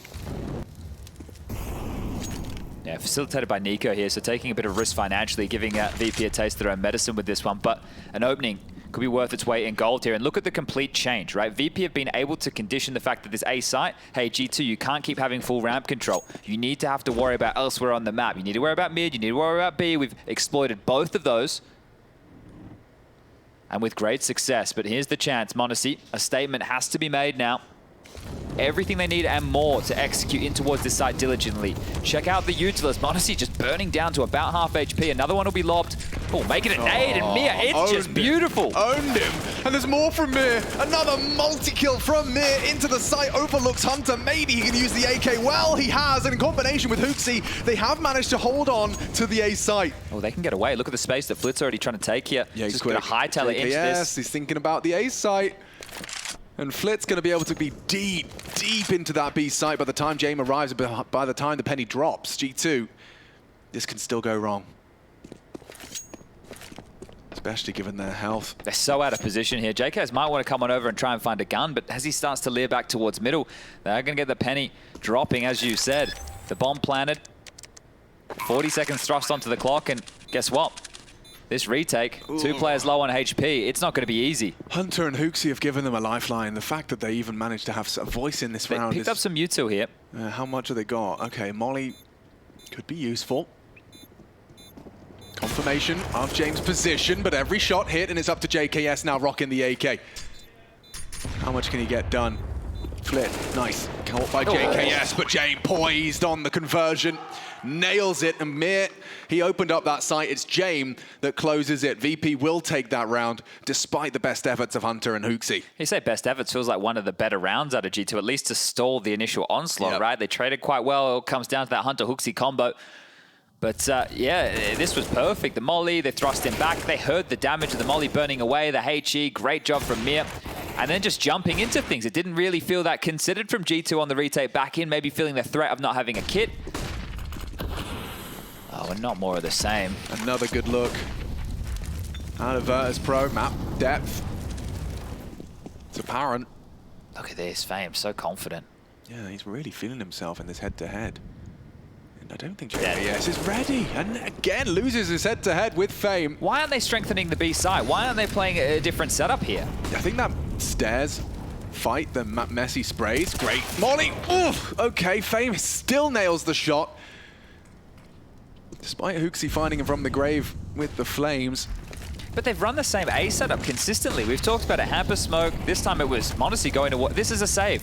Unless you get another fortunate kill here with some Mewtwo, you've got to be saving. Like, how can you risk a round like this? You can't. But they might not have the opportunity. Flit even spots another. Yeah, and this is great. Kicker gets to whir into action, turn the screws, and Hunter goes down. He had the jump on Kicker there, just can't connect the dots. VP. Late in the evening, G2 are missing. Yeah, and VP look like the stronger individuals right now. Every single one of them. I think Fame in particular is standing out as a They still haven't planted the bomb, Alex. They still haven't planted the bomb. Why would you? They've been in the site the whole time. They're just going to hunt. This is great from Jame. You love this type of calling. Oh, what a horrible way to go down. A quick scope heard, and down goes the AWP. They get the bomb down eventually. Round 1, 7 to boast already. And that's what we're talking about, the finer details, the minutiae of counterstrike, the granular stuff, right? You plant the bomb, you know, the final throws it, maybe you get extra $300, whatever. It doesn't matter. You just remove the AWP. That was the key. Hunt all those guns away, remove the options. But this is the thing, at this point, if I'm James, I'm expecting something heavier B. I'm expecting something heavier mid. And at this point, he's just getting walked up on, absolutely destroyed over towards B. There's no resistance at all. Fame is having a field day. JKS says, Hooks, it's your turn, mate. I've had enough of that.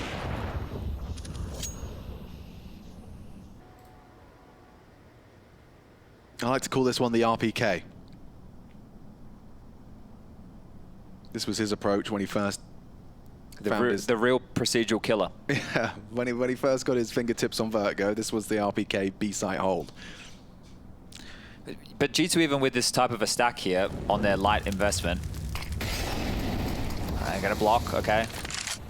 Slow them down for now. No info for G2, it's just very quiet, but that's standard for VP. Yeah, I have such admiration for Flit's ramp presence as well, because they can count on him to definitely no silly deaths. And when he does get to walk up on A with some help from Jame, I wonder if he's going to flash this. If he does... Oh, Nico's nailed it. Re-smoke from Hoogsy.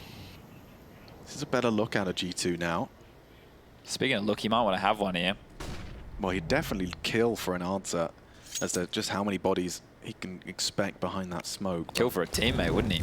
Oh, Molly forced him back.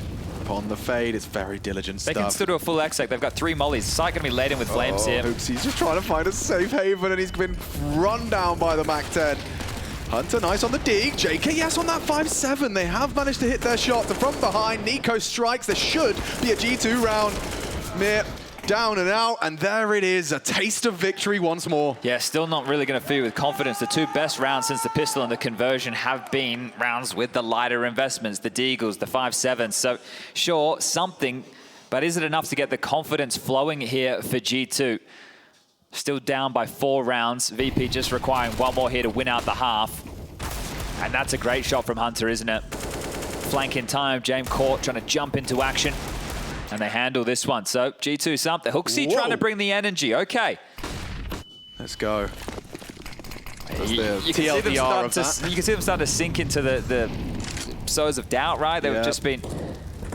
Yeah, here you go. There's a change. Aggressive B. Take some space. You like this one? That's the util set to take forward B control.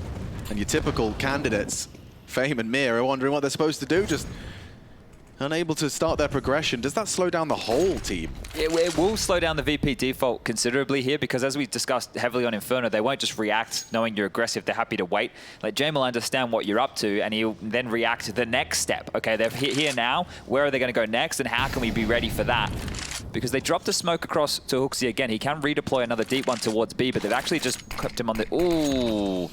Nope. Not the one he was looking for. So first it was G2, now it's Flit's smoke. And they've got 3 players playing jiggle util defense.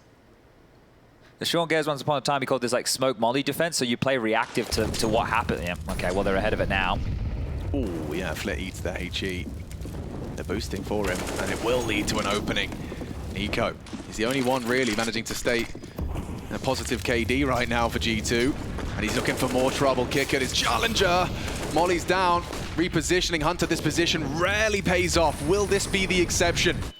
Flashed off. Good teamwork, but not for long as Fame and Kicker combine. The short frag comes through. They're looking to plant. They have to plant. No one can disrupt. And if anyone tries too hastily, it could go down. Kicker, prime position here to collect and close. Jame nails one on the AWP. JKS is gone.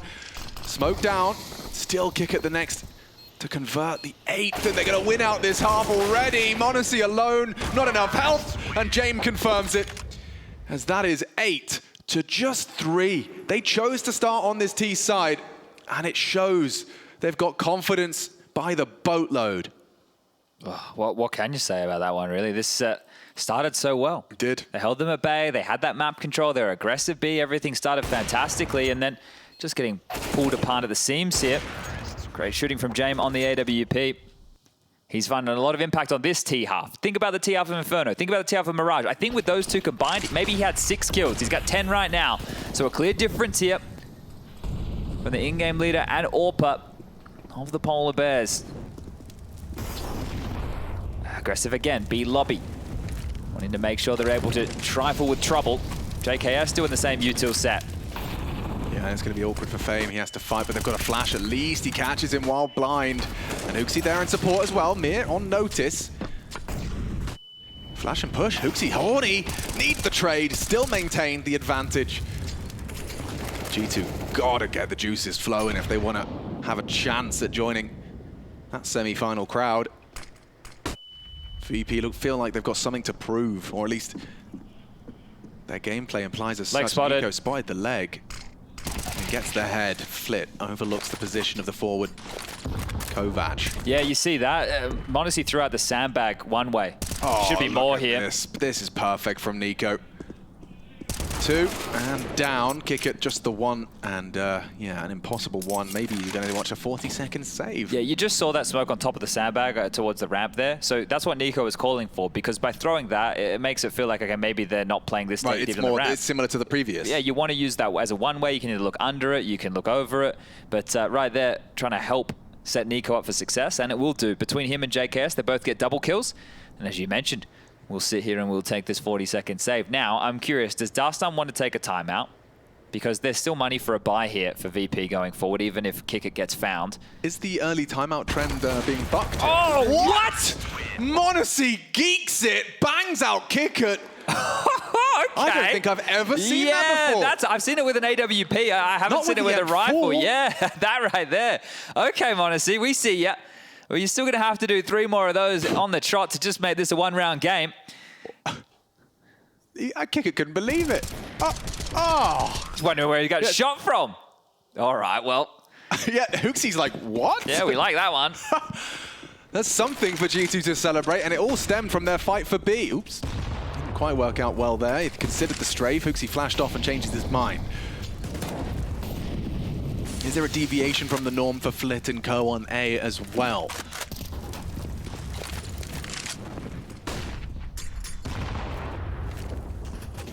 See if he gets this one right. Lines up. Under the boards it goes. He can fight over that. Jane will simultaneously mount up and peek for it. Good nade to Chip. Nico advancing on this smoke. Should have a safe haven, can maintain the fight with his partner in crime. You can just see this tussle though, can't you? Trying to vie for this control. The layering of util on either side. The way to negate it and slow it down.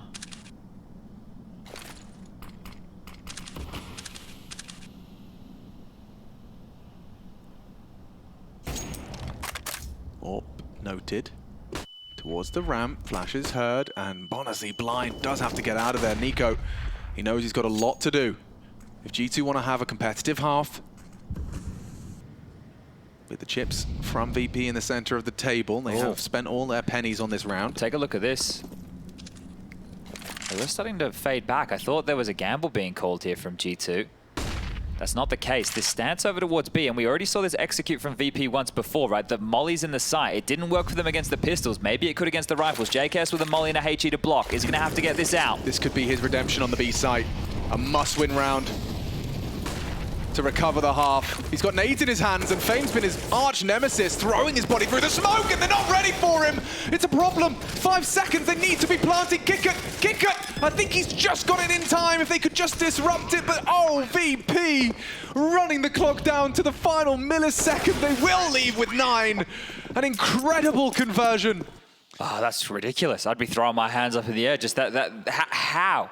How does he get that down? You're sitting there at the B site, right? It's about 19 seconds, and suddenly you're hearing footsteps.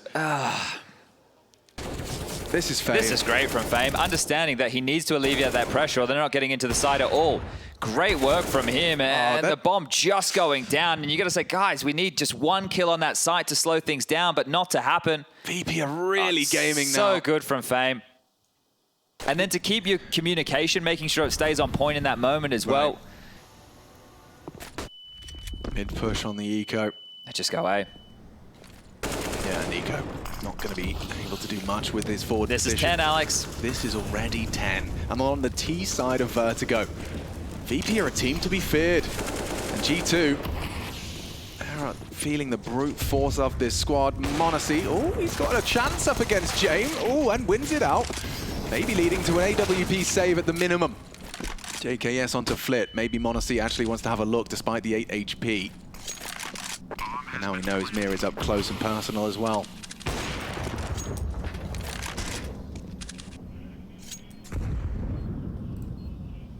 least grab a couple of weapons. But 10 for Virtus.pro. They've been controlling the flow of this entire game, it feels like, especially on this map, right, in terms of the approach they've been able to get away with. And you watch a lot of teams, right, we see squads, they love to throw like the Nafany early, or they'll throw that one, and they like to play aggressive up the ramp. How many times have we seen VP worry about doing that early? Why would you? Why would I risk getting spammed through a smoke? Why would I risk getting gray screened? Why would I worry about getting naded? Let me just chill. Let me just take the time, let their utility simmer, let them throw out all their nades. It's going to have plenty of time left on the clock for us. Right, well, exactly. I think that was good. That would be my response is, yeah, you can do that when you have such faith in this roster that have the close. You know, to be good late is be good late, precisely. It's not an easy thing to do. And I think one of the keys is the fact that VP, with the language they're speaking, getting things out quick, smart. G2, on the other hand, and look, I'm not making the language excuse for them. A lot of them have been playing in international teams for a very long time, but this is the thing. This is why I think that for teams of a native tongue, they can play slower. Yeah, poor Justin. No one speaks Australia. Oh, Monacy, quick to the draw. Set Flit down under. Yeah, see you later.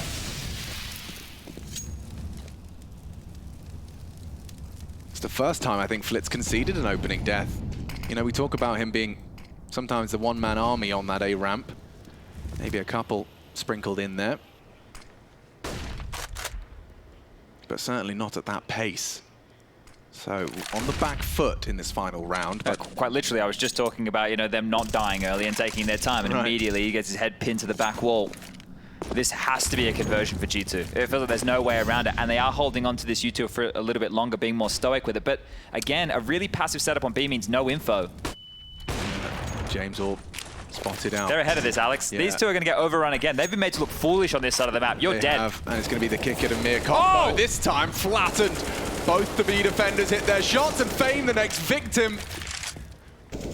As G2, they'll get one more taste of a CT round. The round where it feels like they get caught off guard and they get it done. Both of them. But they've come few and far between. Nico in the power position to guarantee the round. As James, he'll give it a good go. Heading towards that A site here, and Nico wants to get under his skin, into his spine with the blade. 5 is what they have to work with, folks. G2, they've got 2 minutes to think this one through, get themselves into that flow state, into that hyper focus, because at the end of the next half, we lose one of these two teams.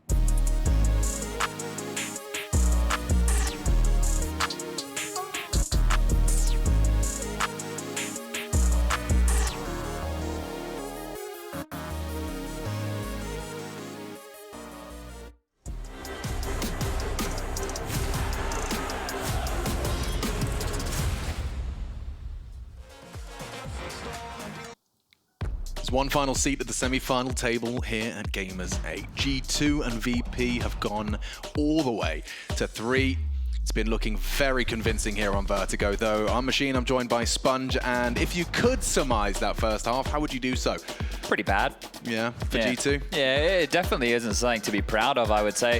They were getting abused over towards that B bomb site time and time again. The slower pace across the map, this A-ramp trio, their best 3 players barely got anything done. They didn't have to get anything done because, well, VP, they weren't playing aggressive. Who would have thunk? Right. I mean, my main takeaway has to be Fame's capacity. Like, you can frame it both ways, but it felt like Fame just, I mean, he had JKS's number, he had that B-side's number, and they were always just catching a better timing. Like, they were always 1 or 2 steps behind. But they started the game plan wanting to pressure him early. Remember, we had that Hooksy I feel like JKS, that round haunted them, bro. Right? It came back, and then they were just playing passive, and then when JKS was isolated, he just kept going down. But regardless, that was the first half. We're heading into the second. VP, they're 6 rounds away right now from the semi-finals. Let that sink in.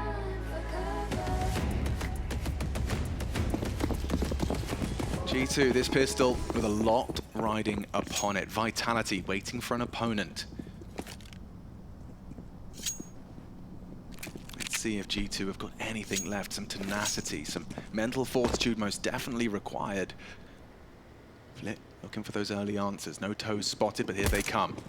Just a warning shot connects into Monacy's shoulder. James trying to delay with a short smoke. Quite deep, they can't get through that. He's hoping for the great screen and a jumping block from Hooksy. He's found a pair of frags to open up the site and to keep G2's hopes of a semi-final alive. Oh, even Mir catching one through the smoke into his brain. He lives on at 9 HP. There should be no way for this one to go wrong now. 2.5 players remain. Yeah, Kick It and Fame should get out of there. Just hold on to the Kevlar here. Mir can hang around, see if he can get anything done, maybe grab a cheeky kill on the way out the door with the other 2 with this one. And Hooksy getting his first opener. 1 for 4 in that department on the CT side. Getting picked in 4 occasions, or giving away 4 opening deaths. But that was an interesting round because they had Nico and Hunter as the 2 deploying all the util. As they sent the other 3 peons in. Mir will grab something. That's $300. That's a nice kill there. Well, very much. Add that one to the tally. Gets away. Doesn't have anything to go along with it, but 2,200. Let's see what he wants to buy. Plenty of options available here for VP if they do want to force buy into this one. But G2, there you go. And that's them tying up the pistol. Remember, they won the pistol round and the conversion against the full eco in this half. We're 3 for 3 over the series. Was that a burst from Hooksy?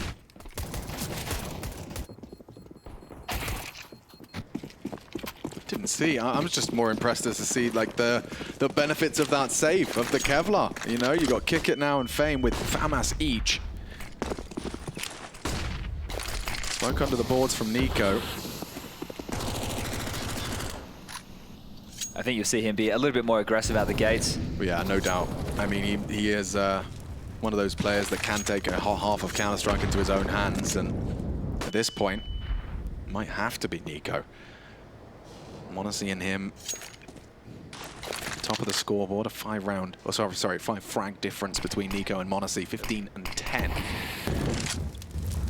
Hunter applying a little bit of pressure with that smoke. It is going to keep the feet planted, so there's a lot of interest, or at least there was. On the other side, awful lot of util being deployed right now, and I think that VP, they know what is up.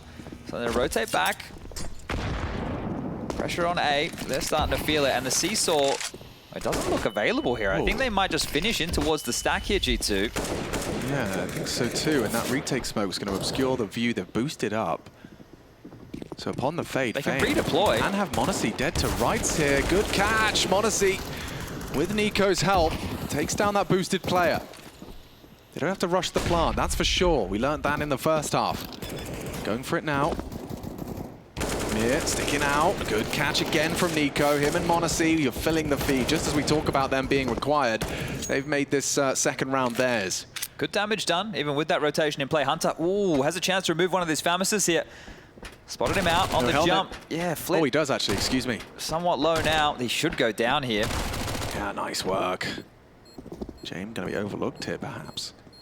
The master of the save. Bomb low on time. Will James time manifest? It's Hooksy that might have him. Oh, come on now. Makes you feel a little bit sick there, but I think I actually threw up a little bit. Well, we have to see how much damage they can do with this retained Famas, because you might actually be a whole lot more sick after this one. Okay, well, G2, there was issues, right? And I said they could redeploy. You see m0NESY throw one side smoke, and then JKS, as he was rotating in, through the other. So they were able to, with a slight gap here, get the fortified smoke wall up again. CZ to Famas, that's all Virtus.pro really have to work with here. A similar look for their third round, as we previously seen. 4 heavy towards B, hoping to lure them in. Flit just starting over towards A on his lonesome. Couple smokes, a flash, a HE for good measure. And if this Famas gets a multi-kill here, you're really going to be feeling the echoes of the previous rounds. Wow, that's the exec. They are execing into the stack, and James already connected with the CZ75. They don't have to commit. JKS has got the ball on his back and seems to be thinking twice.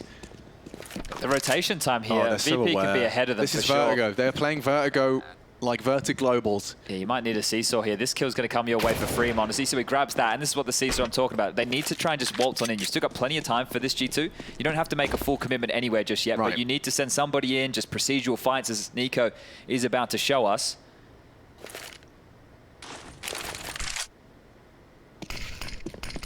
Done. He heard the impact as well, so knowledge of actual bodies on the site. Now, we spoke about that Famas. It is pulling Jame away from the B site, so this seesaw is in action, but Nico's looking the wrong way, and the Famas Fame connecting. m0NESY will take the bomb site with JKS. Rotation back. Here. Yeah, if deep one could be fantastic. Both sides of the generator required, otherwise Jame could be spotted. Ooh, did he? Yeah, m0NESY gets the shadow now. Knows Jame forward in the smoke. Re-smoke on that Hunter. He's going to be hard-pressed to get more than one here. They would likely... Oh, actually, he's got help. Kick at his first victim. Can't adjust into Fame. That's the assistance they needed. JKS contributes and only Flit. With no armor. Does he give it a look in? Feels like G2 have managed to weather this one. Most definitely kept on their toes, though. Yeah, so much damage being done in these rounds here. So, got to be happy with this for VP.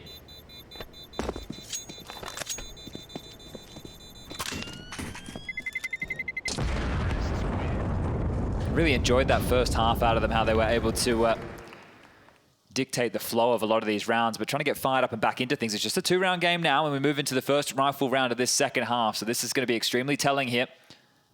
We've already seen a couple of looks of how G2 want to start off these rounds. An important freebie for me to give over here. Good crossfire to deal with them on the flank, and handling it were G2. m0NESY's AWP's out, same for Jame. G2, both pistols. Makes that 10-5 half all the more impressive. Well, Maniac really was enjoying the pace on the T side of Inferno that G2 were able to run with here. Let's see if he can call his team into an advantageous situation. Stack nades at the ready. And nobody home. That was a barrage. Looking to go PK in.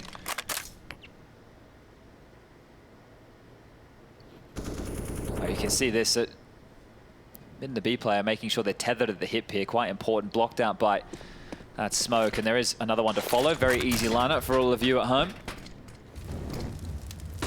And another wood molly lands. They essentially negate one another here. Fame really is trying to puff up his chest, try and make it seem like it is another multiple body B defense. Truth of the matter is, it's Fame and Kick It. 3 mollies used on wood here. They just keep trading utility, and this is the little gap, the little window.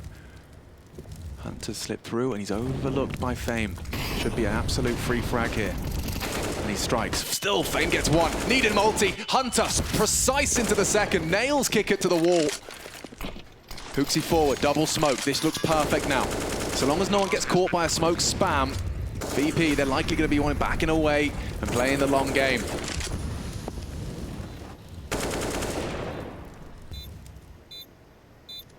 Just fishing, seeing if anyone oversteps the line, but not to be. Well maintained. A good play from Hunter there. G2's T-sides. You know, there is a recurring theme of them getting into sites and planting the bomb. Just like that run, we've had 9-1 over on Inferno with the bomb plant every time. Well, so far, 4 rounds on the T-side, 4 bomb plants from G2. Yeah, this has been good early. I think one of the keys there, Virtus.pro did... Oh, flit. Whoops. Gives away his position here. Not be punished for that one. Yeah, I think one of the keys... I forgot what the keys were. I've lost them. We aren't going in the car. We're not driving right now, but... we'll find it was the response time. VP had a lot of bodies there, right? They were already quite quickly there. They were ready for the hit, but still obscured by a lot of this U2 coming in. What they weren't ready for was Hunter. Right, so you see how stifling the U2 was. Kicker coming back out on the flash, and HooXi trying to make some noise here. We know this team has to bring the energy. We're 4 in a row right now. 5 if you include the last round of that first half of play. So trying to shift the tides of battle. The longest streak that VP went on, I think, was 7. So a timeout called, the first from Virtus.pro here. Dastan hasn't felt the need to get on the mic up until this juncture. Saved AWP, M4 and AK, Flick can drop. The same could be said for Mir or James. They can have a full rifle round here, so not too many dramas. But what type of opener are they going to look for here on the CT side? Checking the spawns, where is James? Does he have a good A spawn to try and go for a pick? No, he's back of the pack. We can't even see him getting a bit flary out the gates here.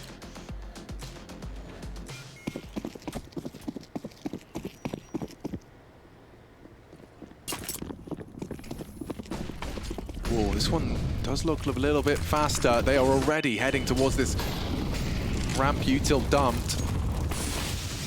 Extinguished down. Flit's hearing a lot of this. Forces out all of their incendiaries and a smoke for good measure as well.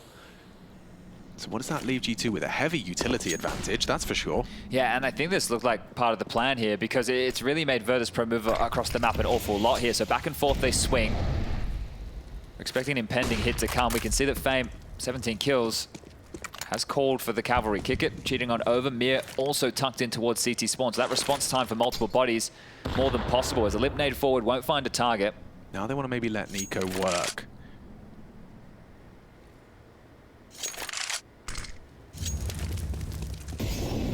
Oh, Fame's actually there this time. Oh, not suboptimal. Missed nade from Hunter. Forward, actually, Fame looking to catch him on the boost. Ooh, getting away. I was taking his silencer off there for a moment. Misplay. But he does live to fight another day. Re-smoke out from Kickert. We've got about 35 seconds, and Hunter, yeah, he's doing it all on his own. He strafes into the fight. And Fame. But they're stumps. They're not going anywhere. They don't have any room. They're going to have to commit right now, and it's going to be very, very light on. Flit's about to get the info over towards A if he wants to continue to push here. 20 seconds left. Around. Yeah, he's G2. jumping for it. Great shot out of Monacy. They have to go. They must. 15. Full commit. JKS trying to entry frag here, and with Nico's help, they've hit the shots. It's only Mir up close, eating flashes, pushing. Monacy nails it. 8 seconds. Jane with 1, but they are going to plant. And then the last couple of seconds, G2 give VP a taste of their own medicine. No, and you can see James having to concede this one right here, but again, like it was almost victim of the clock right there. Just struggling to get the space they were looking for. Blocked over towards B, which was quite clearly the finish they were hoping for. And then eventually they break in and they get given a kill, right? The jump up towards Wood, it's quiet, they don't have any info, they jump up, go down. Monacy with 2 in this one. Yeah, clearing out Mir as well. I feel like he could have been the, you know, the wrench in the machine. All right, well, we're all tied up here, 10-10.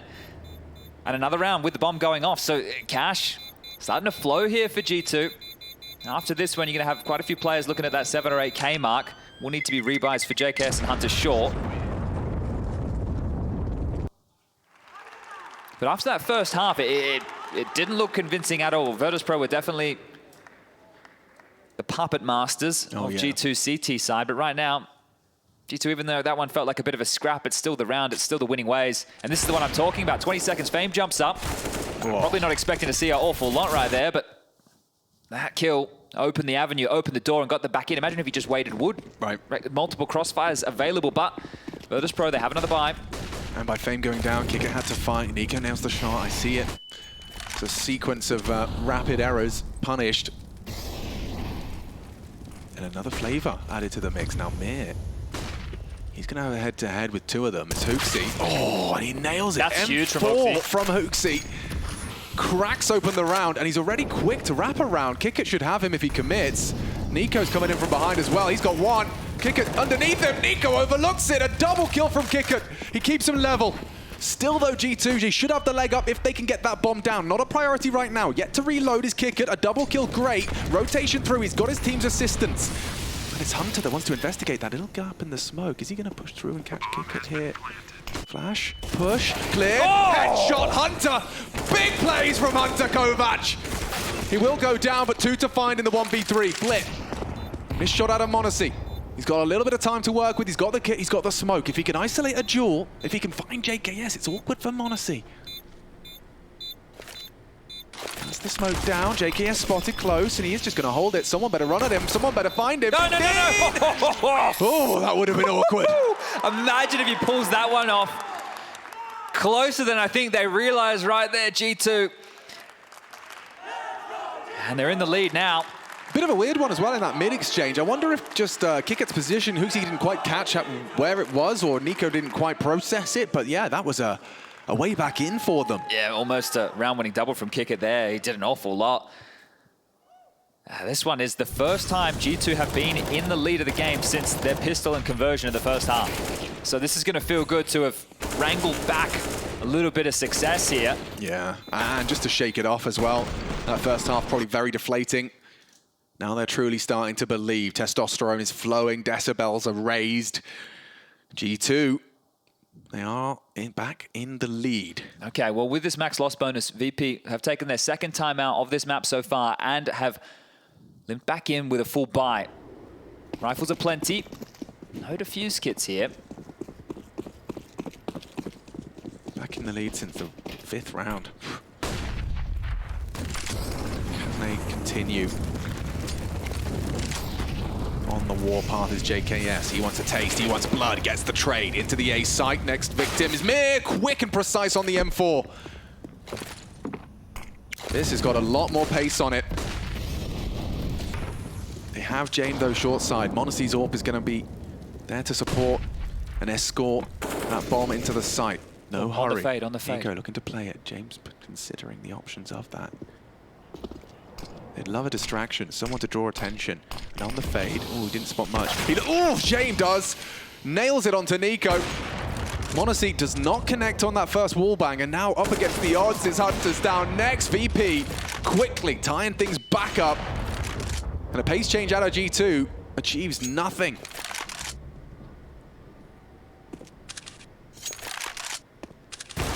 Nice try, misses his shot. Mir will collect, and we're back. Even Stevens in the final map of this final quarterfinal. I don't think we're going to see them return to that type of a play again here, right? They were fast, they were quick, they got the trade initially, but then they were stalled out. So good rifle work from VP and James, especially with the double. It's going to take away Monacy's AWP, but this is great guns from him. 2 isolated fights available, and then Monacy trying to get tricky with it. Back to 11-11. Money still there for the G2 buy. Have been going great guns this time. Pace towards B with Hunter, wanting to take this B lobby control where they have had an awful lot of success at least grabbing this space. So Fame knows what it's like. We saw him defaulting and abusing JKS in that first half. Now they're looking to have an awful lot of their forces bearing down on him. Yeah, at the moment it is just Fame.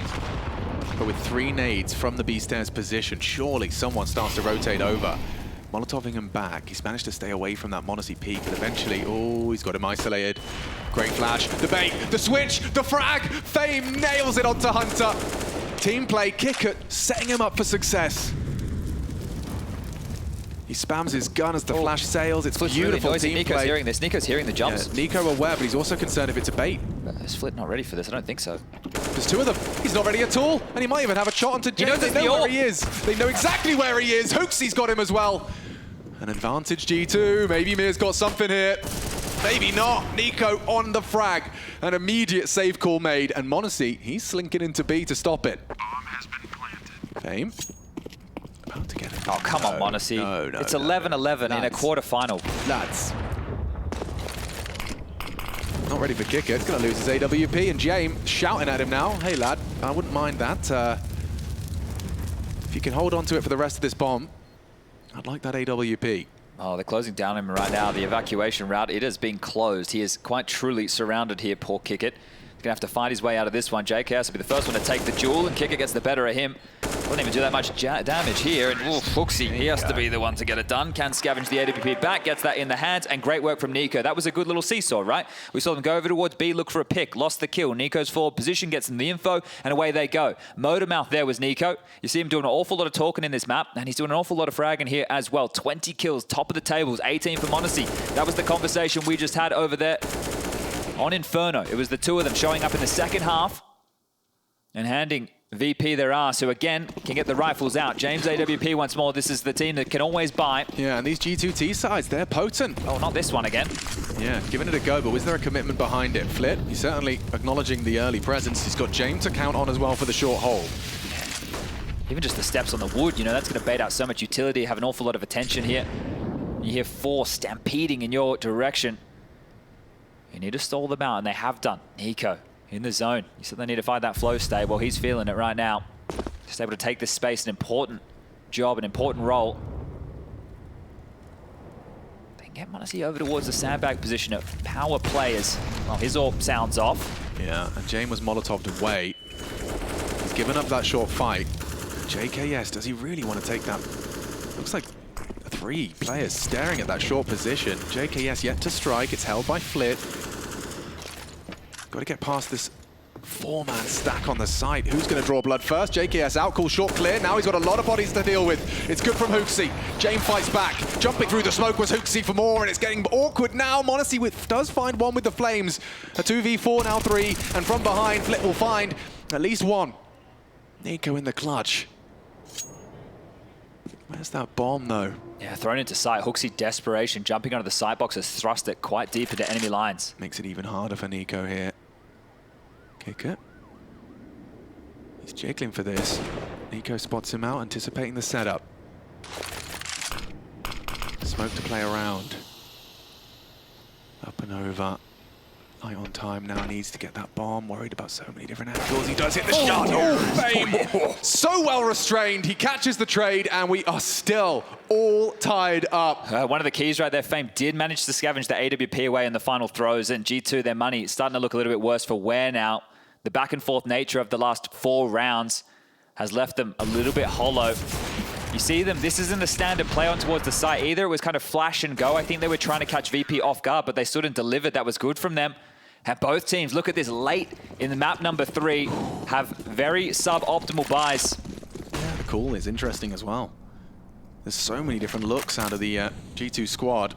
Fame's giving it a different look too. It's actually Kickit playing forward, hoping that they overlook that quad position. Feels like they've swatted away a lot of these fast A's, right? So you're ready with both hands to receive maybe an earlier B pick.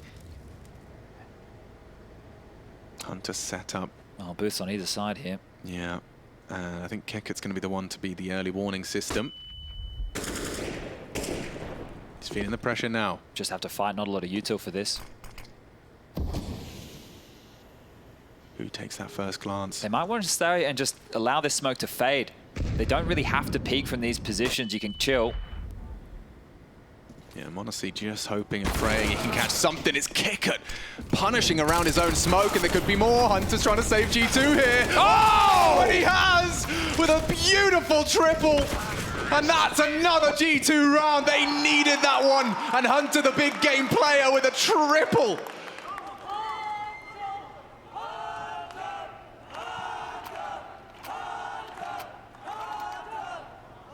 See this one again here. They needed him, bro. Yeah, look at the lineup here, just trying to strafe in, get them in the choke point. Beautiful. Oh. You can't get luckier than that. Hunter just loving that one. A massive round, and you know what that's done? VP, bottom of the barrel here. It is going to be a broken buy after round after round. We see the rifles coming out, the AWP saved. I don't think any of that is possible here. Fame just immediately bought back in. G2 are the ones who are going to take the timeout. They're the ones who are going to try and settle things in. Yeah, Dastan had some words to exchange as well, given the opportunity. Mics are muted, at least for the coaches, that is. Let's get into it. Round 26. We really are at the very pointy end of this best of 3. Your next decisions with heavy ramifications, and Hooksy, he's opted to go rock and rolling with the MAC-10. They've gone all in here, Alex. They've gone all in. It's 2,900 lost into that next round. They have just shoved Famus's MP9s, a 5-7. Going to be a very difficult round here for VP. And they've decided that this is the round that they want to contest for. They don't want to allow G2 to get up to a 2-round advantage here.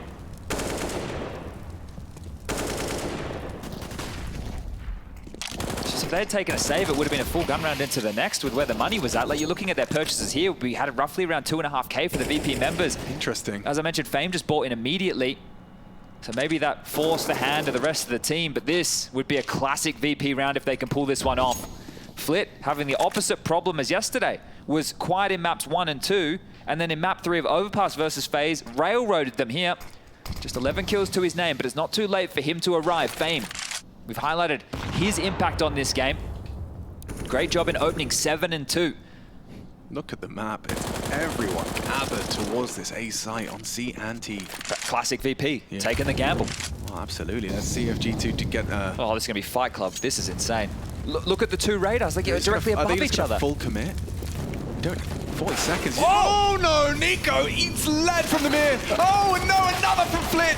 It's falling apart for them. Hooksy and Hunter trying to hold on. The rope is slippery. JKS is so low. Flit, though, he could do a lot. They have the crossfire.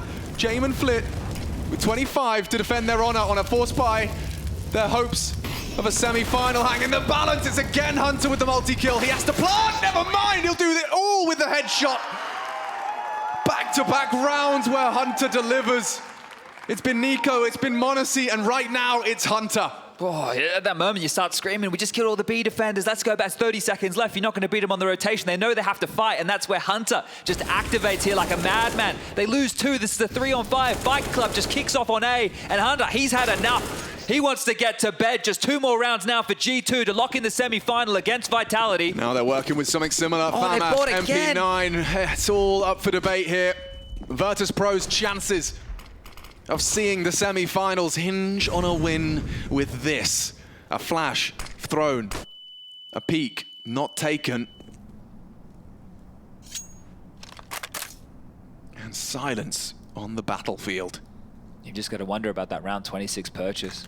Yeah, I wonder if Fame forced it, I don't know. Yeah, well, now we got to see if Flit can get anything done. He's right now the only defender of this site, has the best investment that his team has, and as I said, it's been this could be it. A little bit lighter on as far as his impact. Let's see if he can turn the tides of round 27. Yeah, he's a gamer though. He's an aimer. Can he do it when they need to most? 11 bullets, might want to reload, son. You'd think so. Nico, what was that onto Jame?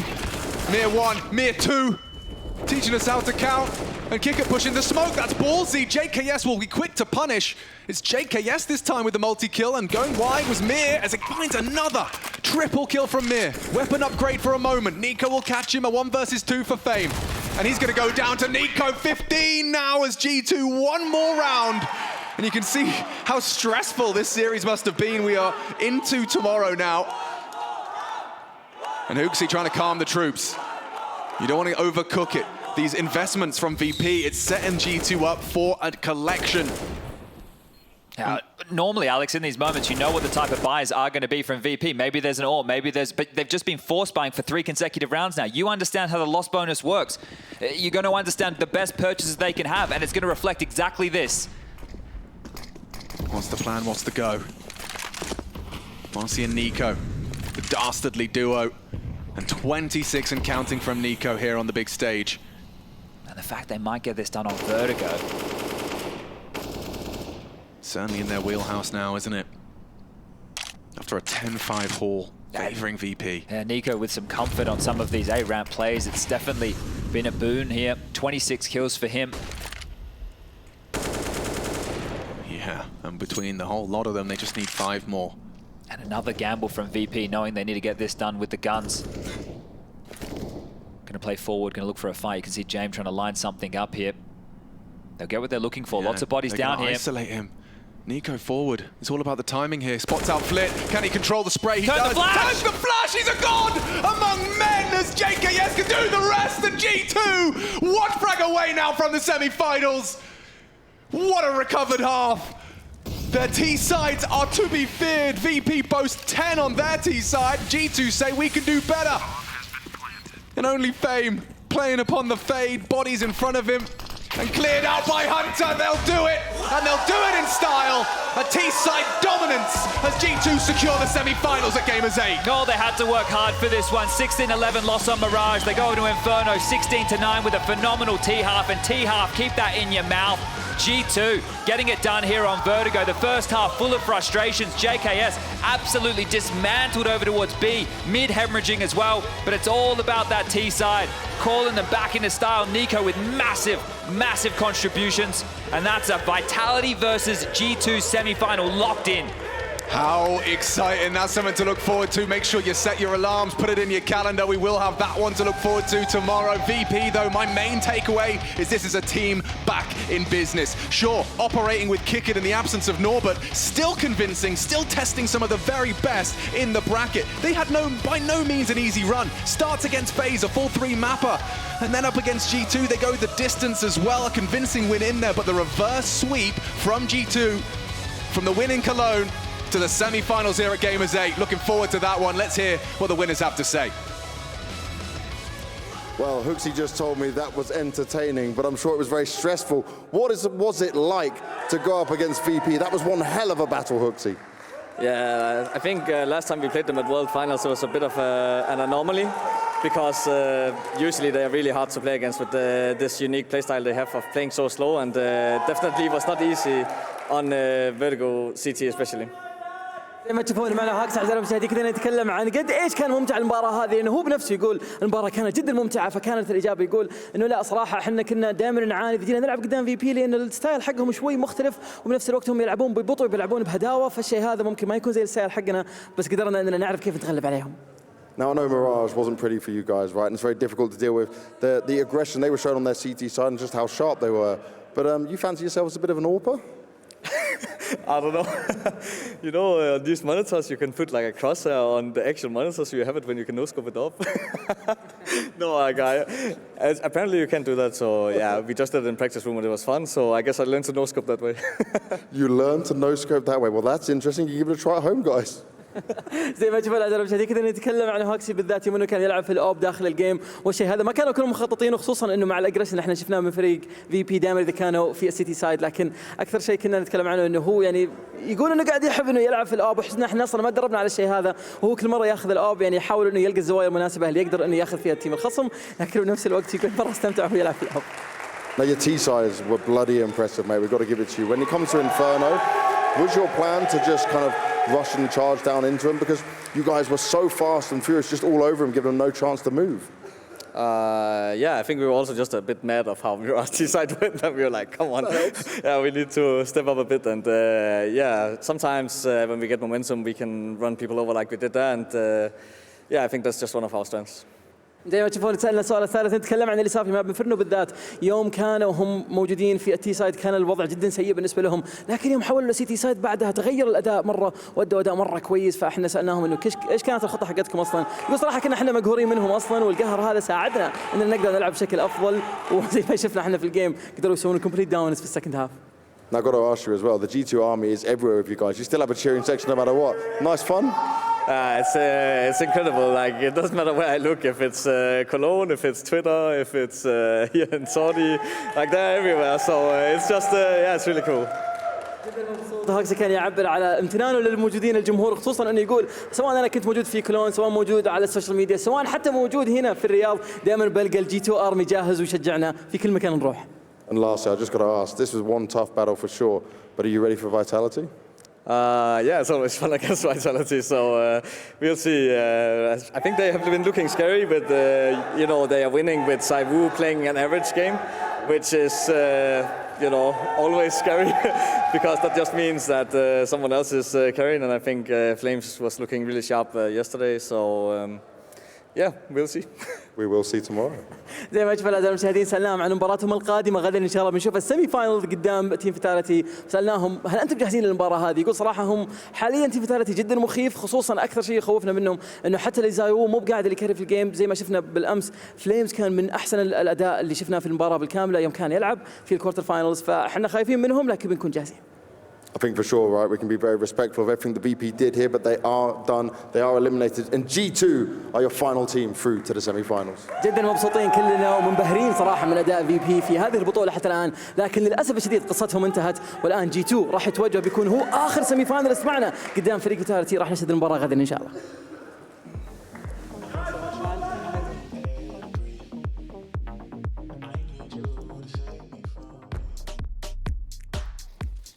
Well, you do see G2 packing their bags there, but that doesn't mean that they're going home. I mean, well, they are kind of going to go back to the hotel. They got to regroup, recollect themselves, get ready for a semifinal. But yeah, hell yeah, we look at the G2 that just had to turn on the gas there a little bit at the end and really, really crank this thing up.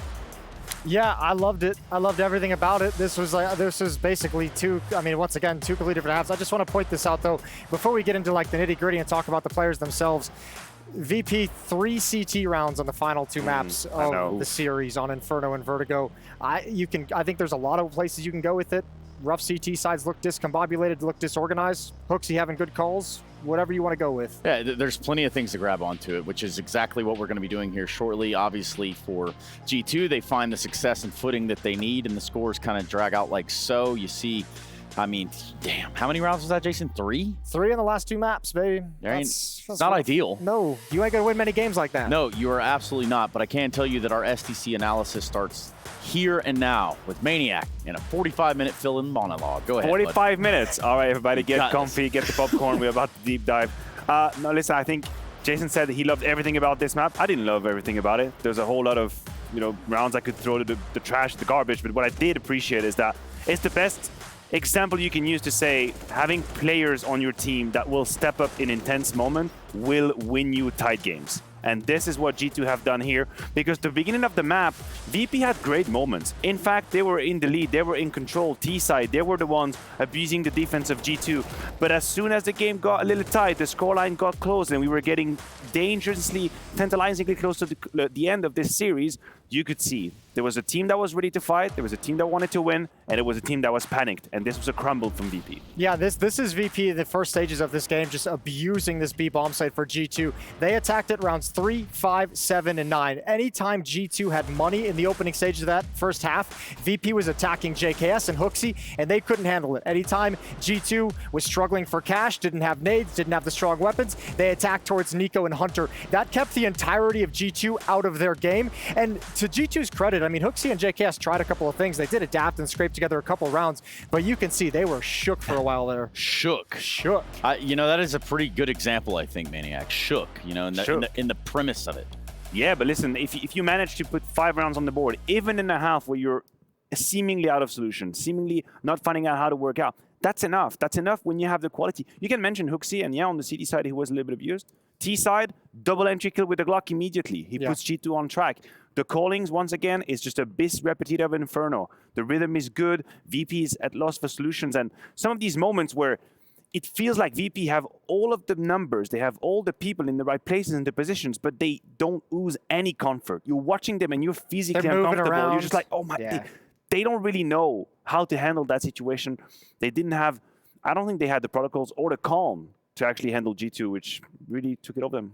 Well, there's no chill on the other side for G2, of course. For VP, commiserations, all that stuff. You did lose, and now you are out of a single elimination bracket. That is the tough reality that VP faced. But for G2, we look at our Gdayu MVP. And I'm thinking it's Nico. I'm looking. You took the time to explain to us that it was I know what I did, man. I know what I did, and I know as soon as I said it. But anyway, it's going to be Nico. Check this out. Obviously, had to be one of those forces that we know Nico can be. We know what he's capable of. We've seen time and time again this guy with highlight clips from here to the end of the world. And this is just one of those situations. You can attest to it, Maniac. I said in the green room as soon as the second half started, I just want to see one of them games out of Nico where he just hard carries this second half. He wasn't alone. He certainly wasn't alone, but this was a beast mode performance. Yes. He was in a great form on Inferno and then carried it over to Vertigo. This is absolutely spectacular. Nico is hitting a great peak right now that's hard for anyone to handle. Yeah, very dangerous to play against. I think it was it was an example of how you can play that A ramp, because obviously Huxi wasn't always dedicating too many players, but even when Nico was left alone here, you could feel that he was always finding one position where he could grab audio information, he would have the Q. He took the defense off guard a couple of times where he allowed the rest of the pack to come and join him, and of course when they were executing that aim, just abusing VP players, just like birds in the sky. Wow, a little aggressive. I have to slow down, admit, man. There's drones flying around outside. Be careful. Yeah, that is Gadia MVP, Jason. Just for your clarity, just want to make sure you heard that right. Thank you. I'm glad I got it now. I won't make it a mistake again. Thank you so much for having the respect. Anyway, yeah, so with G2 moving on, right where they want to be, right in the saddle, is it a fair assessment to say, like, hey, yeah, there's some tough, troublesome things going on there? Like, perhaps we talked a little bit about maybe there's some shook confidence in certain regards to G2. Is it really like that? I don't think that's the case. I think now G2 have reached that mode once again where we are deep playoff, and they're terrifying to play against. That's just the fact. The confidence, the momentum, I'm actually terrified. If there was any shaken confidence whatsoever, a comeback like this from 5-10 down, an elimination map on Vertigo, that's going to bring all the confidence right back. That's a team that you don't make that comeback if you don't truly believe that your team has the capability, and it sets up a beautiful game. Yeah, it does. A course correction all on its own. Let's go ahead and look at the rounds that you selected, guys. Would you like to do that? Yeah, I mean, I selected one round, and once again, it's like I almost got to like talk bad about the team that won a little bit. But this is, I just want to show this isn't the round, but this is a cool round. Oh no, this is the round. It is. JKS. Make up your mind. This is what it is when you get flustered, right? We've all been here. He's been getting abused all game, especially in the first 9 rounds. And at this moment, we've all felt this feeling. They've been destroying me. They've been dominating me. They've been targeting me, and I haven't stepped up to the task. Shuffling nades, and look at the time. While he's throwing multiple nades, they're making progress. If you're actually challenging at the point they're at the top of the stair, even just like 1 kill, even you slow them down a half second, you win that round because they run out of time. But you're so nervous because you haven't been able to win any aim fights that you're just kind of giving up the space that you can't give up. And it's so interesting how a narrative, a story can change throughout a game, right? Because the example you've selected is G2's flaws and discomfort and lack of decision making, and it's VP to the most optimal that they've ever played Counter-Strike, which AKA execute at 18 seconds, bomb plant with 1 second left, all over the entries, everything is working out. And then 30 minutes later, the whole story has changed. It's what makes that second half for VP so damn disappointing. It was the same on Inferno. I actually thought the T side that they played, the game plan they came in with is absolutely wonderful. Here's that standoff. This is a critical round. This is what forced VP into that spiral of constant force buys. And both teams are on the edge of being reset, standing their ground and just saying, we're fighting. Who's going to blink first? But everyone is at this bomb site. And Hunter, this guy is he's just impact incarnate at the end of this map. Listen, what Hunter does here is beautiful. It's grandiose, and it's why we always peg him as a playoff player that's going to come up and give you that incredible multi-kill that decides the round. But I do want to say, and I'm not just sandbagging on Fame because I think he got a decent map. Why do you peek from that pillar position in that 5v4 when you have everyone with you? And that's Let just them one molly example. You. Let them use the molly on you. It is one example. It is. We could have picked other examples where VP once again had a correct read on the situation, but they had no serenity on how they were supposed to handle it. And here's just like a little bit of panic, white swing, no trade, opens up for Hunter, triple kill. It's what I touched on in the pre-show, right? Like I said, like at least they've played this map with this lineup, right, recently, because once you get into these match situations, especially elimination games, the pressure, if you haven't actually gotten reps on the map, that's what you get. You get players disorganized, you get them making decisions, feeling like they have to do too much in a situation where they have support, where they don't need to do anything. You get players over at the A bomb site shuffling in position, not being set for fights that are coming, turning around at the wrong timings, and that's, I mean, G2, great half, but they got a lot of luck from the disorganization of VP as well. And Maniac, I think what you're trying to say here, and correct me if I'm wrong, is in that situation, Fame is the ace in the hole. Like he is the one hiding out. He is that back, that back shot. Well, I don't mind him peeking. It just needs to come out with other teammates. Wait for time, right? Teammates get contact. Exactly. Yeah. You peek. You have to react to something. Exactly. But if you want to actually be the first one to fight, just make sure they're closer enough to you to not allow Hunter to have that triple kill. Hunter has a triple kill because he can decompose the action. He can take the fight to his left-hand side and then come to the right side. If he wants to peek, wait for your teammate to come with you. It's not just one round. There were other rounds. You mentioning on the A side, there's a moment where James has a rifle support. He's close to Speedway with the AWP. He turns around from a flash, changes his mind, goes back to site, crosses his path with another rifle, who then takes his spot. People are behind the smoke.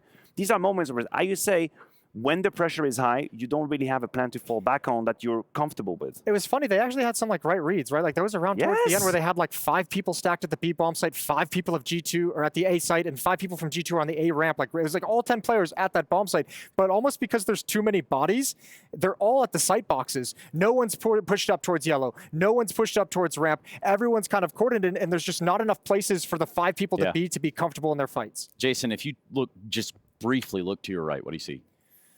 Honor? Or even more right. I see Dr. Salaman Al-Habib. Yeah, you're real close, Jason. You were so close. In fact, the hint is literally on the screen in front of you. You told me to look right.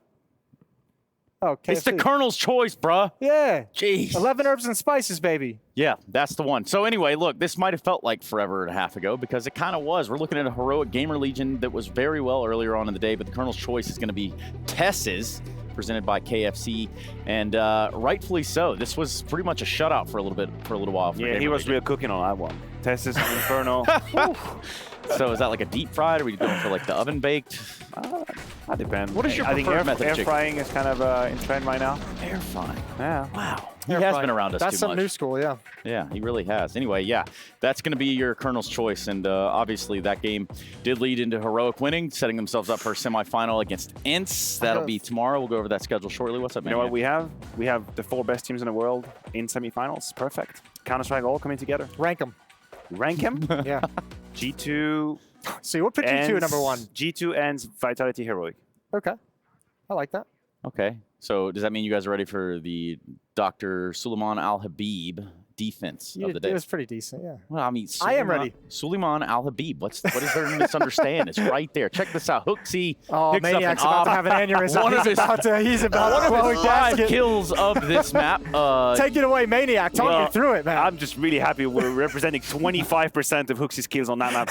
Joke aside, that was a beautiful clutch. Let's be real. That was a beautiful clutch from Hooksy. This is just absolutely outright stupid. Of course, why not? No scope in your face. Sandwich, by the way, great position. Bang. Hooksy with the AWP. He talked about it, deathmatch and learning how to no-scope with the monitor crosshair. I'm not even mad. Considering like how he called the last 2 maps, I'm not even mad. You know what? Take your flowers. You deserve them. You win that many rounds. You limit the defenses to 3 rounds on 2 maps. Right. You get all the credit in the world. I don't care about your frags. Earned.